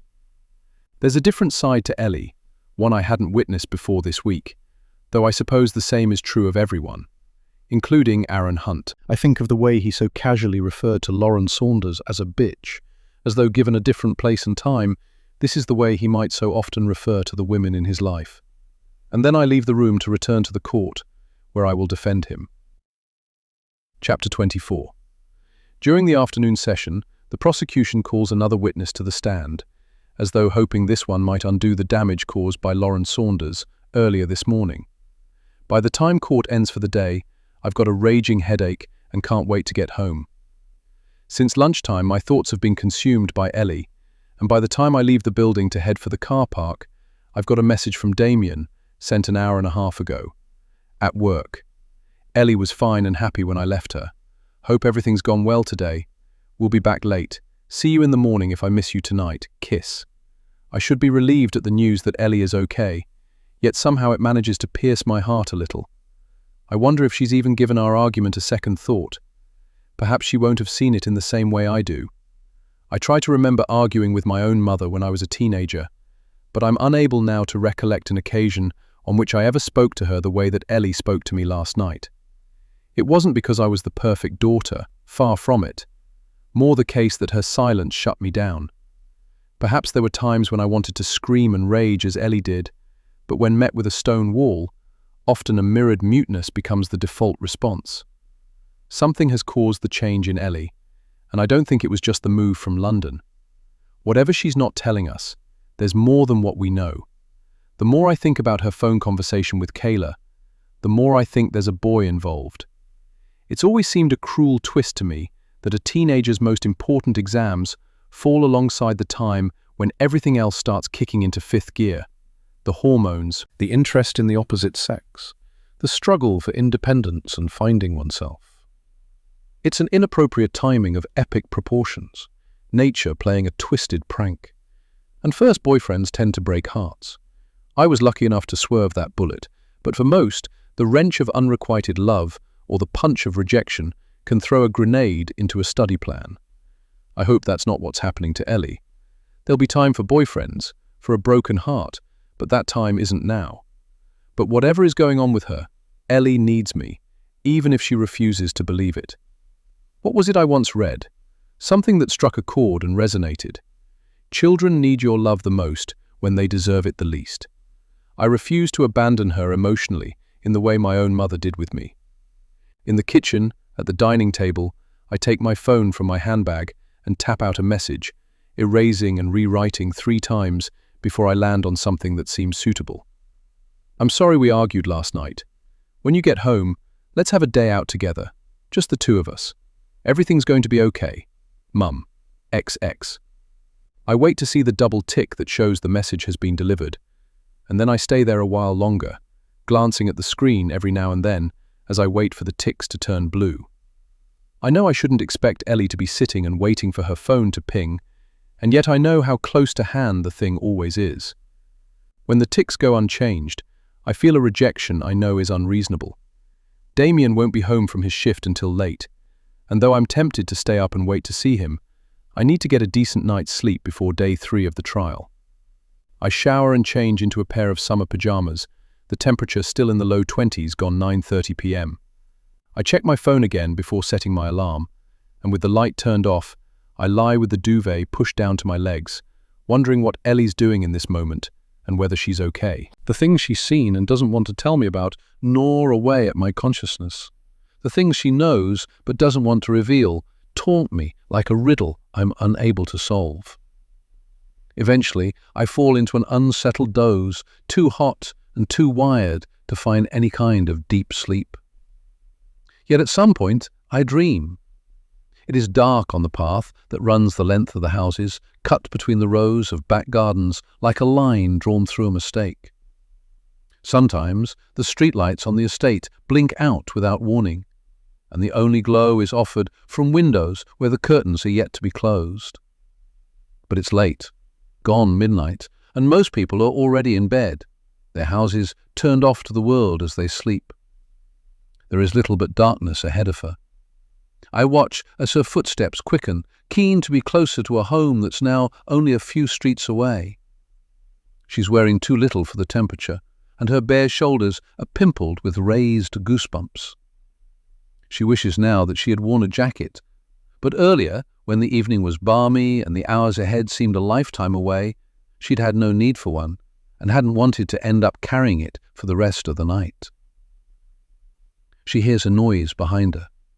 I watch her quicken her pace again, too fearful to turn to the source of the sound. The night sky feels heavy, just a few feet above her before it begins to press down at her shoulders. A scream rises in my throat, a wave of sound like a surge of sickness. But when I try to call out to her, to warn her what's about to happen, my voice is strangled into silence. I watch helplessly as he closes in, just feet behind her now. My heart thunders in my chest because I know what's going to happen next. I see the attack before it's delivered. I feel her pain before it is inflicted. She is still just a child, but not for much longer. "Hey, hey!" A hand is on my bare shoulder, fingers cool against my sticky skin. Despite me having left the window open, The room is still thick with the humidity of the night air. "Tash, you're okay. It's just a dream." Damien pulls me from the images of my nightmare, his voice at once stilling my heart. The rapid stutter slows to a skip, and as my eyes adjust to the dark shapes of the bedroom, I realize everything is okay. For now, at least. Ellie is safe at Pippa's house. There is still time to put things right. "What time did you get back?" My argument with Ellie returns to slap me into a wakeful state, her accusations echoing as loudly as though she's still here, repeating them on a loop. Have I failed my daughter? I'm not sure of the answer. I've always known that juggling a career as a criminal barrister with motherhood would be a challenge, but it was one I was determined to make work. Alongside Damien, I thought that's what we were doing. Perhaps I'm wrong. Maybe it's Damien who's responsible for making it work, while I tag along at the side like some kind of resented bystander. Because for whatever reason, Ellie seems to hate me. Just before midnight, Damien kisses my forehead before putting the back of his fingers to my cheek. "You're burning up. What were you dreaming about?" "I don't remember," I lie, but if he sees through it, he doesn't push me on it. I lean to the bedside table and click the side of my phone to light the screen, checking to see whether there's anything from Ellie. I feel like something bad might have happened. "Like what?" Damien asks. He stretches an arm out, welcoming me to curl up into it. "I don't know.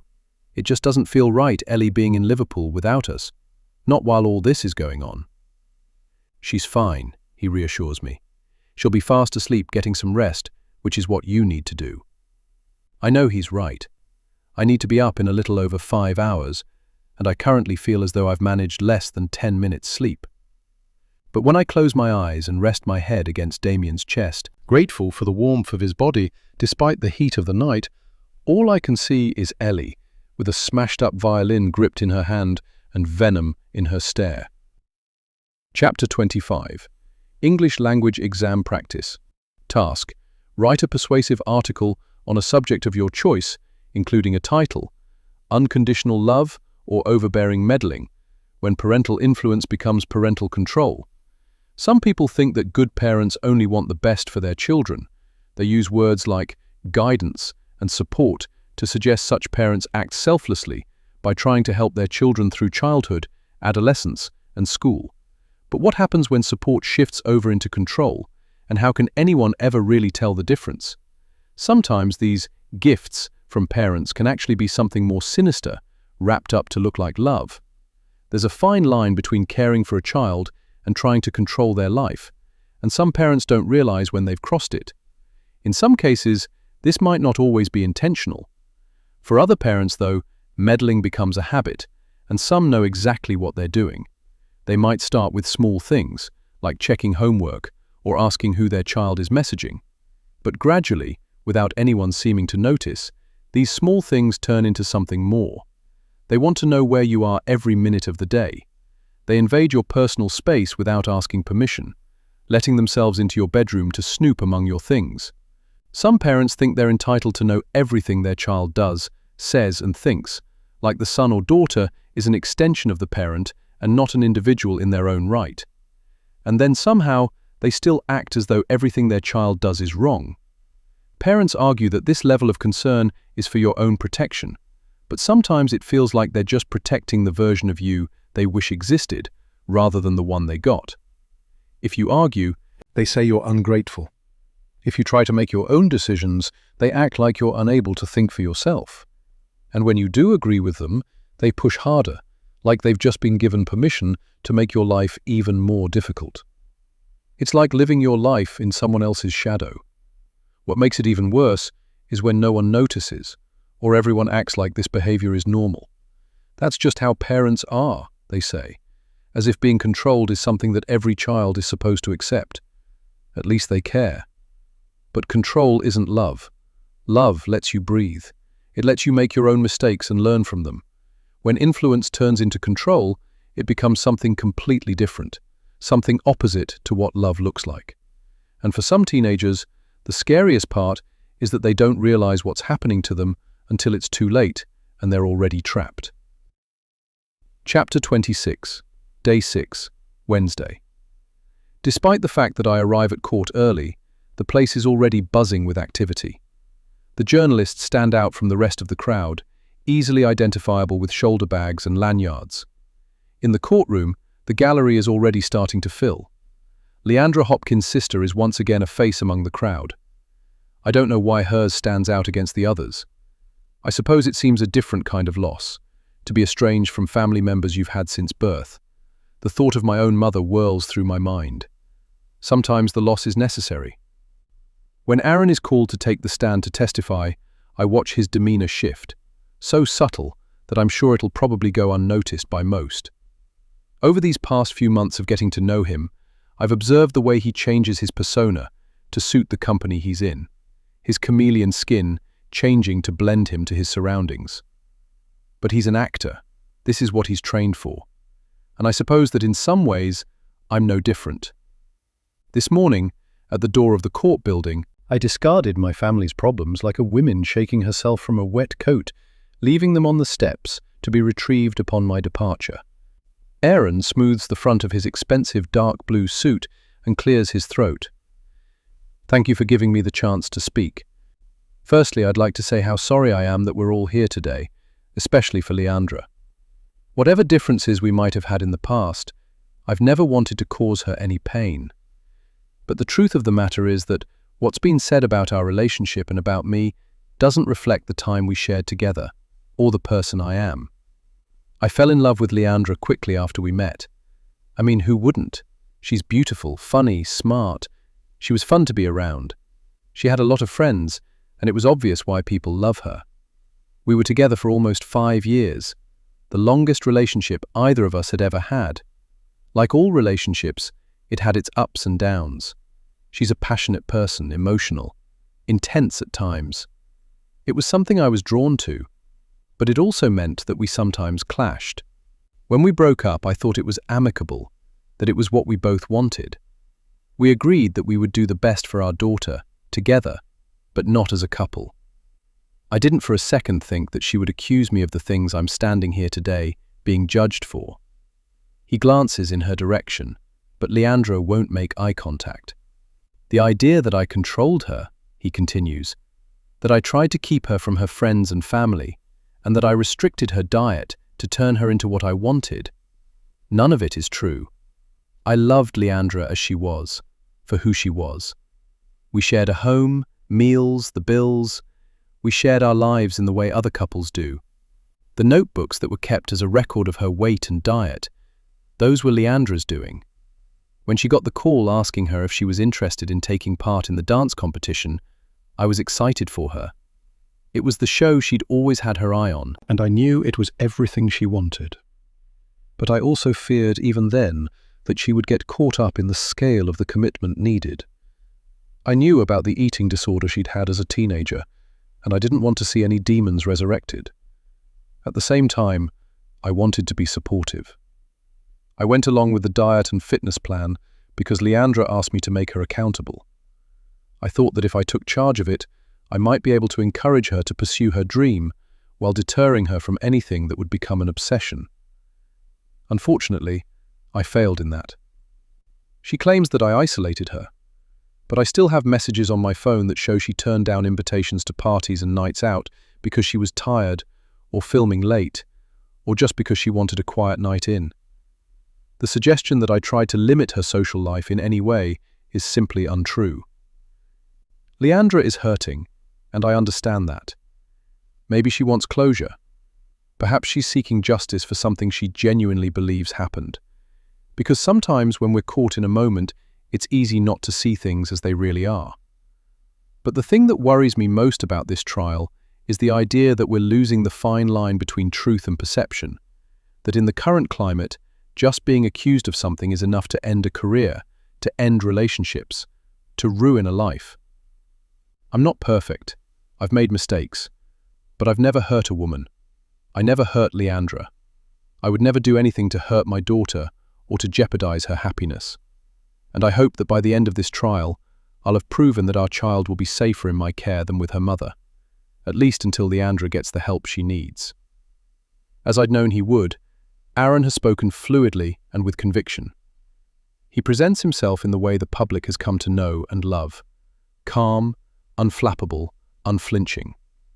The prosecution is going to need to work hard if it hopes to force any cracks. Leandra looks shattered by his closing comments, her face pinched as she holds herself back from tears. Her barrister leans over to her and whispers something in her ear. I've never stood in an opposing team against Clayton Armitage before, but I know enough of the man and his reputation to understand the challenge we still face. He smiles thinly as he stands to question Aaron. "Mr. Hunt," he says, "thank you. Would you describe yourself as a persuasive person?" "I've worked in the media for the past 2 decades, so yes, I suppose so. Communication is a part of my job." The disarming smile returns. "It would be fair to say, therefore, that you're experienced at tailoring your message to suit a particular audience." Aaron says nothing, knowing when to stay silent. The comment is loaded, inviting him to incriminate himself. The prosecuting barrister appeals to the judge, who requests a response. "When I'm offered a script," Aaron says. "Yes." Armitage lowers his eyes to his case bundle, seeming to recognize that he's met his match. "You've told this court that Ms. Hopkins was emotional and intense. Did you describe her this way to her family?" "No. If we'd argued, it wasn't my place to share that with her relatives. I always tried to keep things respectful." "Respectful? That's interesting, because we have a text from your phone, dated the 17th of July 2023, in which you describe Ms. Hopkins to a mutual friend as hysterical, hormonal, and impossible to deal with. Ms. Hopkins was pregnant with your child at that time, wasn't she? Would you consider that respectful?" Aaron hesitates as his composure slips. "That was said in frustration. We were going through a rough patch at the time." There is a lengthy pause. "Would you say, Mr. Hunt, that it's respectful to call someone hysterical while also claiming to be concerned for their mental health?" "I wasn't trying to dismiss her," Aaron says. "I was just venting." "Of course," Armitage nods. "After all, you were equal partners, as you've told the court. And would you say that's a fair summary of your relationship throughout?" "Yes, I would." "And you therefore deny monitoring her movements or controlling her diet?" "I deny both entirely, because neither is true. I supported her. Any choices she made were her own." "Right." Armitage reaches for a document from the case pile in front of him. "In your statement, you mentioned accountability, that Ms. Hopkins asked you to take responsibility for keeping her on track with regards to her diet and exercise regime. You described the notebooks as her idea." "Yes, that's correct." "And these notebooks, where are they now?" "I don't know. Leandra said I burned them, but that's not true." "Did you dispose of them by any alternative means?" "No. They were in Leandra's possession." "Ms. Hopkins was in possession of the very evidence that would prove her claim of coercive control against you, yet she no longer knows the whereabouts of these notebooks, having, what, misplaced them? Lost them? It would seem rather careless, don't you think, considering these notebooks would act as evidence of your treatment of her. They wouldn't have acted as evidence of anything, Aaron states. Everything in those notebooks was written by Leandra. You never once logged a meal she'd eaten or a workout she'd failed to complete. No. And why was that? Because, as I said, they were Leandra's idea. An idea for which she asked you, by your own admission, to make her accountable. You claim to have offered her support and encouragement both in preparation for the show and during the competition. Yet you never once wrote in these notebooks, as she'd asked of you. Why was that, Mr. Hunt? For the first time, I see Aaron falter. It might not have been enough for the jury to have caught hold of, but I see it in the way his eyes flit briefly to the left, his temple throbbing as he offers his response, a beat later than any of his previous. The books were her idea, he says flatly. She asked me to take accountability for ensuring she completed them, not for doing so myself. There is a lengthy, uncomfortable pause. Or is it, Mr. Hunt, in fact the case that you made Ms. Hopkins fill in these notebooks by her own hand, so that if or when the nature of your behavior came to light, there would be no physical evidence to support her allegations against you? No, that's not the case at all. How could I have known what she'd say about me? This was years ago. I couldn't predict what she'd try to do to me. I didn't know then that she'd turn on me the way she did. I shake my head, urging him to stop talking now. We spoke about this on multiple occasions in the lead-up to the trial. In no way and for no reason is Aaron to make any accusatory or angry comments to or about Leandra. With every me he uses, he makes himself less sympathetic to the jury. I'm relieved when the judge pauses proceedings and calls for a break. In a private room, I coach Aaron on how to approach this afternoon, knowing that Armitage will return to the subject of the alleged assault. The last thing he can afford to do is lose his composure and react in anger. When the two men go to get lunch, I'm grateful for the time and space to myself. I leave Ellie a voice note, asking how her studies are going and telling her once again how sorry I am for what's happened between us over this past week. It's starting to feel as though I'm groveling, but if that's what it takes to repair my relationship with my daughter, it seems a small piece of pride to swallow. I eat a sandwich and an apple and drink half a cup of instant coffee that tastes like dishwater. With 10 minutes left until court regroups, I stop at the female toilets. I'm washing my hands when a woman comes out from a cubicle. She stands beside me at the sinks, And in the mirror, I see the name Sinead Flannery on the press tag she wears around her neck. Seeing me looking, she smiles at my reflection. "This must be a difficult case for you," she says. It sounds as though something else should follow, but when she says nothing, waiting for me to reply, I give her a neutral response she can do nothing with. No more so than any other. She tucks her dark hair behind her ear as she turns to me. Her young face has that look about it of someone either about to deliver bad news or wanting to ask a favor for which they expect a negative response. "But after what you went through, being a victim of an assault yourself..." Beneath my blouse, I feel my body chill for a moment, before an intense heat hits my chest like a flame. Behind my eyes, there's a flash of blurred images shrouded by darkness. I want to close my eyes and force the images back into their corner, but I won't let this woman see me weaken. Instead, I take my bag from the side of the sink and push it onto my shoulder. "I don't know what you're talking about," I say. I step briskly past her and push open the door, desperate for the cooling air of the corridor. There's a flicker of silver light in front of me, and my vision feels blurred and heavy. I feel as though I might be sick, but a deep lungful of air helps reset my balance. But as I glance at my watch, I realize court starts back up in just a few minutes. I don't have time to process what's just happened, or the impossibility of it all. I must switch myself back into professional mode, while trying to ignore the voice in my ear that taunts me, reminding me that a truth I've kept hidden for all these years is no longer a secret. A voice that reminds me that someone has betrayed me, and that the only other person who knows about that night is my mother. Chapter 27. I sit through an afternoon of further cross-examination of Aaron, as well as a statement from one of the arresting officers who attended the scene on the evening of his alleged assault against Leandra. Throughout, my mind is only ever half present, caught on the truth of a betrayal that cuts so deep it feels as though I might invisibly bleed out on the desk, while the rest of the court continues around me, oblivious.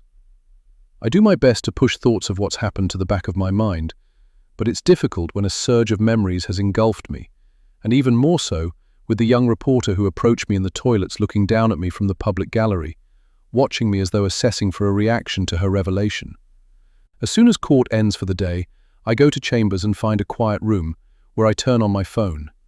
My heart is racing as I pull up my mother's number, so much so that I feel sick.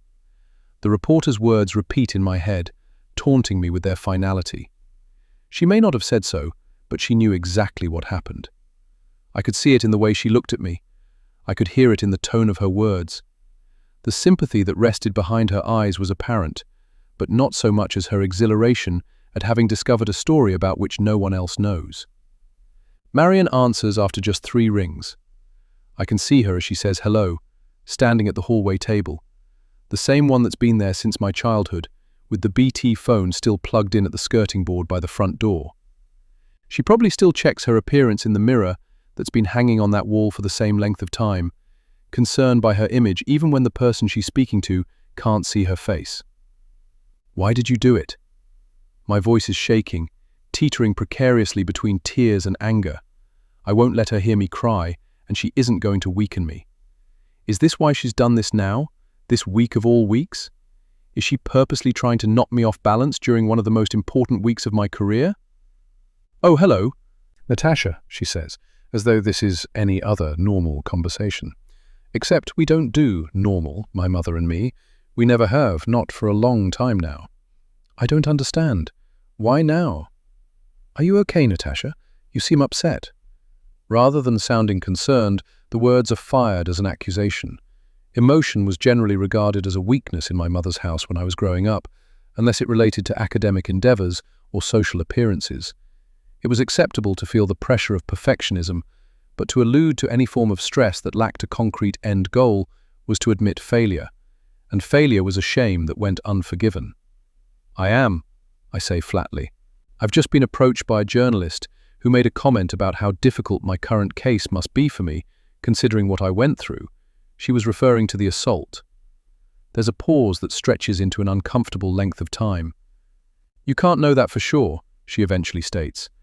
I'm 9 years old again, instructed to sit at the dining table in the kitchen, where my mother announces there's something she must tell me. Later, much later, once I'd reached adulthood, I would realize that tragedy had been dealt with in much the same way my mother had managed minor inconveniences, with a clipped tone, a stiff upper lip, and a resolve to keep things hidden from the neighbors to whatever extent was possible. After telling me that my father had died, she dealt with the dishes that were waiting on the draining rack to be put away. There was a comment about playing the hero, as though the accident had somehow been my father's own doing, and that it was typical of him to allow for such recklessness when he had a wife and young child to consider. I don't think there was much room for misinterpretation, I say. Another lengthy pause. I can see my mother now, poker-straight brown hair, flecked with grey and pinned flat at either side of her head with bobby pins, thin cotton sweater, linen trousers, sensible shoes, the look of a woman who wants to be respected by the other women at the local church coffee mornings. Parenthood came late to my mother and father, who were both 39 when I was born. On many occasions, my mother told me that by the time she'd found out she was pregnant, she had given up on the thought of ever being a mother, and after those reminders, I was always left with the uncertainty of not knowing whether my unexpected arrival had been a gift or a hindrance to a life that was already mapped out with an alternative child-free plan. Of what am I being accused, Natasha? My teeth clamp onto the tip of my tongue, crushing the response I would like to give. I never told anyone about that night, I say as calmly as possible. You were the only person who knew. I didn't even tell my mother. The truth was, I was unable to hide it from her, no matter how much I would have preferred for her not to know. When I reached home, I managed to sneak in through the back door and go straight up to my bedroom, where I peeled off my clothes and shoved them into a canvas swimming bag I hadn't used for ages. I dressed in a pair of shorts and a vest top, every inch of my skin prickling with a sense of belonging to someone else. And when I left my room to go to the bathroom, my mother was standing at the top of the stairs, waiting for me. "You went out," she said, not a question but a statement. When I said nothing, her lips thinned, her nose scrunching as though an unpleasant waft of something unsavory had just floated past her. "I bet you regret that decision now," she said flatly. And then she did something that I've never been able to erase, and never will, no matter what age I reach. She looked me up and down, then stepped closer, assessing the wound to my head, while taking care not to make any physical contact with me, as though the shame I'd brought upon myself might be infectious. "It looks worse than it is." Get yourself cleaned up. I'll fetch some ice. When I went into the bathroom and saw my reflection for the first time, I realized that the right-hand side of my face was covered in dried blood, and there was dirt on my neck and in my hair. My skin was the color of dirty washing-up water. I cleaned myself up as best I could, washing away the disgrace and any physical evidence that might have remained. When I left the bathroom, my mother was waiting at my bedroom door with an ice pack wrapped in a tea towel. "Where did it happen?" she asked, without looking at me. She held out the ice pack, and I took it from her. "The lane at the back of Crescent Road," I said quietly. I was taking a shortcut. I'd taken that shortcut countless times before, although never so late at night. Everything had happened so quickly, and a part of me was grateful when she didn't ask for details. Back in the present, I hear my mother sigh at the other end of the line. I don't know what it is that I'm supposed to have done or said, but yet again I'm afraid I'm going to disappoint you. I haven't spoken to anyone about anything, and I certainly haven't spoken to any journalists. I have better things to do with my time than air your dirty laundry, Natasha. With shaking hands and a thundering heart, I cut the call dead. Dirty laundry. Even after all these years, she still holds me responsible for what happened that night. In the aftermath, she never once held me or told me it wasn't my fault. She never once suggested we should go to the police and report what had happened. Instead, she implied that I was to blame for the assault, that by going out and drawing attention to myself, I had somehow been asking for it. And the worst of it was that I believed her. It was only much later that I saw her reaction for what it truly was, an endeavor to preserve her own public persona. What would the community think of her if they knew she had the kind of daughter who'd got herself into trouble like that? I stare at the phone, not for a moment expecting her to call me back. And then, fighting tears and not knowing what else to do, I call Ellie. It rings through to the answer phone. "Ellie, it's Mum," I say, trying to still my wobbling voice. "I just wanted to see how you're getting on in Liverpool. Look, I know I said it in my text, but I'm sorry for what happened the other night. I didn't mean to pry. I'm just concerned for you. When you get back at the weekend, let's talk. Just try to focus on your studies for now. We can put everything else right when you get home." I pause, not knowing how to end the message. "I love you. Speak to you soon." I end the call and return my mobile to my handbag, knowing I need to sort out my appearance before I leave Chambers.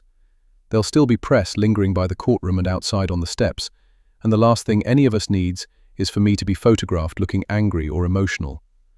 I slip out and head to the nearest toilets, where I dampen a tissue and dab at my face, careful not to smear my eye makeup. As I do so, my mother's voice rings in my ears, an echo delivered across 16 years. "Just look at the state of you, Natasha. Look at what you've done." The door to the toilets swings open, and a woman I don't recognize heads for a cubicle. The interruption to my thoughts sets them off balance, and I inhale sharply, righting my appearance by sliding a fingertip under each eye in turn. When I go back to Chambers to collect my things, there's a missed call and an answer phone message waiting for me. "Ms. Cook, this is DC Harper from Greater Manchester Police. I'd like to speak to you with regards to your daughter Ellie. Could you give me a call back on this number as soon as possible, please?" "Thank you." I sink into a chair beside the desk and close my eyes, pressing them tightly shut. This time, there's no doubt in my mind that their focus has shifted. Ellie is no longer a line of inquiry. She's a suspect. Chapter 28. When I get home, Damien's van is on the driveway. I call to him after closing the front door behind me, but there's no answer. When I go through to the kitchen, the patio doors are open. He's at the bottom of the garden, working on building the shed. With a pair of earbuds in, he doesn't hear me approach, and he jumps a foot when I put my hands on his shoulders. "What's happened?" he asks, pulling the bud from his left ear. "You look as white as a sheet." "Can you come inside?" I say. The last thing we need is for any of the neighbors to hear this conversation over the garden fence. News that Ellie is suspected of being involved in the spiking has already spread like chickenpox, and once it gets out that the police have reason for a renewed interest in her, people are likely to assume the worst of conclusions. He follows me back to the house, and I wait for him to close the patio doors. "Is everything okay?" I ask, wondering why he's working on the shed now. "Fine," he says unconvincingly. "Tash, what's happened?" He follows me to the dining table as I tell him about the call from the police. "There must have been a development," he says. "What do you think it is?" "They've probably managed to identify where the antifreeze came from." "But Ellie didn't do it." "I know," I agree. "But if she's been set up and someone's done it well enough." My words trail into silence as my imagination visits places to which I don't want to be taken. They'd need evidence, surely. Physical evidence, fingerprints or something. He's expecting me to have the answers, but I don't. Right now, my brain can barely function. After what happened at the court this afternoon, and now this. Tash. Damien prompts me back to the moment, but I'm still unable to give him what he needs. "I don't know," I admit. I suppose it depends on whatever development they've got. I'm going to need to call this detective back. I'll try and buy us some time. Damien sits opposite me at the dining table as I make the call. It rings just twice before I get him answer. "DC Harper, this is Natasha Cook. You left me a message earlier regarding my daughter Ellie." "Ah, yes. I'm afraid we need to bring Ellie into the station for some further questioning." I feel sick. Damien is watching me intently, gauging the direction of the conversation by my facial reactions. "Have there been further developments?" "Yes. The toxicology reports have come back and have confirmed that wine found at the party was the drink that contained the ethylene glycol, antifreeze. And from witness accounts, we've now verified that it was Ellie who took that particular bottle to the party." The room sways around me. "Yes," I say quietly. "She told you that already, that she'd taken the bottle from home, but she didn't spike it." "I understand," DC Harper says, though his tone indicates otherwise. "And nothing is being suggested at this stage, but we do need to speak to Ellie again, and sooner rather than later. Is someone able to bring her into the station this evening?" I cast Damien a glance. It feels as though the walls are beginning to crumble around us, and neither of us has the power to stop them from doing so. She's staying with her aunt in Liverpool at the moment. I purposely leave it vague, not specifying how long she's been there or how long we'd intended for her to stay. "Right, and which aunt would that be?" "My husband's sister, Pippa Willis. She lives with her husband in Mossley Hill." "Okay, and Ellie is currently with them?" "Yes, that's right." "Okay. Well, if you could arrange for Ellie to return to Manchester as soon as possible, that would be helpful. We'd like to speak to her in person, and I'd rather not delay it any further." "Of course. I'll make sure she's home tomorrow." Damien's eyes narrow questioningly, and I shake my head, urging him not to say anything until the call has ended. "Thank you. It's important we establish a clearer picture of what exactly happened at the party on Friday evening. Please keep me informed as to what time you plan to visit the station." "Of course," I say, mirroring the polite but firm tone he has adopted. "I'll be in touch tomorrow." When Harper ends the call, I double-check to make sure we've been cut off. "They want to see her again," Damien confirms. I nod. "Tomorrow? We're probably lucky to get that long. What's the update?" "The antifreeze. It was in the bottle of wine that Ellie took to the party." I watch Damien's expression alter. "But that doesn't mean it happened here, or that she did it." "Of course not." Shit. I put my head in my hands, the headache that started this afternoon now surging with a fury that burns at my temples. "What are we going to do?" "Just get her to tell the truth," Damien says. "That's all we can do." And what if the truth incriminates her? Do you believe she did it? He asks. Of course not. Then it won't. He reaches across the table and takes my hand in his. I'll go to Liverpool after my shift tomorrow and bring her home. We can take her to the station together after you've finished in court. This will spread like wildfire, I remind him. Probably. My eyes meet his. How are we going to get her through this? The same way we get through everything else, he tells me, squeezing my fingers gently. Together. An image flits into my head. The journalist in the ladies' toilets this afternoon, looking at me with that faux sympathy that only a certain type of reporter can wear so convincingly. I want more than anything to be able to tell Damien about what she said, what the implications of her words were, but I can't, because I've never told him about that night. And for him to find out now would be to pull the pin on a grenade. Guilt sweeps through me, crashing into every fibre of my being. There is so much about us that my husband doesn't know.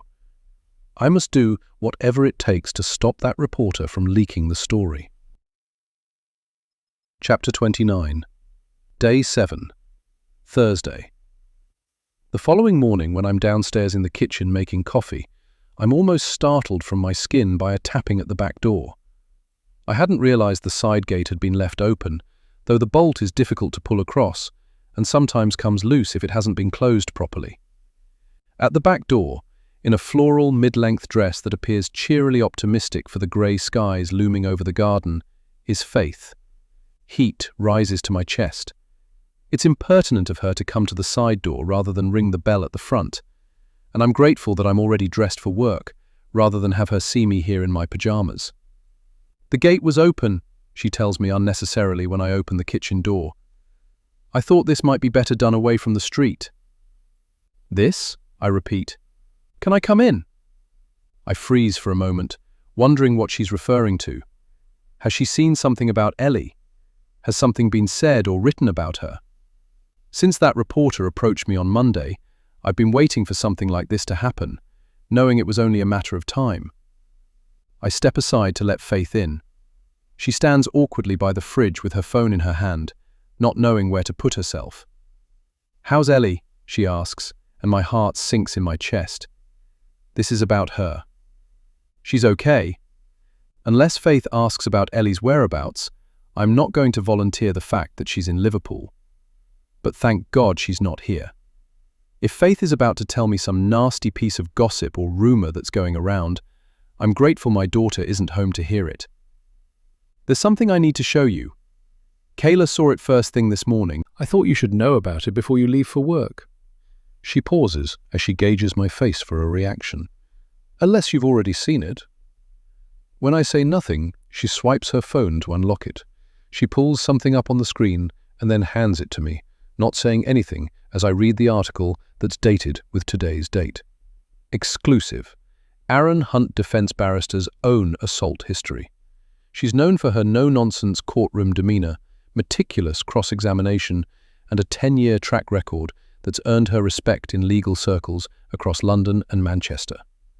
But Natasha Cook, 34, now finds herself at the centre of press attention for all the wrong reasons.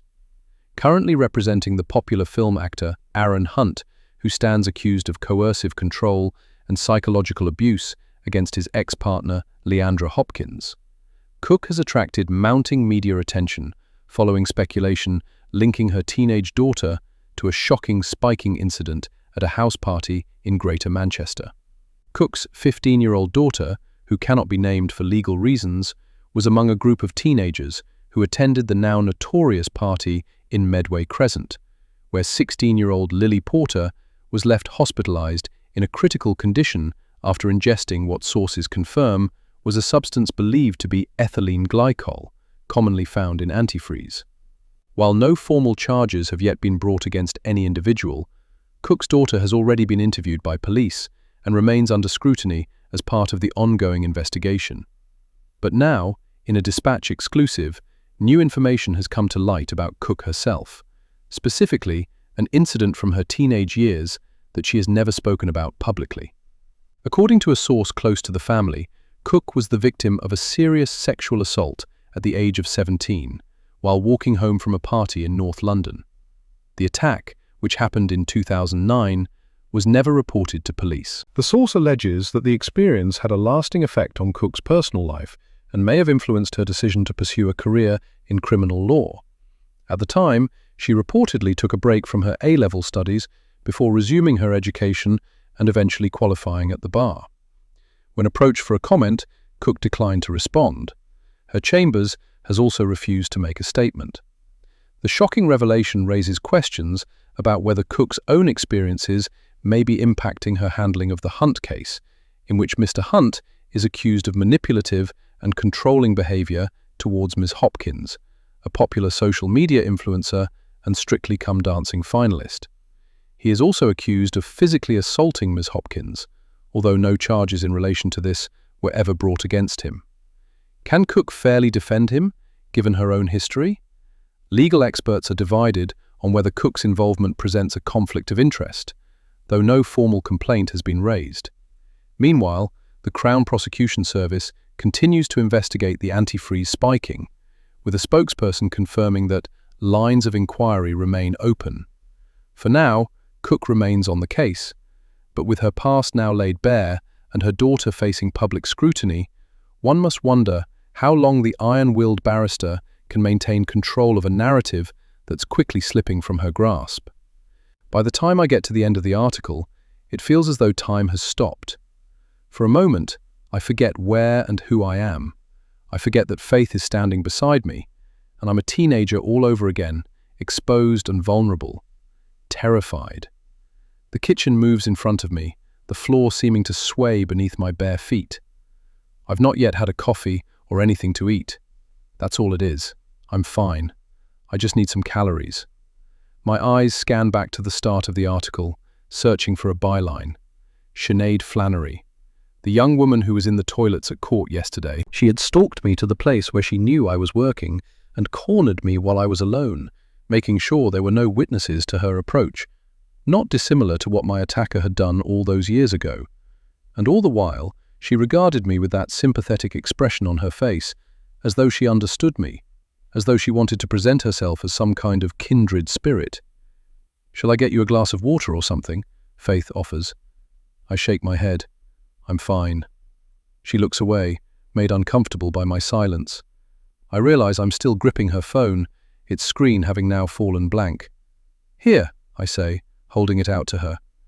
"Thank you." Our fingertips graze as she takes it, and I'm jolted by the physical contact. She senses me recoil. For all that the words on her phone screen have done to me, I may as well be standing here naked, poised for imminent ridicule, preparing for the dissection of a trauma that until just a couple of days ago I carried alone, and had always hoped to keep that way. "I'm so sorry," she says gently, the words so soft they're barely audible. The sentence lingers, echoing in the otherwise silent kitchen, and I'm unsure what it is she's sorry for, the article or the assault.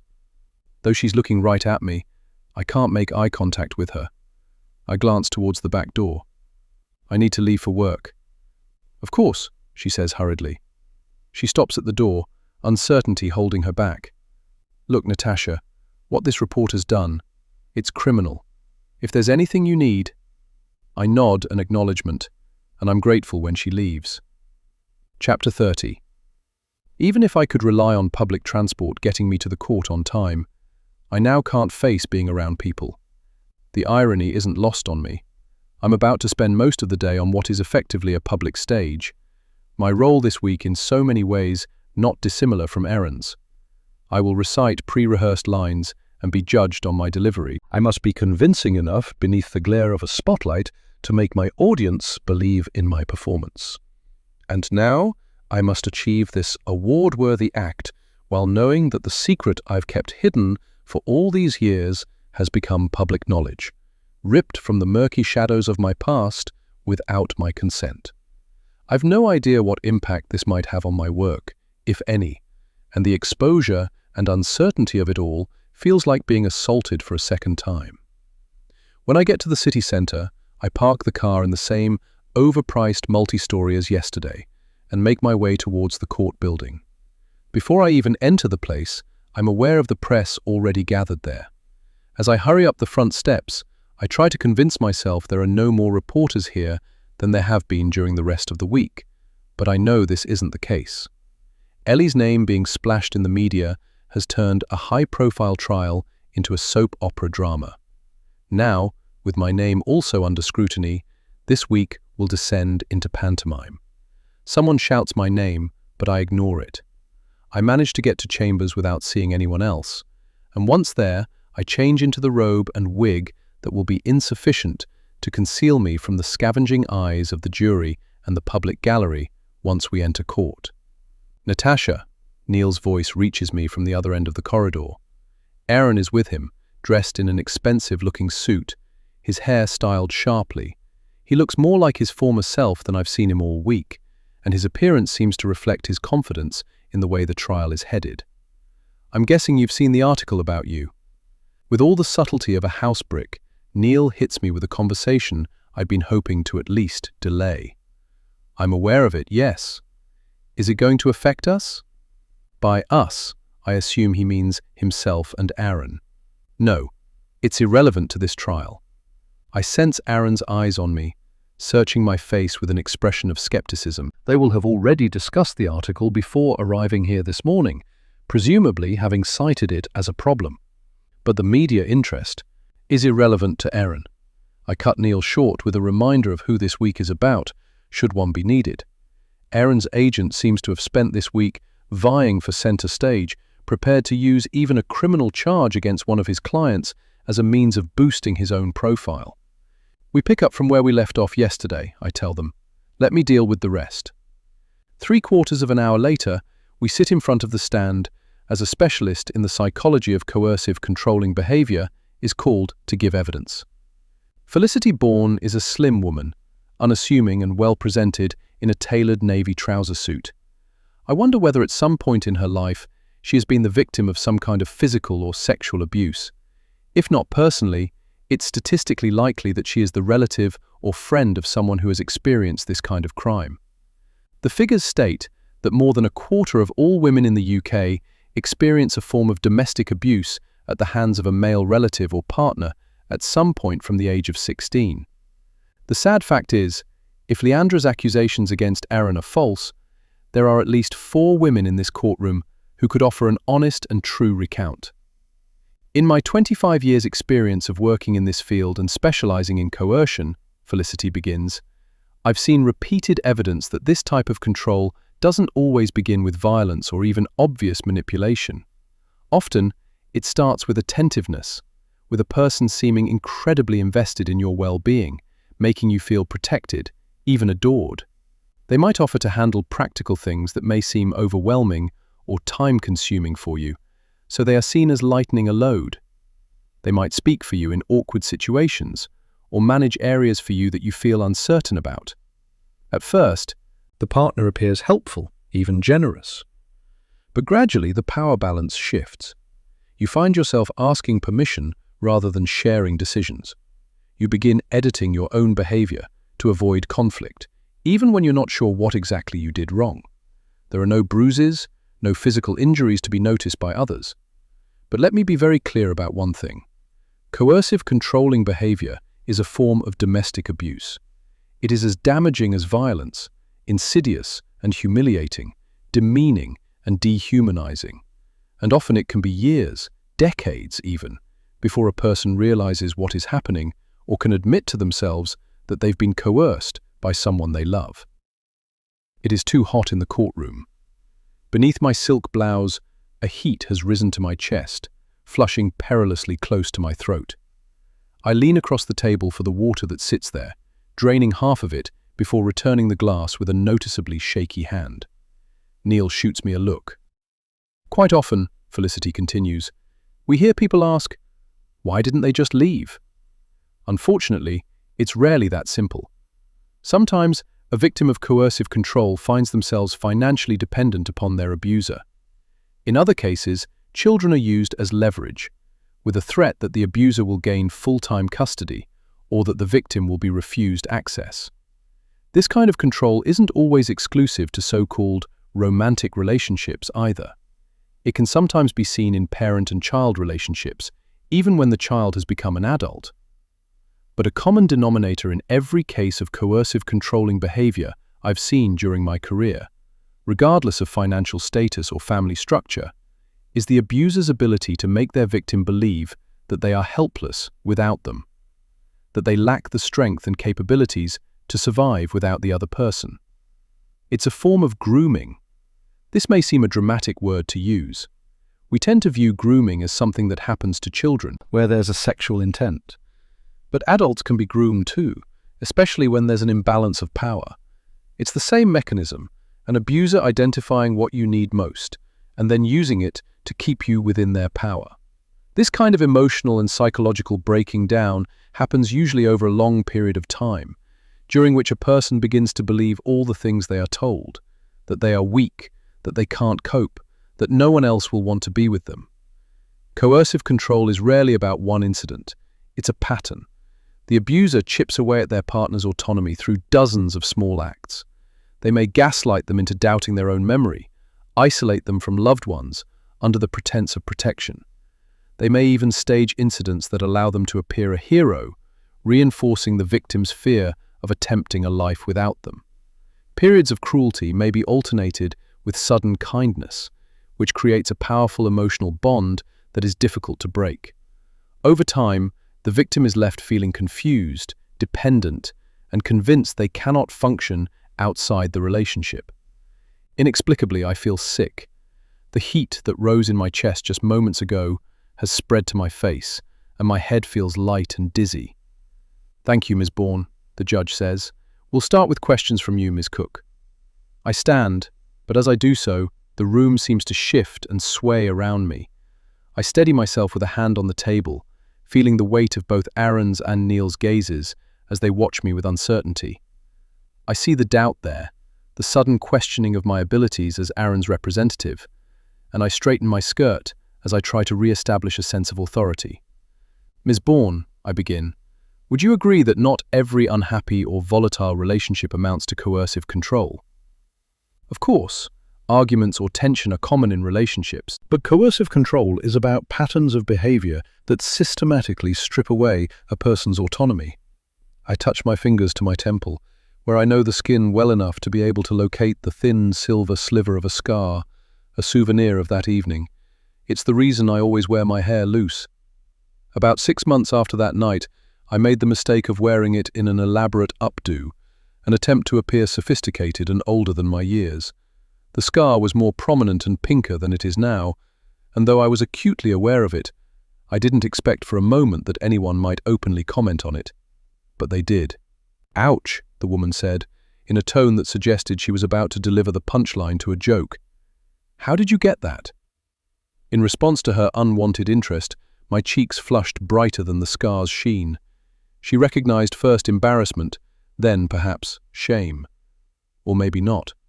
Either way, she seemed to realize her error, abruptly changing the subject before turning her attention to someone else. Someone she presumably felt safer around, with the security that whatever awkward backstory they might have, it was unlikely to touch her with its discomfort. "You've described incidents where an alleged abuser stages a crisis to present themselves as savior. Isn't that speculative, though? Not every gesture of help can be reframed as manipulation." Felicity pauses before speaking. "Not on its own, no. But when repeated, in a relationship where the victim has already been isolated or disempowered, those rescues reinforce dependence. The victim begins to believe they can't survive without the abuser's protection. They make the world appear a more dangerous place, to shrink the victim's own existence." I feel my throat tighten. Details of the phone conversation with my mother replay. Dirty laundry. "Does Felicity know about the article that went online this morning?" "And in your experience," I continue, "do families sometimes misinterpret what's happening in such relationships?" "Yes. Manipulators are clever people. They're often charming and well-respected. To people outside the home, they may appear successful and attentive. Public image matters to people like this. And yes, their own families may be fooled by the facade, mistaking the behavior for concern or love. They may even encourage the victim to stay with a person, believing it to be for the best. That can compound the harm. The victim feels abandoned or doubted by those they should trust the most. Suddenly, it feels as though I'm unable to breathe. I'm back on that landing, a teenager again, my face streaked with blood while my mother's disapproving gaze burns a hole through my skin. There was never any mention of reporting what had happened. Only the calm and measured declaration that no one was ever to find out about it. Miss Cook. The judge prompts me for a reaction to Felicity's response, or for my next question. But the room has begun to blur, and the shapes around me are moving as though I'm adrift at sea, with nothing to anchor me. The question I was about to ask circles in my mind, but refuses to shift from my brain to my tongue.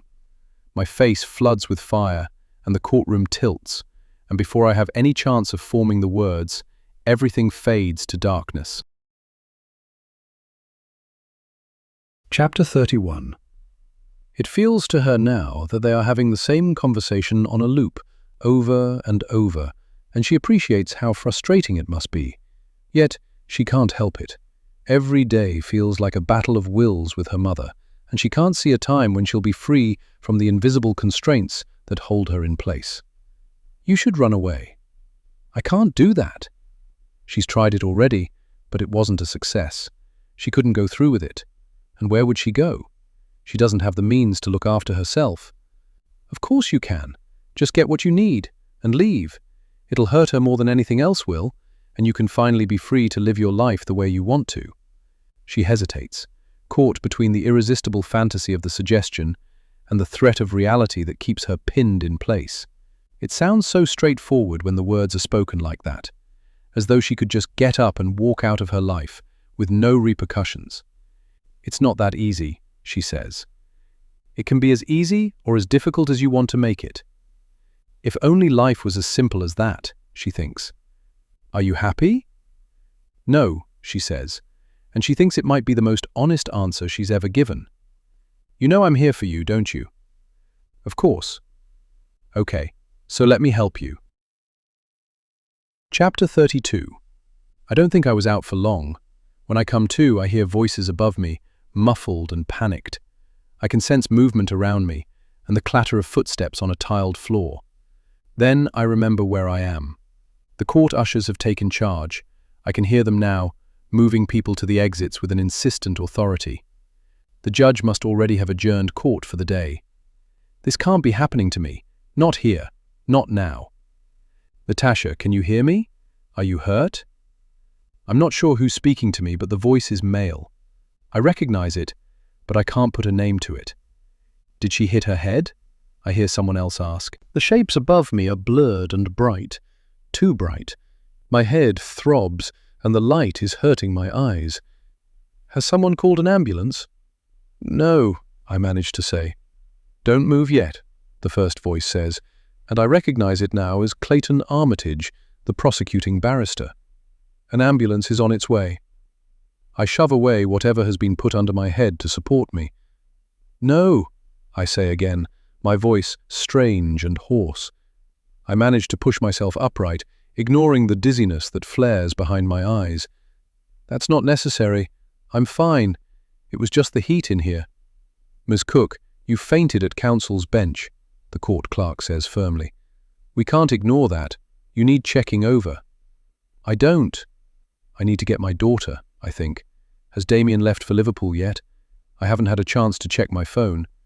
The police gave us until today to take Ellie back to the station for a second interview, but we'll be pushing our luck by expecting them to wait any longer. Armitage helps me to my feet, my legs still weak beneath my weight, and I straighten my blouse with shaking hands. The last thing I need after this morning's article is headlines about me passing out in court. I need to finish my cross-examination, I tell the clerk, already knowing the opportunity for that has passed. He shakes his head. The judge has adjourned until tomorrow. He'd like to see you in chambers. I suggest that after that you get yourself checked over and then go home and get some rest. I feel all eyes on me as I gather my things from the desk, keen to be away from the courtroom as quickly as possible. When I check my phone, there's nothing from Damien. It doesn't matter which of us goes to bring Ellie home, but someone needs to. Have you left to get Ellie yet? I tap out hurriedly, locking my phone as I sense someone approach me from behind. "Miss Cook." The court clerk appears at my side.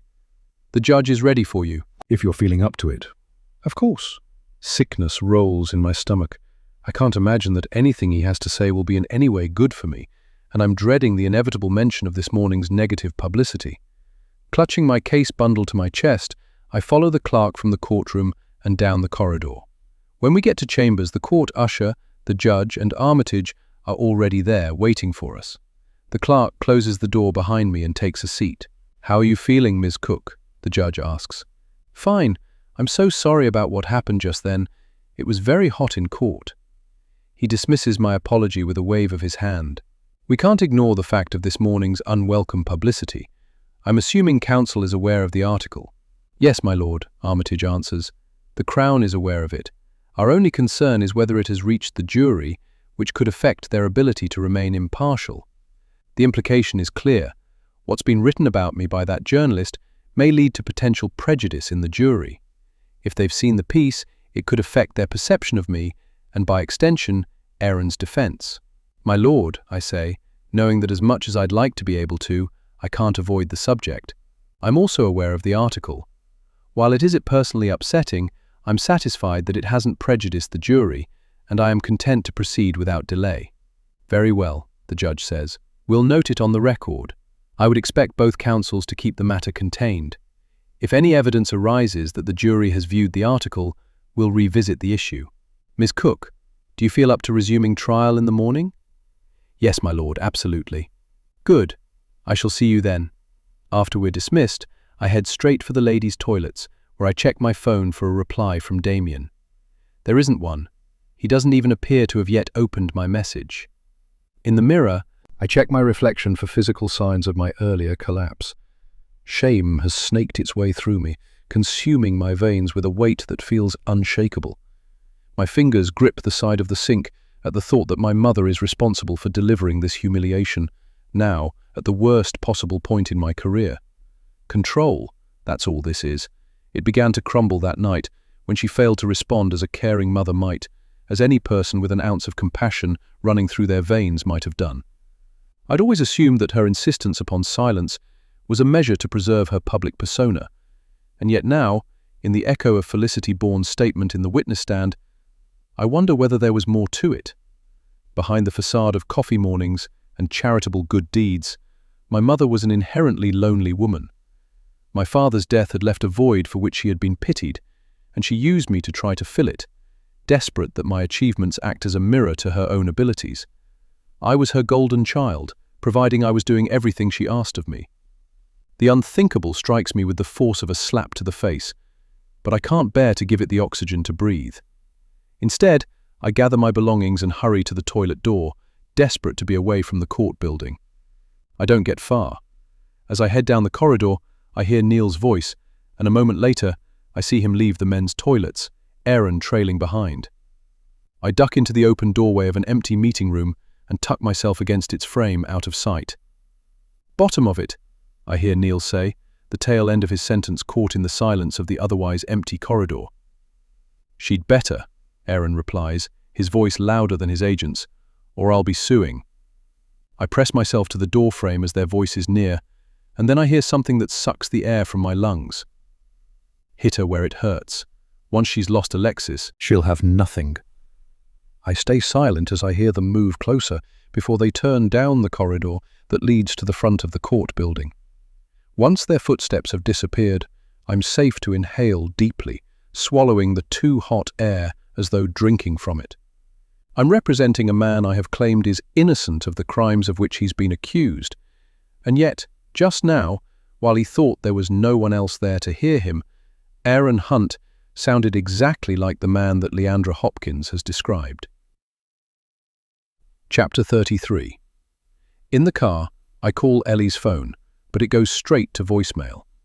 I left a message last night explaining that we would need to bring her home today, though I didn't say why. I didn't want to frighten her. But Ellie's a bright girl. She'll have realized why she's being asked to come home early, and now I don't want to think about why she's keeping her phone switched off. I text Pippa and tell her I'm on my way, not explaining the reason why Ellie needs to leave sooner than was planned. We should never have sent her to Liverpool. I should have rejected the idea as soon as Damien raised it, but he made it sound so reasonable, and keeping her as far as possible from the furore surrounding the police investigation and the subsequent media interest seemed a sensible plan. A part of me agreed to the idea for Ellie, but another part did it for myself. Guilt stabs in my chest.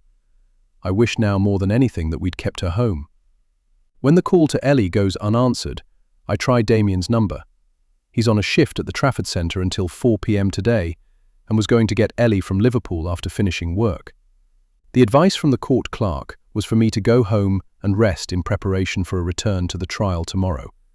But I can't sit around doing nothing while the police are waiting for my daughter to return to Manchester. If we don't get her home today, things could end up so much worse for her than they already are. I want to believe in the power of innocent until proven otherwise, but I know that innocent people are sometimes wrongly accused. Even worse, they are sometimes wrongly convicted. Damien's phone also goes straight to voicemail, presumably turned off while he's on his shift. "Damien, it's me," I say, after the beep. "Look, I've finished work early, so I'm on my way to Liverpool to get Ellie. I'll take her straight to the station when we get back to Manchester. We'll chat about everything tonight. Love you." Once I've cut the call, I realize we rarely end our messages with the kind of affectionate sign-off that used to characterize the closure of every conversation during our first year or so of dating. If it can be called that even. We never really dated in the way other people do, getting to know each other gradually. Instead, our relationship was ramped up quickly by responsibility, and we learned about one another while navigating young parenthood, university, and work, holding on to the belief that things would one day become easier. I'm still not sure they ever did. Before heading off, I go home to get changed and grab something to eat. At this time of the afternoon, if I miss the rush hour traffic, I should be able to get to Liverpool in a little over an hour. I go straight upstairs when I get to the house, and change out of my skirt and blouse into a pair of leggings and a thin sweater. In the kitchen, I grab some snacks, a small punnet of blueberries from the fridge, and a box of crackers I find in one of the cupboards. I'm on my way back out when Kayla approaches me on the driveway. "Is Ellie home?" The question throws me, and the hesitation when I answer makes it sound even to my own ears like a lie. No, she doesn't respond, but neither does she move, blocking my path to the car. "Is everything okay?" I ask. "I need to get back to work." Ellie's phone's off. "I know," I say, wondering where this is headed. She's probably busy. Kayla's heavily cold eyes observe me with pointed detachment. "Where is she?" I pause on my answer, though I'm not sure why. Damien agreed that if anyone asked us this, we would tell them the truth. She's done nothing wrong, and we've nothing to hide. She's staying with her aunt for a few days.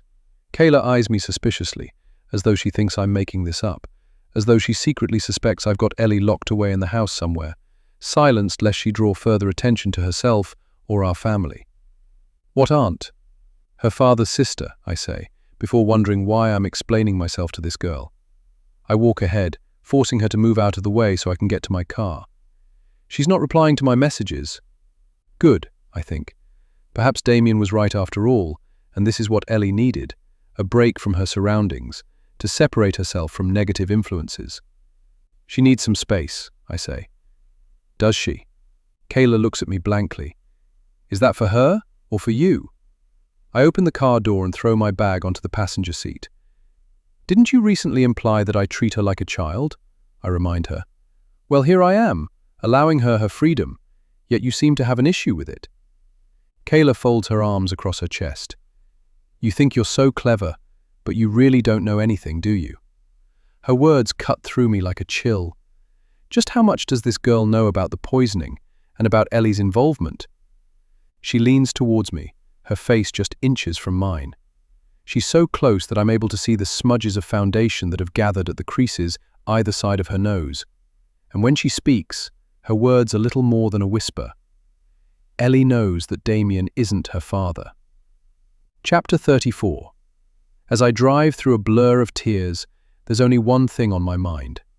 I have to get to Ellie before Damien does. It's 3:45.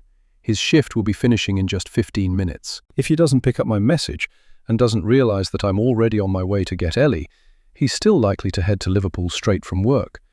And what if, for some reason, he also finishes early this afternoon? He might have already left. What if he gets there before I do? My stomach twists with anxiety, my insides knotted so tightly that it feels like a physical pain in my gut. How long has Ellie known? Long enough, a voice tells me. Is this the reason for the change in her recent behavior? It would all make sense. There have been so many times that I felt her acts of rebellion were personal, that every defiant comment, every rule broken, was an effort to widen the gap between us.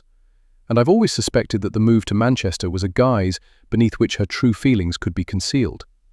Yet I can't begin to consider the possibility of her having known for so long this secret that I've been keeping for all these years. And what if Damien has already found out? He's going to hate me. He will leave us, the very reason why I never told him, and why I thought the truth was something that would remain safer buried. I did what I thought was best for everyone, but I know that Damien won't see things that way. He'll be hurt, confused. It will feel like the worst of betrayals, but all I ever wanted was for us to be a family. I don't understand how Ellie knows. No one else does. No one except my mother. My hands grip the steering wheel tightly as I pull onto the M56. I imagine the phone conversation that might have taken place between Ellie and Marion, the letter that might have been sent. All of it now makes sense, a bitter, warped logic that resembles exactly the kind of torment my mother would gain satisfaction from inflicting upon me. I wouldn't play by her rules. I refused to be dictated to. When I told her I was moving in with Damien, she was incandescent with rage. She called him every name under the sun, illuminating the air between us with the kind of language her peers at the church would have been stunned to hear. The insults weren't confined to him. I too was branded everything from a harlot to wanton, and when the name-calling failed to achieve the desired effect, she resorted to fear tactics, reminding me of all the ways in which I wouldn't cope in the world on my own. I believed what she said to be true, but I knew I couldn't stay. Now, after all these years, she has finally found a way to make me pay for my disobedience. Yet, in making me suffer, she has also inflicted a terrible cruelty upon my daughter. Telling Ellie was only ever likely to destroy the trust she had in me, and in us as a family. And my mother's desire for vengeance has been so ingrained that she's willing to sacrifice my daughter's happiness, her entire life as she has known it, for the sake of proving she still has control over me. She deserves to suffer after what she did. A horn blasts from a passing car as I swerve into the outside lane. I brake too sharply, my nerves jangling as I see the other driver wave his arm angrily at me. Ellie's words come back to me like the details of a long-forgotten dream, though it was only last weekend that I heard them spoken. So much has happened between then and now, so much that has kept me distracted from what was right in front of me all along. She deserves to suffer after what she did. I thought Ellie was talking to Kayla about Lily Porter, but what if I was wrong? What if she was actually talking about me? As it did that night, a headache flares at my temples, impairing my sight. The road in front of me blurs to a haze of chevrons and barriers, everything a heavy weight of grey. And then the temperature in the car seems to chill by several degrees as another memory of the conversation crashes in my brain. I spoke to him about it yesterday. Damien and I discussed the possibility that Ellie might be protecting someone, maybe a boyfriend neither of us knew about. Now, everything about her side of that phone call rings differently in my ears. Him, Damien, it, the truth. Did Damien already know? By the time I turn off Allerton Road onto Rose Lane, a sense of foreboding hangs over me. The pretty street is tree-lined and homely, the front doors an array of pastel shades, but the air is strung silent and still, as though everything around me has stopped breathing. Or maybe it's just the air in this car, the oxygen sucked from my lungs in anticipation of what awaits me. Something triggers a memory of the last Christmas my mother spent with us, and it clings to my consciousness, refusing to be discarded. Despite her parting words before I moved in with Damien, we had managed to maintain the semblance of a relationship, one that served us both only when others were watching, brittle and hollow beneath the surface. The tension between her and Damien was always palpable, and neither made much effort to conceal their dislike of the other. But when Ellie was born, a silent understanding seemed to be reached, that we would occasionally, on prearranged, scheduled visits, put our differences aside for the sake of my daughter, her granddaughter. We would try to do better. For a while I thought we were doing so, but it all came crashing down that Christmas just over 4 years ago. Ellie was 10 years old at the time, and my mother presented her with a beautifully wrapped gift. Damien and I watched as she tore eagerly at the wrapping, grappling with the sticky tape my mother had always had a habit of applying in liberal doses. There was a flash of a box in her hand, writing that was at first indecipherable. But as Ellie turned the gift over, I saw what she'd been given. The words "Ancestry Kit" sucker-punched me in the throat, and when I looked at my mother, I was met with a stone-cold refusal of acknowledgement, her mouth set in a hard line, and her eyes fixed on my daughter, Predatory and toxic. Damien seemed to think nothing of the choice of gift. He made a comment about every day being a history lesson before Ellie thanked my mother and then moved her attention to the next present that awaited her. And I was grateful then that we hadn't allowed her to open everything that morning before Marion had arrived. I had to sit through dinner, and then what would be the Queen's last ever Christmas Day speech, all the while holding my tongue and trying to swallow the outrage and panic that had settled in my chest like a tumour. Marion continued with the festivities as though nothing was untoward, and I realized that all my efforts to maintain some sort of relationship with her had been futile. There was nothing to hold on to, and there never would be. I threw the Ancestry Kit away in a bin bag filled with wrapping paper and boxes, and when Ellie asked later where it was, I claimed not to have seen it. When I next spoke to Marion, I told her in no uncertain terms that she wasn't to contact any of us again, and that she was never to send Ellie another gift. When I had seen that box in my daughter's hands, when I'd read the writing on the side of the packaging, I had understood for the first time that my mother was jealous of our family, of me and my career, and she was prepared to stop at nothing to destroy the happiness we had. I wasn't going to let her, but now, despite my best efforts to keep her out of our lives, her venom has been injected, and Ellie has been poisoned. I pull up outside Pippa's house, a cozy terraced building with a bay window and a small stretch of front garden with a collection of well-tended pot plants. After cutting the engine, I check my phone to see whether Pippa, Damien, or Ellie have replied to my messages, but none of them have. I get out of the car, lock it, and head up the path to the front door. The curtains are closed, so I can't see into the living room. It strikes me as strange, but Pippa is a nurse and sometimes works antisocial shifts, and perhaps it's not unusual for the curtains to be closed at varying times during the day. I'm about to ring the bell when my phone starts ringing and my sister-in-law's name flashes up from the screen. Natasha? Is everything all right? Pippa, hi. Yeah, everything's fine. Look, I'm just at the house and I can't get hold of Ellie. House? Pippa repeats, her words made crackly by the bad line. What house? In Liverpool. Are you at work? Pippa moves away from the phone and says something to someone else, something I can't make out across the terrible connection. I'm sorry, Tash, she says, suddenly coming into better signal. I'm a bit confused. We're away at the moment in Mallorca. Is everything okay? Chapter 35.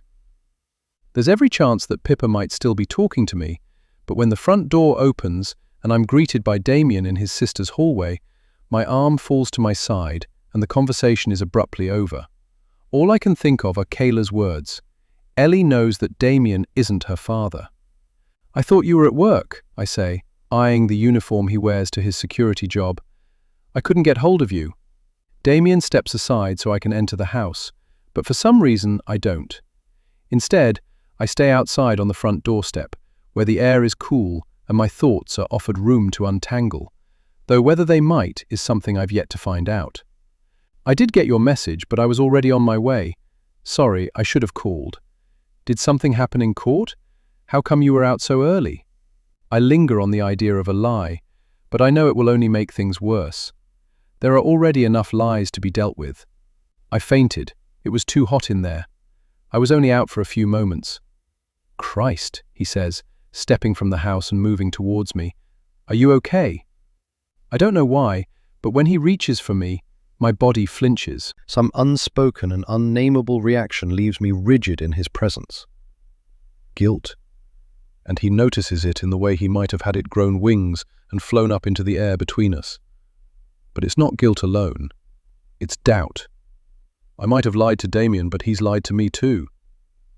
"I'm fine," I tell him, brushing away his concern with a wave of my hand. "The judge adjourned the court until tomorrow. I'll be okay by then. Let's just get Ellie back to Manchester and get this business with the police over and done with." Damien eyes me with uncertainty, and I read his unspoken words in the look. It isn't going to be as simple as that. The next time Ellie speaks with the police, she won't be leaving to come home in the same way she did on Sunday morning. She may still avoid being arrested, but there's a shift in interest that will keep her under the scrutiny of the police. "That was Pippa," I say, assuming she'll have ended the call by now. Perhaps any moment she might call me back, having realized that something's not right. On the phone, I wait for him to say something, to offer an explanation as to why his sister isn't here when he claims she would be. But he remains silent. "Why did you tell me she'd be here when you knew she'd be in Spain?" I don't know this for certain, but it's a fair assumption. Pippa would have told him about her holiday as soon as Damien contacted her to ask if Ellie could stay. He brought her here knowing she would be alone. He sighs. "I knew you wouldn't let her stay on her own, but I thought it would be best for you both. You need to start allowing her some responsibility, Tash. You still treat her like she's a little kid. She's 15, and in a city she's unfamiliar with," I remind him needlessly. "She's got the police asking questions about her involvement in a poisoning, and you thought it would be a good idea to leave her by herself?" "It was stupid," he admits. "I realize that now, and I'm sorry. I wanted what was best for both of you. You didn't need the stress while this trial is ongoing, and—" "No," I interrupt him. "Don't try to blame this on me, Damien. I never asked you to bring her here, and I never suggested that I wanted or needed her away from home. You lied to me." He says nothing, but the eye contact between us feels prolonged and uncomfortable. In the silence, I already hear everything he wants to say to me. He's seen the article. He knows now what a hypocrite I am. Somehow, he already knows that I'm a liar too. The silence stretches into awkwardness. "There's something I need to talk to you about," I tell him. "The longer I allow the inevitable to be dragged out, the worse this will be, for all of us." He reaches into his pocket and takes out his phone to unlock it. I watch as he scrolls and then holds it out to me, the lit screen brandished like an accusation. "You mean this?" He pulls the phone away and returns it to his pocket before meeting my eye again. "When were you going to tell me?" he asks. "Or were you never going to tell me?" "It's complicated," I say quietly. "It was a long time ago. There was never any need for anyone to know." But even as the words leave me, I hear how they must sound to him. Pathetic and insubstantial. Not nearly enough to come anywhere close to the start of an explanation. I excluded him, shut him out. He gave me his commitment, his loyalty, his life. And in return, I kept him in the dark. I lied to him about the thing that matters most in this world. I look past him into the quiet hallway, disconcerted by the silence and the apparent emptiness of the house. "Damien," I say, "where's Ellie?" A lingering silence plays out in too lengthy a pause. "Look," he says, holding his hand out to stop me as I try to enter the house. "I don't want you to panic." But the words alone are enough to induce exactly that.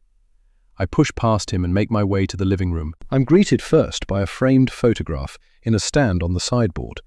Pippa and her husband, with their 2 young sons. They're sitting in a pub beer garden, posing alongside a colourful border of bedding plants, and their smiles offer an impression of contentment and togetherness. The reality is something different, though few people would know it. For a while, Pippa and Simon were headed for the divorce courts, the continual pressure of their finances putting strain on what had otherwise been a happy marriage. Then their younger son was involved in a car accident while travelling to a football tournament with a friend's family. His injuries were extensive, and his rehabilitation forced his parents to put their differences to one side. 7 years on, they're still maintaining the pretense of marital bliss. Things are rarely how they appear on the outside. The house looks as though no one has been here since the family left for their holiday, everything left neat and tidy in preparation for their return.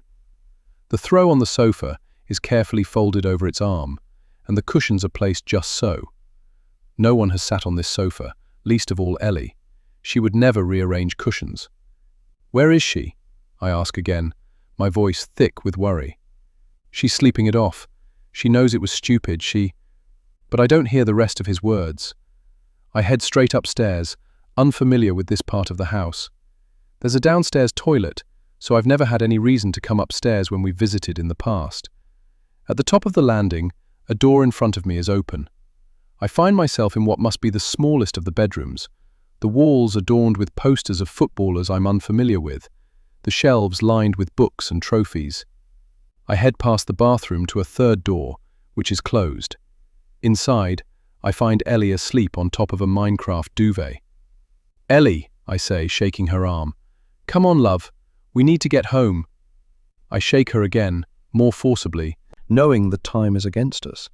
I need to get her back to Manchester, and she needs to speak with the police tonight. But when I reach behind her head to lift her from the pillow, something feels wrong. She's a dead weight in my arms, limp and unresponsive. "We should let her sleep." Damien's voice comes from behind me, and when I turn to him, he's blocking the doorway. I'm thinking too much, I tell myself. I'm letting my imagination run away from me. "What's she done?" I ask. "You said she was sleeping it off." "Sleeping what off?" When Damien looks at her, there's something in his expression I'm unable to read. Sadness? Disappointment? It looks like 100 different emotions, too many to be able to name or separate from one another. And I'm the reason for all of them. "There's an open bottle of vodka on the kitchen table," he tells me. I don't know how much of it was already gone. "Ellie, love." I sit on the duvet beside her, relieved when a groan escapes her. "Has she had any water?" I ask Damien, and he leaves to go back downstairs to the kitchen. "Ellie?" When she opens her eyes, they're glazed, unfocused. "How much have you had, love?" She moves from me sharply, making me start. She pushes herself up in the bed, and for a moment she looks nothing like my daughter, tangle-haired and wild-eyed. "You did this." My heart cracks with guilt. No matter how she found out, she is right. I hid the truth, and now I'll pay for it in the hardest of ways. With or without the influence of alcohol, my child hates me. "I owe you a lot of explanations," I tell her, "and I'll answer every question you have, I promise. But right now, we need to get you home. The police are asking to see you again. If we leave it until tomorrow, we could make everything so much worse. And yet I wonder how I'm supposed to take her to the police station in this state." I hear Damien's footsteps on the stairs as he returns with a glass of water that he hands to Ellie. We watch as she drinks it clumsily, slopping some onto her clothes. I'm sure I saw her earlier in the week in this same outfit, though I may be mistaken. I wonder whether she's been showering. It doesn't look as though she's been taking care of herself at all. I should never have let her come here. I stand up and head to the hallway, ushering Damien out ahead of me. How do we sober her up? We can't take her to the police station like this. "She's not going to the police station." I narrow my eyes. "What do you mean? If we don't take her today, we'll make everything worse for her. You've just said yourself that she's in no fit state. You need to call that detective, make some excuse. Tell them she's unwell. Tell them anything." He leaves me on the landing and returns to the bedroom, where I hear him talking to Ellie in hushed tones, placating her in the way he's always been able to. When I go to the doorway and watch them together, Damien sitting on the side of the bed as he used to when Ellie was a little girl, my heart cracks with guilt and regret. He left me once. I couldn't bear for it to happen again. I wanted us to be a family no matter what it took. But maybe I should have been honest with him, and maybe he'd have found a way to love her just the same. Though deep down, I know there would have been no chance of that. "Let's get you home, okay?" he says gently. But when he puts a hand on her arm, Ellie brushes him away as though his touch has burned her. "Go," she says, the words slurred. "Go away." When I look at my daughter, I wonder why I didn't see it when she first opened her eyes. Ellie. Her head turns sharply to me, and now I see it clearly. She's not looking at me. She's looking through me, in the way someone under the influence of drugs might, with dilated pupils and a gaze that seems to stare but never quite land. "Ellie, have you taken something?" She manages to prop herself on her elbows, every movement heavy and clumsy. She's hungover, Tash. Just let her come around. But I know there's more to this than alcohol. Just as I knew when I saw Lily Porter being carried from Kayla's house on a stretcher. We need to get her to the hospital. When I move towards her, Damien stands from the bed, blocking my way. My body freezes as fear snakes through me, the thought of the impossible now seeming all too plausible. "Damien, what have you given her?" "She's fine," he repeats flatly. "She doesn't need a hospital. She just needs to go home. We all need to just go home." Chapter 36. There is an awful churning sensation in my stomach, one that tells me something is very wrong. Ellie mumbles something, but I can't make out what it is. "When were you going to tell me?" Damien asks. "Can we do this at home? Not now. Not in front of Ellie. I just need to know." "Ellie, love," I say, but when I try to reach to her, to help her up from the bed, she shoves me with unexpected force, the effects of whatever she's taken wearing off for a moment. "You lied," she says. "You lied about everything." I look to Damien, but he won't make eye contact with me. "You both deserve an explanation, and I promise you'll get it. But let's not do this here. Let's get home. We can talk about everything there." The sickening sensation that swirls in my stomach has become more intense, gripping my insides with a reminder that something here is not as it seems. Damien looks detached, though I shouldn't be surprised by that. I allowed him to believe something so fundamental that it shaped everything we were and everything we became. "I'm sorry." The words slip from my mouth hollow and insubstantial. "I need to know something, though. How did you find out? Did it come from my mother?" "That's what matters to you?" he asks. "Where it came from?" "No, I mean, yes. I know that's not the issue here. But I don't know what I'm trying to say. I don't know where to start." "Ellie." "I love you, and so does your dad. There are things that happened, things I never wanted you to know about. She's done this," I say, turning back to Damien. "My mother. She never wanted us to be happy. She was always jealous of what we had." Despite my insistence that all this would be better done at home, panic renders me incapable of keeping the floodgates closed. "When you left me like you did, with no word of warning, it broke me. I was so in love with you, Damien. I went out that night to forget. I just wanted to be out of my head. My mother was so triumphant about it all, as though she'd gained some sort of victory when you disappeared from my life.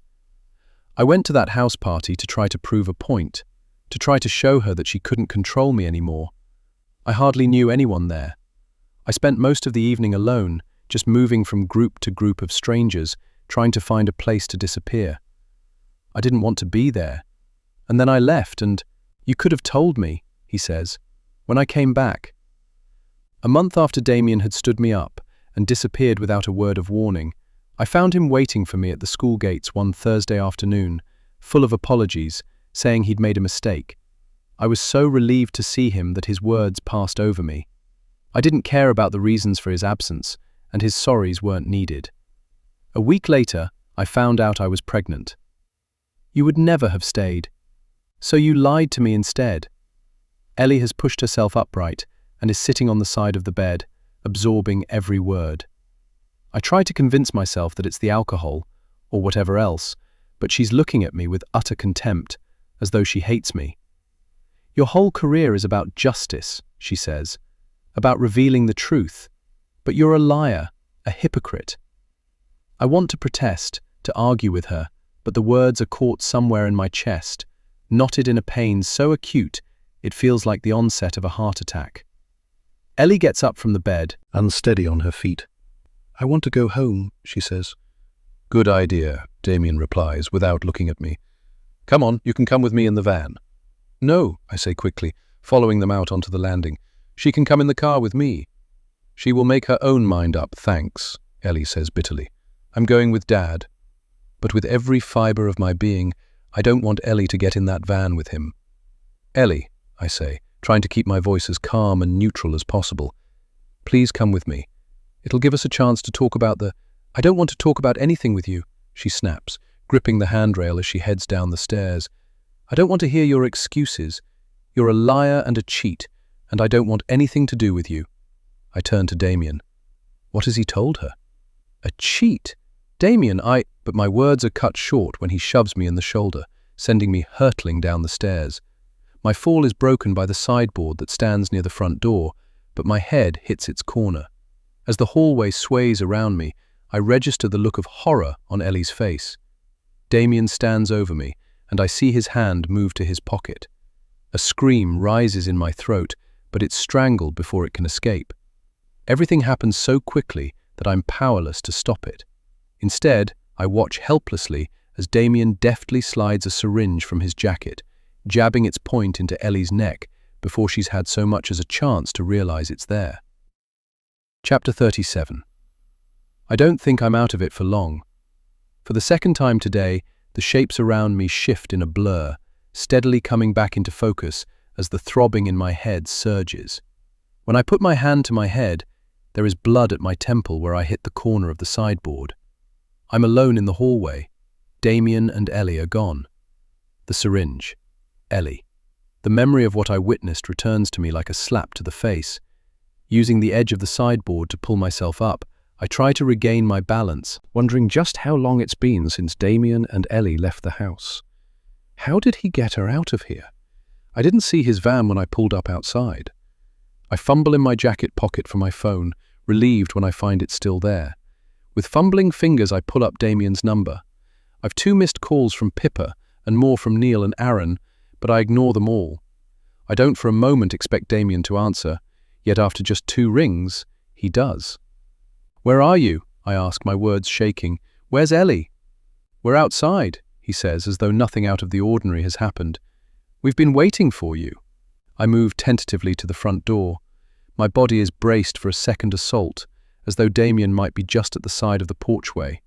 But when I pull the door wide, there's no one there. Then I see it. His van across the road, parked up at the curbside a few cars in front of mine.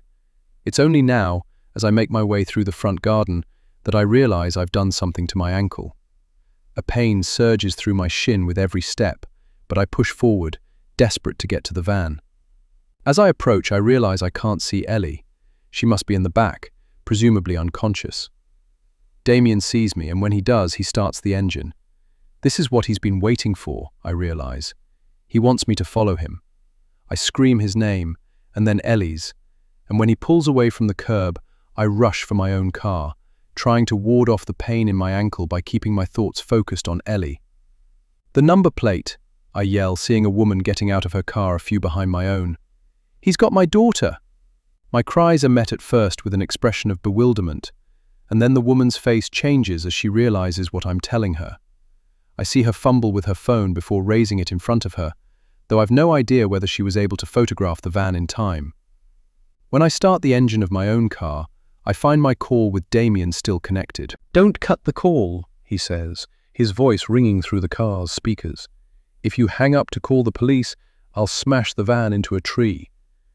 All I can think about is Ellie in the back of that van, trapped in the darkness, perhaps still unconscious. But what if she's not? What if she's come round to find herself locked in the dark, being jolted around on the hard floor? Perhaps it might be a sick sort of kindness if the effects of whatever Damien injected her with last a little longer. "What have you told her?" I ask.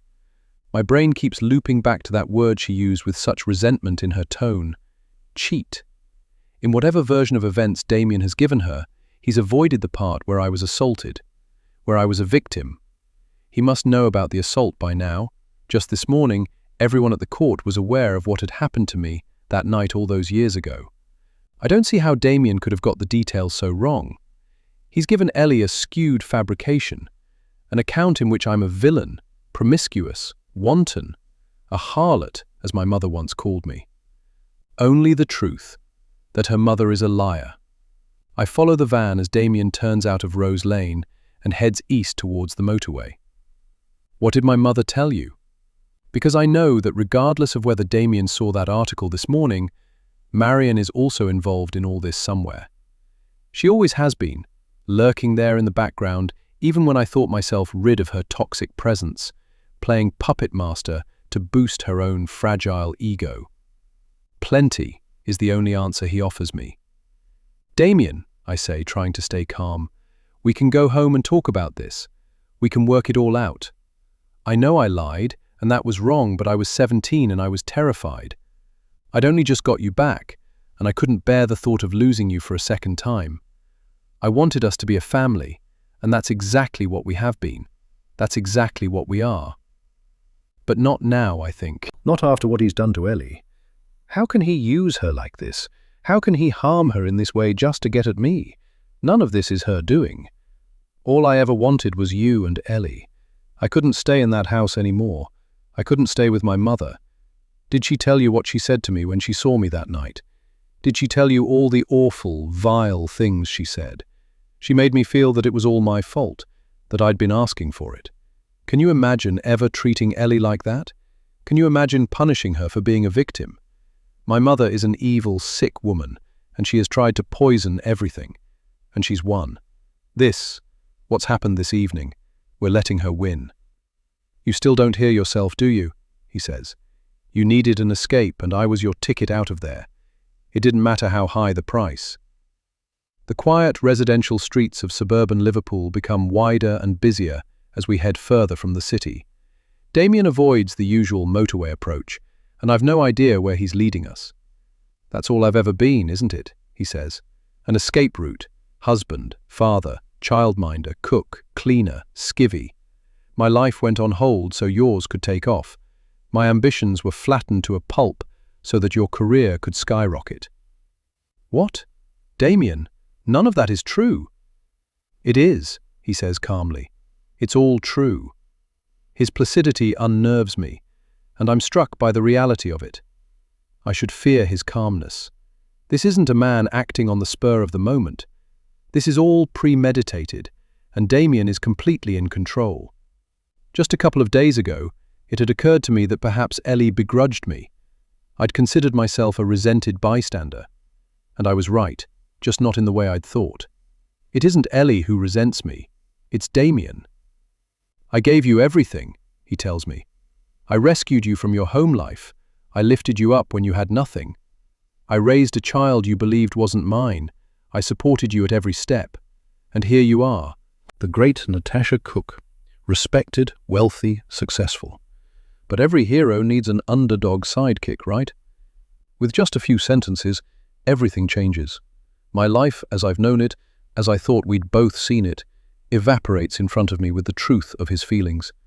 Everything I've ever done, I've done for us, I tell him, for our family. No, Natasha, it's all been for you. You're more like your mother than you realize. He veers into the outside lane of the bypass, and I cut in front of someone to keep behind him. A horn blasts, a frustrated driver waving his fist at me in the rearview mirror. Where's Ellie? She's with me, she's fine. Please don't hurt her, I plead. None of this is her fault. She's innocent.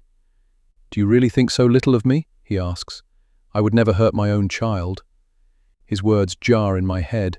They're followed by a silence so lengthy that it feels time has stopped, that I'm not moving, but the rest of the world around me, the cars exceeding the speed limit on the road ahead, are carrying on regardless, bypassing me in my inertia. I raised a child you believed wasn't mine.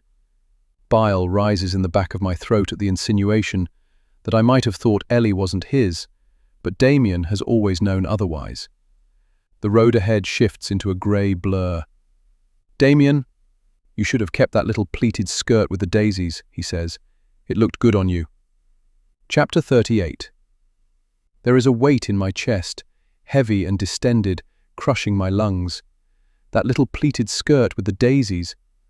I hadn't had a clue what to wear that night. I wasn't fashionable in the way other girls my age were. I didn't own the things that everyone else seemed to have. Not long after entering the house where the party was being held, I heard one of the girls from school snigger as I walked past while trying to find the bathroom. She raised her hand to her face and whispered something to her friend. But above the blast of music that was coming from the living room, I was unable to make out what was said. But I knew it was about me, and I felt my differences like a birthmark, vivid and visible to all. After what happened afterwards, on the way home, I stripped off my clothes and disposed of them. No one knew what I'd been wearing that night, not even my mother. No one could have known, unless they'd been at that party. Not unless... No. The word leaves me in barely a whisper, strangled by the fear that sits in my throat. A series of flashbacks shoot through my brain, the metallic tint of blood on my lip, the dark swathe of a night sky turning above me, hands on the back of my shoulders, pinning me down. I am there once again, reliving every moment in cinematic detail. You'd never looked so beautiful as you did that night. Damien's voice comes through the speakers. Him, but not. In all the years between then and now, I've never used the word rape. I couldn't, not even to myself. In the immediate aftermath, Marion shaped it as something else, and I suppose that by avoiding that word, I could at least feign a pretense at avoiding the reality of what had been done to me. In an act of assumed self-preservation, I came to think of it only as that night, because anything different would have broken me. I try to keep my focus on the road, so distracted that for a moment, I've lost track of where we're going. I glance at the car's sat-nav, which tells me we're on the A579. We're not headed for Manchester anymore. We're going towards Pennington. All these years, I managed to say. We were a family, Damien says, echoing my own words. Just as you said, I gave you that. I gave you everything. You took everything. I was scared, lonely. I was desperate to be loved. You destroyed me. There's a moment of silence. I saved you. Nothing makes sense, and yet somehow, everything does. My thoughts are pulled back to Felicity Bourne, the woman I was questioning when I passed out in court this morning. They may even stage incidents that allow them to appear a hero, but that can't be me. That's not what's happened here. And yet, am I really any different? When I glance at the sat-nav, I'm barely able to make out the details on the screen.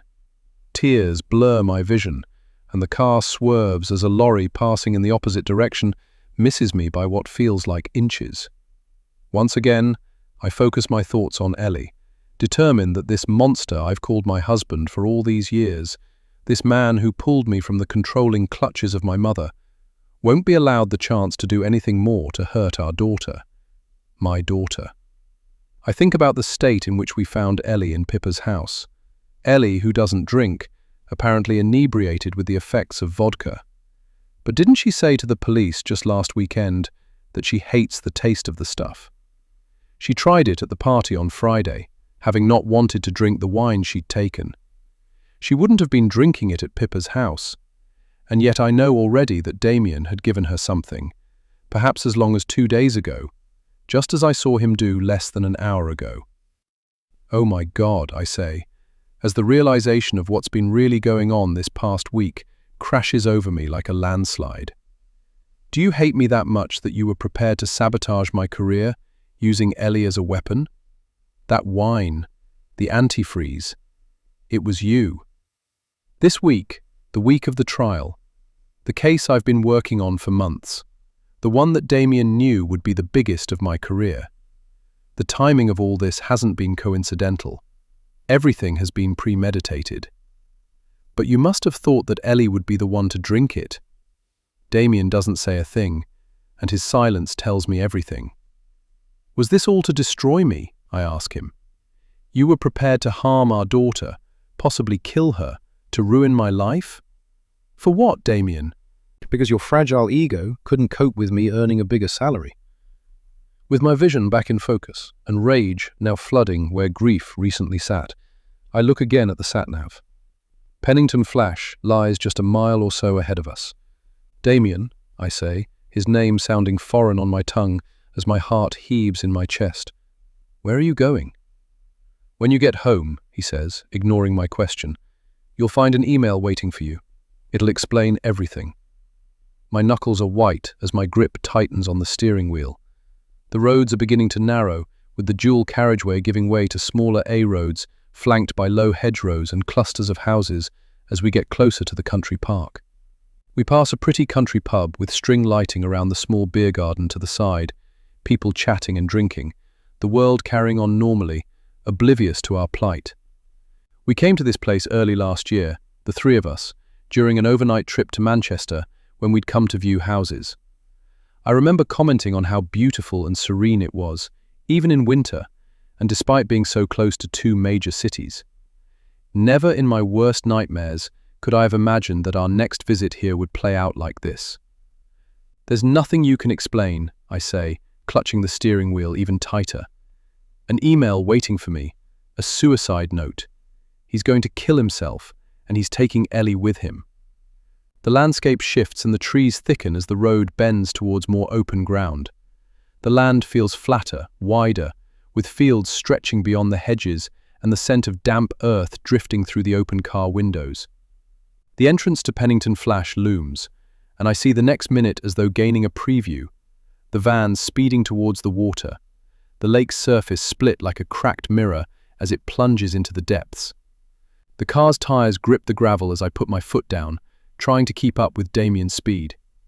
"Don't do this," I beg him. Please.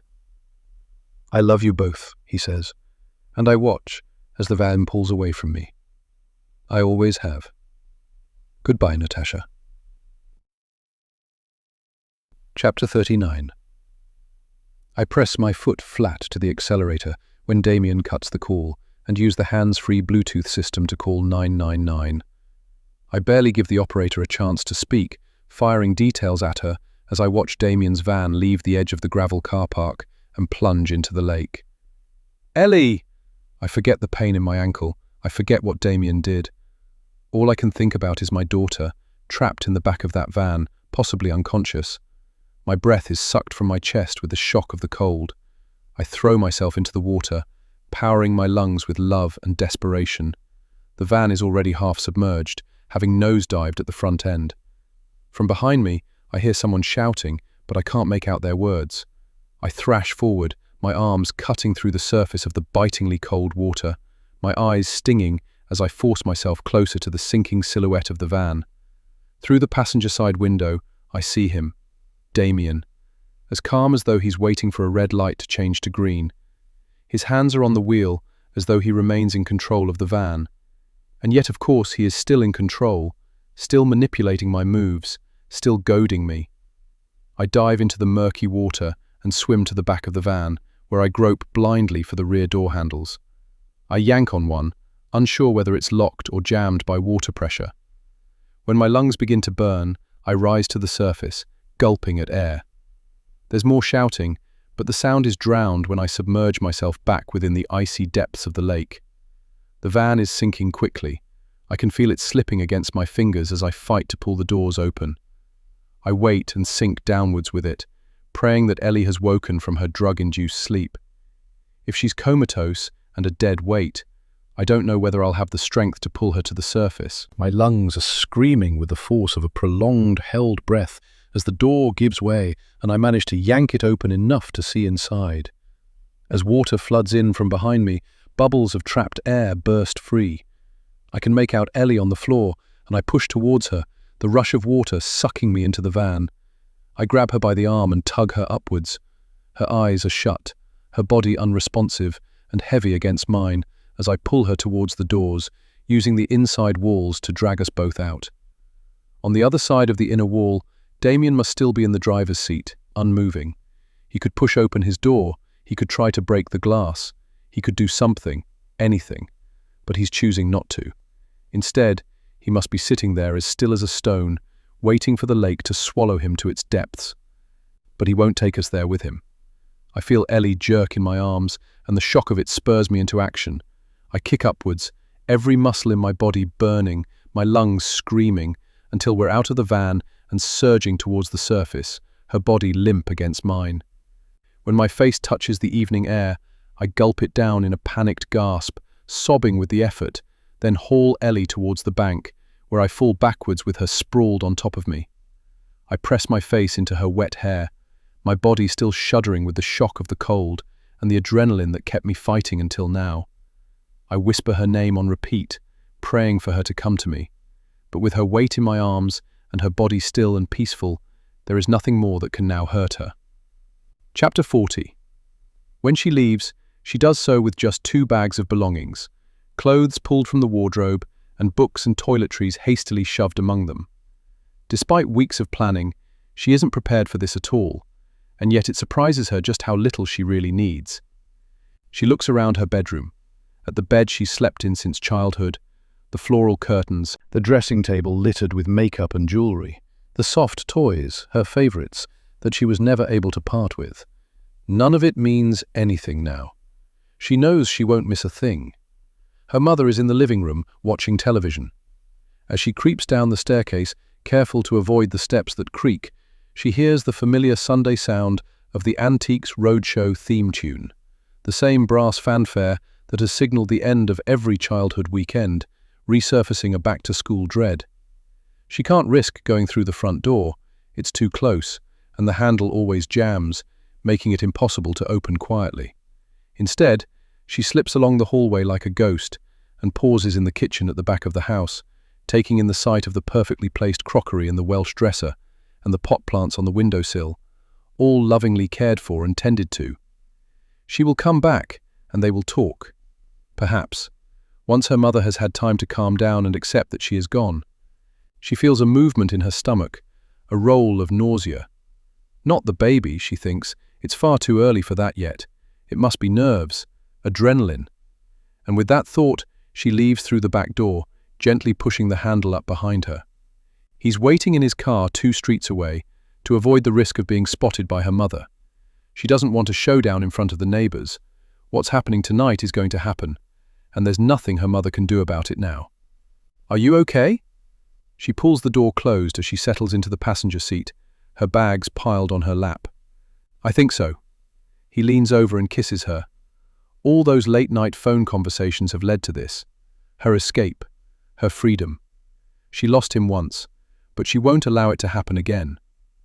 "Hey," he says, seeing her eyes start to water. She doesn't have any regrets. She just feels overwhelmed. "Come here." She leans into him, allowing him to take her weight as he runs a hand through her hair.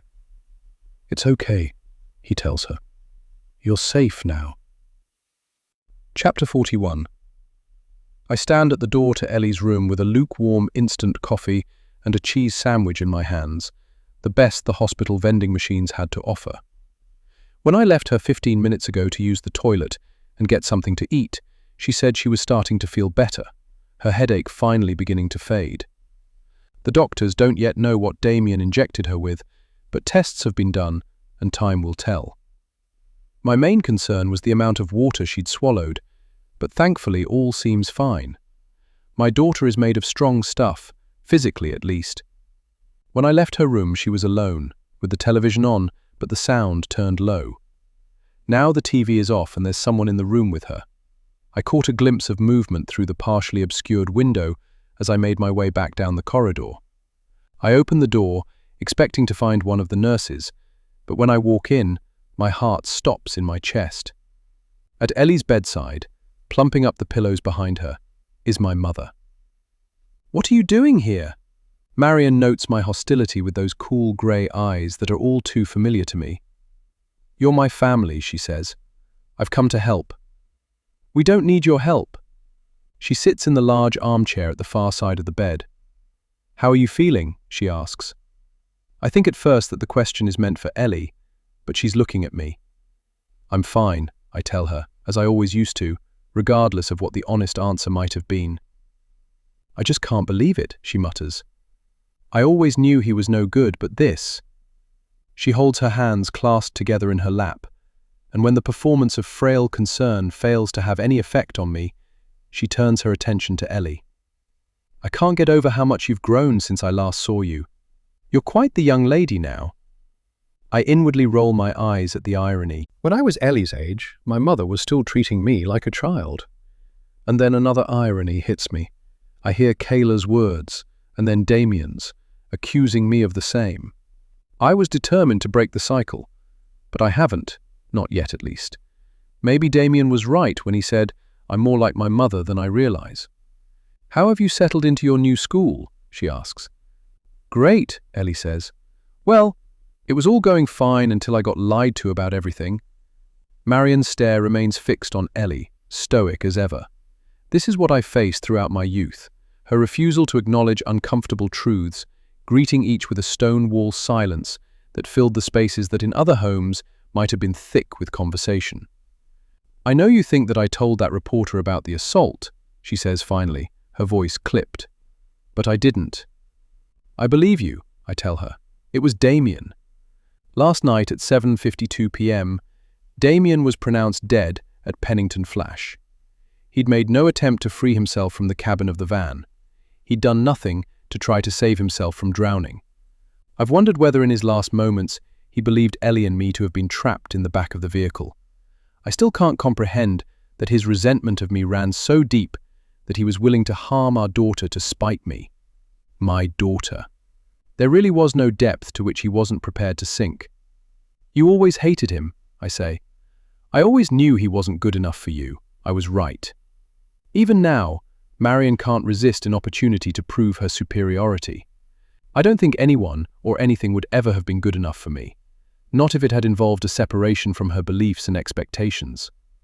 Throughout my 20s, I tried to understand her behavior in the context of my father's death, citing her loneliness as the reason for her suffocating influence. But when she gave Ellie that ancestry kit gift, everything changed. I saw her then for what she'd always been, desperate for control, at any price. There are so many things I could say to her in this moment, but it's not fair to make Ellie sit through a post-mortem of my youth. Ellie told me he spiked that drink, the one that saw that poor young girl end up in hospital. My attention flits to my daughter, who has pushed herself up on the pillows Marian arranged behind her. We haven't yet had a chance to speak of any of this. I've been waiting for her to recover from her injuries, allowing her at least some time to try to process what her father did to her. There's only one way she could know this detail: if she was conscious in the back of that van and heard the phone conversation between Damien and me just before he drove into the lake. Yes, I say. The implication sits in the air between us, impossible for anyone to escape. He meant for Ellie to drink that poisoned wine. My daughter's face is pale, and beneath the hospital blanket, without makeup and the facade of defiance she has worn daily for these past 6 months, she looks so much younger than her years. I want to ask her just how much more she heard, but I won't do it with my mother in the room. Do the police know? Marian asks. Surely they won't be taking any further interest in Ellie after this. I wouldn't have thought so, I tell her, though the truth is I'm not sure. I've made a statement. Damien's laptop will be analysed for evidence, and I'm hoping there'll be a trace back to the drugs he administered to Ellie during her time in Liverpool. If he could drug his own daughter, surely the police will believe in his guilt when it comes to the antifreeze. You shouldn't have shut me out, Marian says. You need me. Heat rises in my chest. The woman's ability to make everything about her knows no bounds. I didn't shut you out, I tell her. You closed yourself off when you tried to sabotage my family. Marian's jaw tightens. I have no idea what you mean. There have been so many times during these past 24 hours when my thoughts have returned to the words of Felicity Bourne.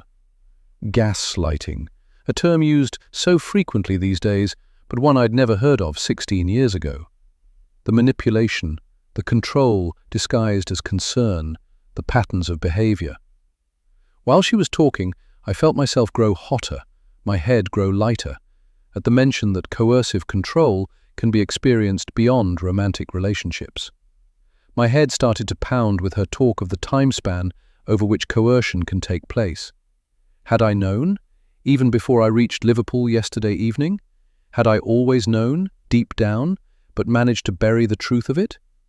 Felicity Bourne stated a common denominator amid the cases she'd seen: the abuser's ability to make their victim believe that they are helpless without them, that they lack the strength and capabilities to survive without the other person.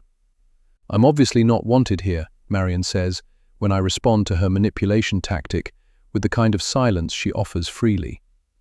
I'll stay until this evening, and you can let me know then whether I should go back to London. She stands and straightens her skirt. I've always been there for you, Natasha. Everything I've ever done has been for you, to give you the best opportunities. You've insisted on alienating me from your life, and I suppose that if that's your ongoing wish, then I'll respect your wishes." "Marion," Ellie says, cutting my mother off. She pats the bed beside her. "Stay, please." I've never heard Ellie call her grandmother by her first name before. There's something in the way she says it, some urgency and insistence, and either uncertainty or sheer curiosity keeps my mother in the room, obedient to my daughter's demands. She sits back down in the armchair. Ellie reaches for the laptop that until now I hadn't noticed on the bedside table. She lifts the lid, Taps the keyboard for a few moments, and then turns it so that both Marion and I can see the screen. The sound waves of an audio clip appear in a box at the top right corner. "How much this time?" My mother's voice, distant but close enough to recognize well enough. "What amount do you think would be suitable?" My heart thunders at the sound of Damien, back from the dead, here in the room with us. "Don't play games with me. You'll never win. Give me an amount and I'll see that you get it." That she gets it. This is for Natasha, remember? On the recording, my mother mumbles something inaudible. When I look at her, her eyes are downcast, her hands clasped so tightly in her lap that her knuckles are bright white. 5,000 should see us okay for a few months. The price will go up once the baby's here, though. You know how expensive kids are. There is silence again for a while, before Marion's voice returns. "How is she?" Damien laughs. The sound is like a gunshot, firing through the minimal remains of everything I thought I'd known. "She's fine. I'm looking after her." "You were never meant to take it as far as you did," my mother snarls. "You were only meant to scare her." There's another silence before Damien responds. "You should have made your instructions clearer." Chapter 42. I lean across the bed and with fumbling fingers pause the recording, not wanting to hear any more. The silence that fills the room is suffocating. "Mum?" Ellie says, her voice cracking. "I'm so sorry." "None of this is your fault," I tell her, trying to keep my own voice steady. The last thing I want is for Marion to see me upset. She always regarded emotion as a weakness, and now I won't give her the satisfaction of seeing me surrender to it. When I look at my mother, she looks back at me, holding my gaze defiantly. "Was this for me?" I ask her. "To give me the best opportunities?" "You were making some terrible decisions, Natasha." I couldn't just stand back and let you throw away everything you'd worked for. What sort of mother would that have made me? The admission knocks me off balance, and I steady myself on the wheeled table at Ellie's bedside. The sort who's there to help pick up the pieces when things don't go to plan, I suggest. The sort who lets their child develop normally, to make their own mistakes and learn from them. The sort whose first thought isn't always what's best for themselves and for their own life. "I funded you, Natasha," Marion says icily. "You think he supported you through university, but the truth is you would never have afforded it without the money I gave him." It hits like a punch, despite me having expected it. Blackmail money. How proud you must be.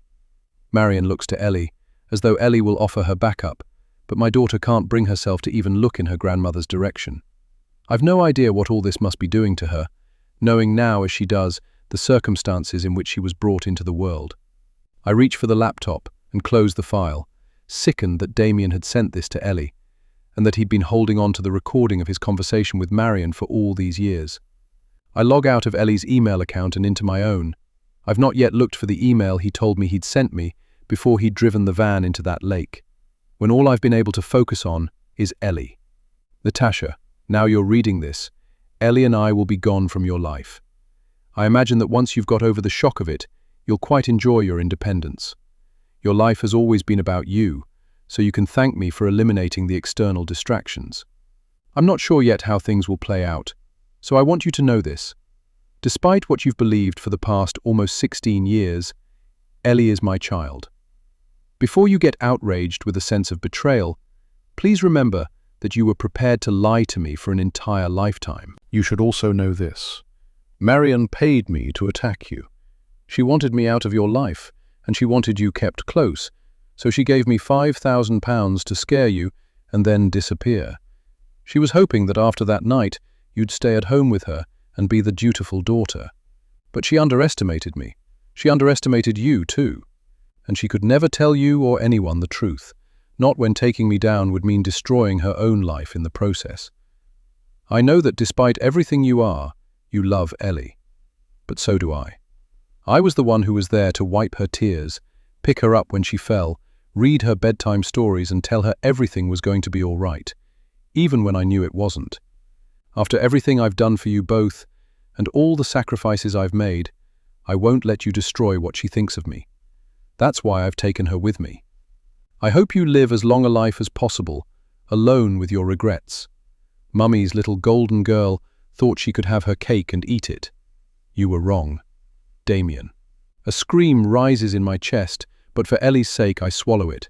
Instead, I turn the laptop to Marion and allow her time to absorb the details.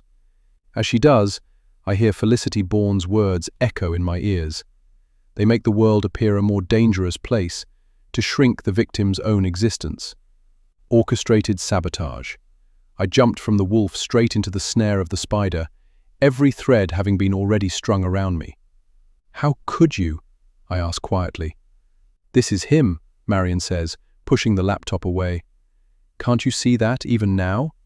He's had a spell over you for all these years, and even now, after he's tried to kill you both, he's still managing to make me the scapegoat. And you're falling for it. Get out, I say calmly. There's no point in an attempt at any kind of conversation with this woman. She is beyond reason, and she has never in her life accepted accountability for anything. I don't want her toxicity anywhere near my daughter. Get out! Marion gathers her things and without speaking, leaves the room. I'm shaking with a rage and grief so intense that Ellie gets up from the bed and comes over to me, putting her arms around me, holding me tightly to try to quell the surge of emotion. But it shouldn't be Ellie holding me up. It's my job to do this for her. I am so sorry, I say, freeing myself from her grip and holding her by the shoulders. For everything. He told me you'd cheated on him, she says through tears. That he'd found out but you'd never known that he knew. When did he tell you this? October. 8 months ago. Not only that, but within mere weeks of Ellie starting a new school, I knew I hadn't imagined it when Ellie's attitude towards me suddenly changed, though Damien managed to convince me that it was all in my head and that her behavior was just a result of the move. We got through Christmas and New Year with me walking on eggshells around her, and after that, things escalated. I believed my daughter hated me, and now it makes sense why that might have been so. Why did you never talk to me about it? If we'd spoken, if I'd known, we could have… My words trail off. What could we have done? I was never going to have the right words to tell my daughter that she'd been conceived in an act of violence. I was scared, she tells me. He told me I couldn't say anything to you, that it would destroy the family. He said he needed time to work out what we should do. He asked me to stay quiet. I close my eyes, crushed by what my daughter has been silently enduring these past few months, alone. Damien made her responsible for a weight that should never have burdened her. He manipulated everything with the single aim of destroying me, and I was blind to it all.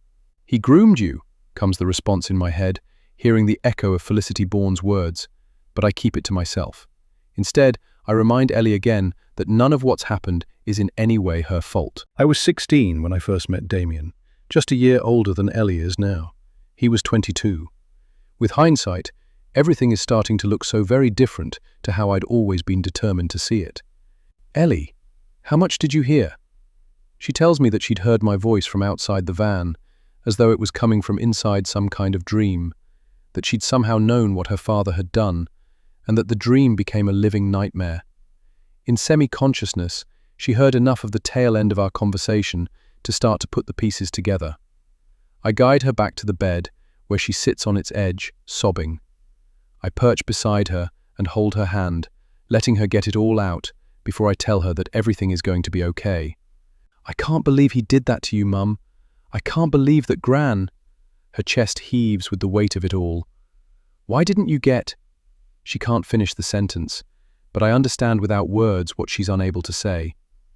I never could have, I tell her, tightening my grip on her hand. I knew that wouldn't make any sense to some people. I knew what everyone would tell me to do, but I couldn't do it.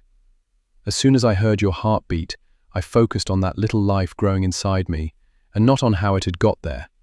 I tried to imagine the baby you would be, the little girl you would grow into. She would love me unconditionally, and I would love her in the same way, without expectation or obligation.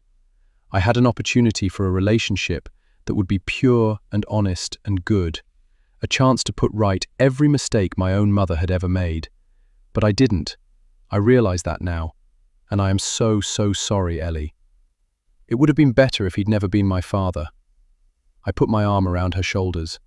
No, I tell her, because you were never his child, and there is nothing of him in you. You are good and strong and brave. He is not your father, and he does not define you. But as her tears turn silent and she sinks against me, I wonder whether I believe everything I tell her. Somewhere along the line, I have been my mother, regardless of every attempt to do things differently. And somewhere, a part of Damien is in Ellie. It'll be what she chooses to do with it that'll mark the difference between them. But there is one truth that remains. It wasn't Damien who saved me. It was Ellie. You never wanted to move here, did you? Against my shoulder, she shakes her head. Why did you say you were happy with it? I ask her. Because that's what you wanted to hear. I close my eyes, crushed by the truth that her words reveal. Is this what I have done to my daughter? Have I inadvertently made her a people-pleaser? Have I, without realizing, encouraged her to suppress her own wishes and desires to please her parents? I had friends back in London, she says. I liked my school. She bursts into tears, and I find myself looking at a younger version of my daughter, a 6-year-old Ellie, broken-hearted after leaving Betsy Bunny on a train home from Brighton. Somehow, thanks to social media and a fellow parent who realized the potential impact of a lost favorite toy and shared its photo on Facebook, Ellie and Betsy were reunited. And I still remember my daughter's little face that day, like every Christmas morning rolled into one. Seeing her crying as she is now, childlike and without inhibition, I feel such a longing for that little girl that it makes my heart ache. She is less than a decade behind me, yet somehow a lifetime away. I'm sorry, Ellie. I'm sorry for all the times I didn't hear you. I'm sorry for all the times you couldn't tell me how you really felt. And if you'll let me, I'll try to do better. I want to do better. No matter how hard I fought to keep myself from being Marion, I brought too much of her influence into my own parenting. Perhaps that was the problem all along. That I was trying so hard not to be her. I was never me. Ellie looks up at me, and I feel her here again. My little girl. Not the golden child I may have once prided myself on having, and not the perfect daughter I might have believed her to be, but my brave, complicated, beautiful girl, with not a thing about her I would wish to change. And yet I know she is not my little girl. She is a young woman, a person in her own right. She was never mine, she was only ever on loan. And now I must let her go. I must allow her to grow in the way my own mother never permitted me to. Gloriously and haphazardly, with errors along the way as she discovers the things that make her heart sing. And with every success, with every mistake, I'll be there when she needs me, championing her at each imperfect moment. Chapter 43. 1 week later. The cup of coffee that Faith has made me is sitting on the kitchen table in front of us, going cold. I've barely touched it. My stomach is flipping with nerves, and it feels strange being in her home, forgiven for my judgment, though I feel I don't deserve it. For the past 6 days, since Ellie and I were discharged from hospital, we've lived on frozen food and adrenaline, while trying to ignore the all-pervading presence of Damien in the house. His trainers still by the door, his toothbrush on the bathroom windowsill, his unfinished shed project propped against the garden fence. "Are you sure you don't want anything for lunch?" Faith asks. I shake my head. "Thanks, though. I don't deserve your kindness." "You deserve it as much as anyone else. Look, what happened at the party? With Kayla, you didn't know us. You were just trying to protect your daughter. But no matter how much you might try to convince me otherwise, I know I've been judgmental. Since Ellie came from hospital, Kayla has been over to the house every day to see how she's doing and spend time with her. And somehow, Ellie seems to be okay. Or maybe she's not. Perhaps she's still in shock and the truth of everything has yet to hit. Maybe she's holding everything back until the floodgates burst. Whatever is still ahead of us, I'm glad she has a good friend to help her through it all. I owe you an apology, I say, the reason I've come over this afternoon. Ellie is upstairs with Kayla watching a film in her room. She's been given mitigating circumstances for her exams, and we've been told she can sit them in Year 11. For now, I don't care about any of it. All I want is for her to recover from the physical injuries and the emotional and psychological ones that I know will take far longer to heal. I blamed Kayla, I continue, though Faith already knows this is the case. I didn't want to consider my own child as anything other than perfect.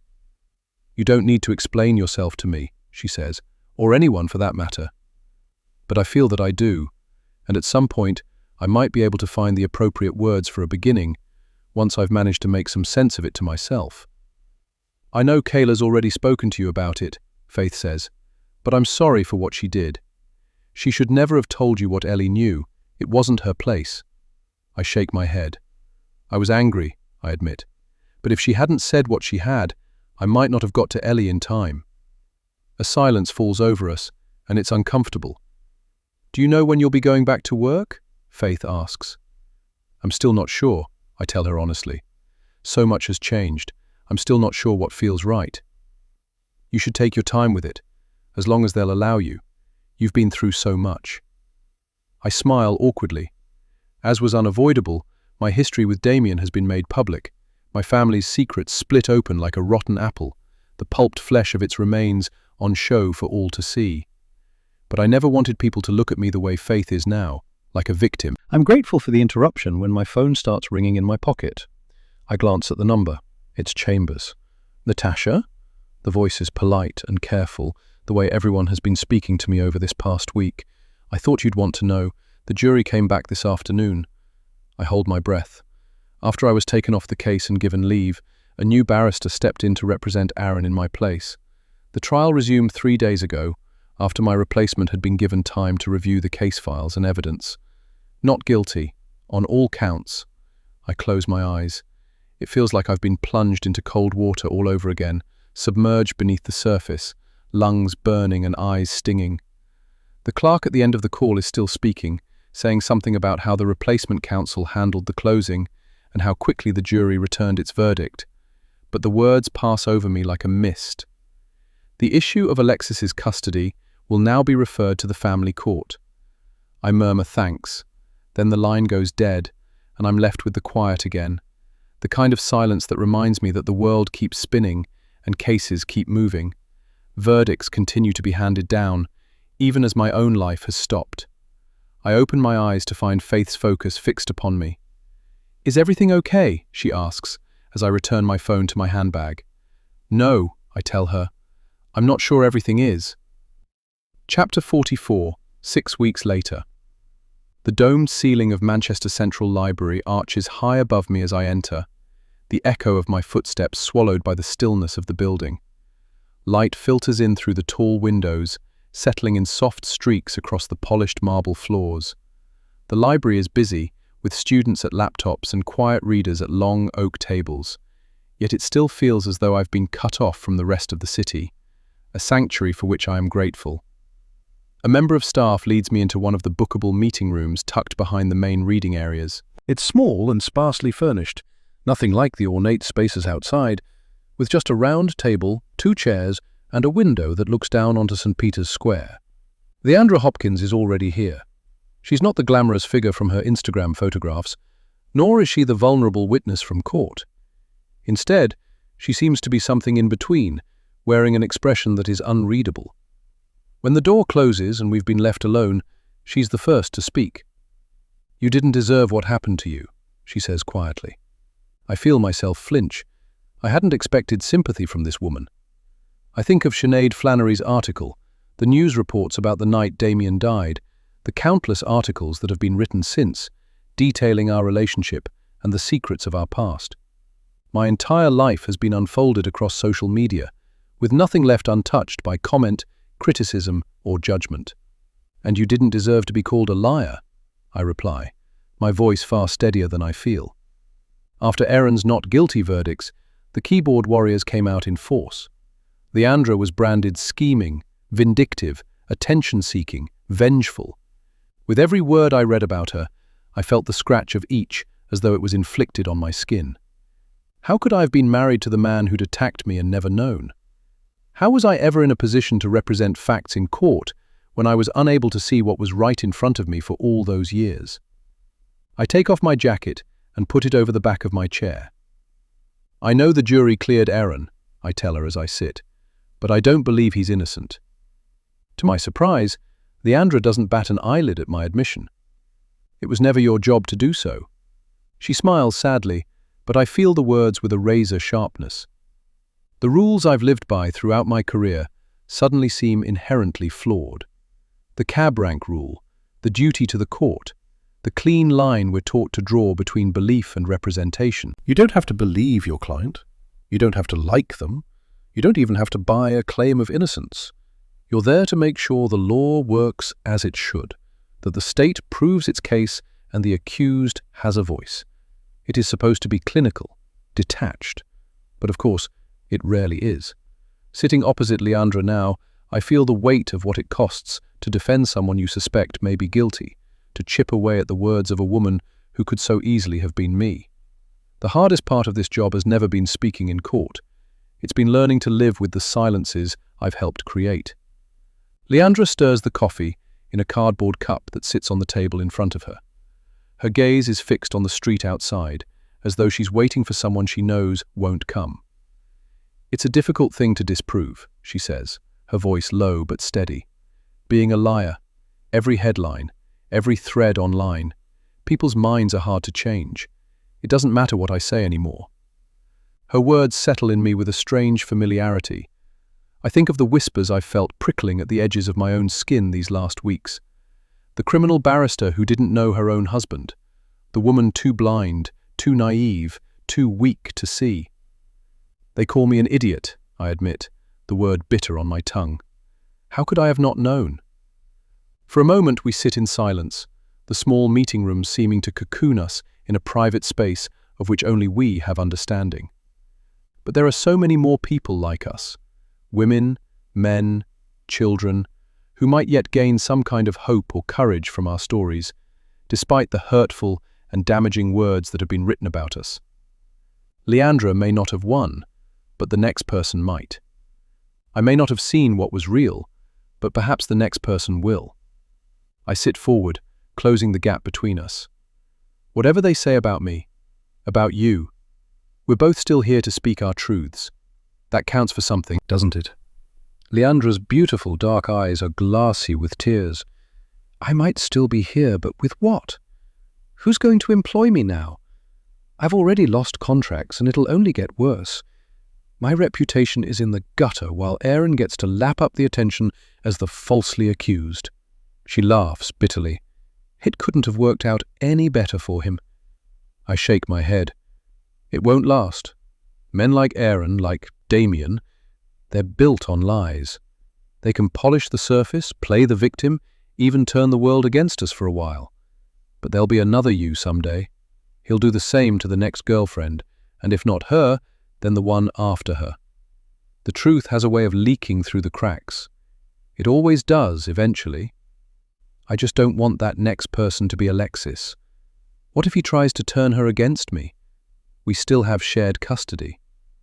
I can support you through the family court, I tell her. I won't be able to represent you, but I can prepare you for everything he'll try to throw your way. My thoughts move to Ellie, to the anger she showed me over the past months, all orchestrated and silently encouraged by Damien, the man who was supposed to protect her from harm. He won't win, I add. Not while you keep on loving Alexis and you remain her safe space. For a flicker of a moment, I see my mother's face, that perfect mask of composure she wore for decades, convincing everyone, sometimes even me, that she was a figure of virtue. But in the end, her own secrets bled out as surely as Damien's. No one can keep the mask in place forever. Since that day at the hospital, when Ellie played Damien's audio link for us all to hear the truth, I haven't heard from Marion. Ellie questioned me later about why I wasn't pressing charges against her, despite the police's interest in the details of Damien's last email. What would be the point? Marion is a lonely woman, and however many years she has left, It'll be spent with the thoughts of what might have been if she'd done things differently. Had she been a different kind of mother and chosen a different kind of life. Now that the truth of her sins is out in the open, the backlash against her is punishment enough. And what do I do in the meantime? Leander asks, as though I'm in any position to offer up advice. When I'm waiting for this mask to slip. I draw a breath, grounding myself. I know it doesn't feel like it now, but not everyone will believe in Erin's innocence. There'll be people who continue to question, people who realize that a jury doesn't always make the right call. The family courts have seen it all before, even where there have been acquittals. They know the signs to look out for. And they might be trickier to find for now, but there are still people who will continue to give you work, whether through a sense of loyalty or just sheer curiosity. Take the offers that are made to you and make your voice heard. And what about you? Leandra asks as she reaches for her coffee cup. What are your plans now? The same as yours, I tell her. Keep fighting until we win. Epilogue. 18 months later. I sit among an audience of other parents in the school hall and watch the end of a performance by 2 students, a contemporary dance routine accompanied by a piano solo from one of the girls in Ellie's year group. This evening's charity event has been organized by a group of 6th formers to raise money for a local women's refuge, and despite their fears that no one would turn up in support, there's not an empty seat in the hall. Everyone claps as the piece comes to an end, and I see Ellie nervously waiting at the side of the stage, her hands shaking slightly as she grips the speech she's about to give. She hasn't let me hear it before today. In fact, she's said little about the event other than to give me the date and time and to tell me she'll be speaking. This alone is a big deal. In the year that followed Damien's death, I watched my daughter go through the various stages of grief, shock, disbelief, denial, and anger. We navigated them together, though I know the experience was hers alone. Now I watch her take to the stage and hope that seeing me here won't put her off. She clears her throat. Good evening, everyone, she says. Thank you all for being here tonight. It means a massive amount to the students here who organized the event, and even more to the charity who'll benefit from all the money raised from tickets and the raffle. There have also been a number of significant donations made, so a huge thank you for those too. She stops and looks at the audience. Our eyes meet, and I smile at her encouragingly. The panic on her face subsides. I don't want to spoil the mood of what's so far been a fun and entertaining show, she says, but we can't raise money tonight without addressing the subject of where those funds will go. Violence against women and girls is a social epidemic that is sadly rife in our society. The statistics speak for themselves. In the year ending March 2025, an estimated 12.8% of women were victims of some form of abuse, whether domestic, sexual, or stalking.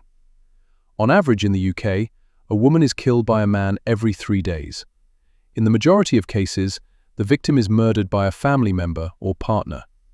Police recorded 1.35 million domestic abuse-related crimes in England and Wales, and data from the same year showed that 82% of sexual offences recorded had a female victim. Violence against women and girls makes up nearly 20% of all recorded crime in England and Wales, and 1 in 4 women will experience domestic abuse in their lifetime. Where does this contempt towards females stem from? Are we born with natural prejudices towards gender, or are they ingrained in us from a young age? Does the issue begin at home or in school? And how do we begin to challenge stereotypes that have existed for centuries? Violence in the home is sometimes passed down through generations, with boys who witnessed the physical, psychological, or emotional mistreatment of their mothers growing up to become men who mirror the same behavior with their own partners. Children often emulate what they see from their parents, which flattens an argument that it may be in our nature to perceive men as the dominant sex. Nobody is born prejudiced. We learn respect, just as we learn violence, hatred, and fear. Strong, empathetic women often raise strong, empathetic daughters. Likewise, abusive fathers often create abusive sons. Kindness, patience, and respect all begin in the home. Traditionally, empathy and kindness are characteristics that are attributed to females, associated with the maternal nature that is presumed to come naturally to women. Boys are expected to be boisterous and aggressive, and such behavior is often laughed off with a "boys will be boys" response. As a society, we play down male aggression, looking for reasons to excuse the behavior rather than making boys accountable for their actions. By contrast, girls are made to consider their own actions and choices. How many times have we seen news reports or heard conversations in relation to a sexual attack on a female when her choice of clothing has come into question? Rather than asking what a woman was doing outside alone in the dark, let's start asking why any man would consider this an opportunity to assault her. Why do we fear the divine feminine? This is a concept celebrated across many cultures and spiritual traditions, and is considered to be an energy that is prevalent in both women and men.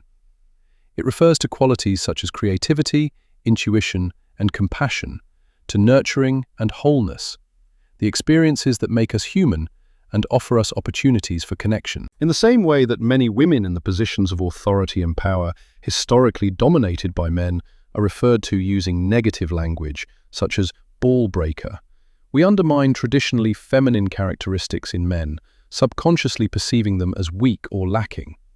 As a society, we need to look at the reasons why these qualities are expected from women but are not encouraged in men. We need to rewrite our expectations of what it means to be male and female. Let's stop teaching our daughters to endure and start teaching our sons to respect. Thank you for listening. I hope you enjoy the rest of the evening. There is silence in the hall, the room hushed by the weight of Ellie's words. Everyone in this room knows her story, and mine. It was impossible to keep our history from becoming public knowledge. I see the panic refill her eyes as she waits for some kind of reaction. Then, in the front row, Ellie's A-level English teacher stands.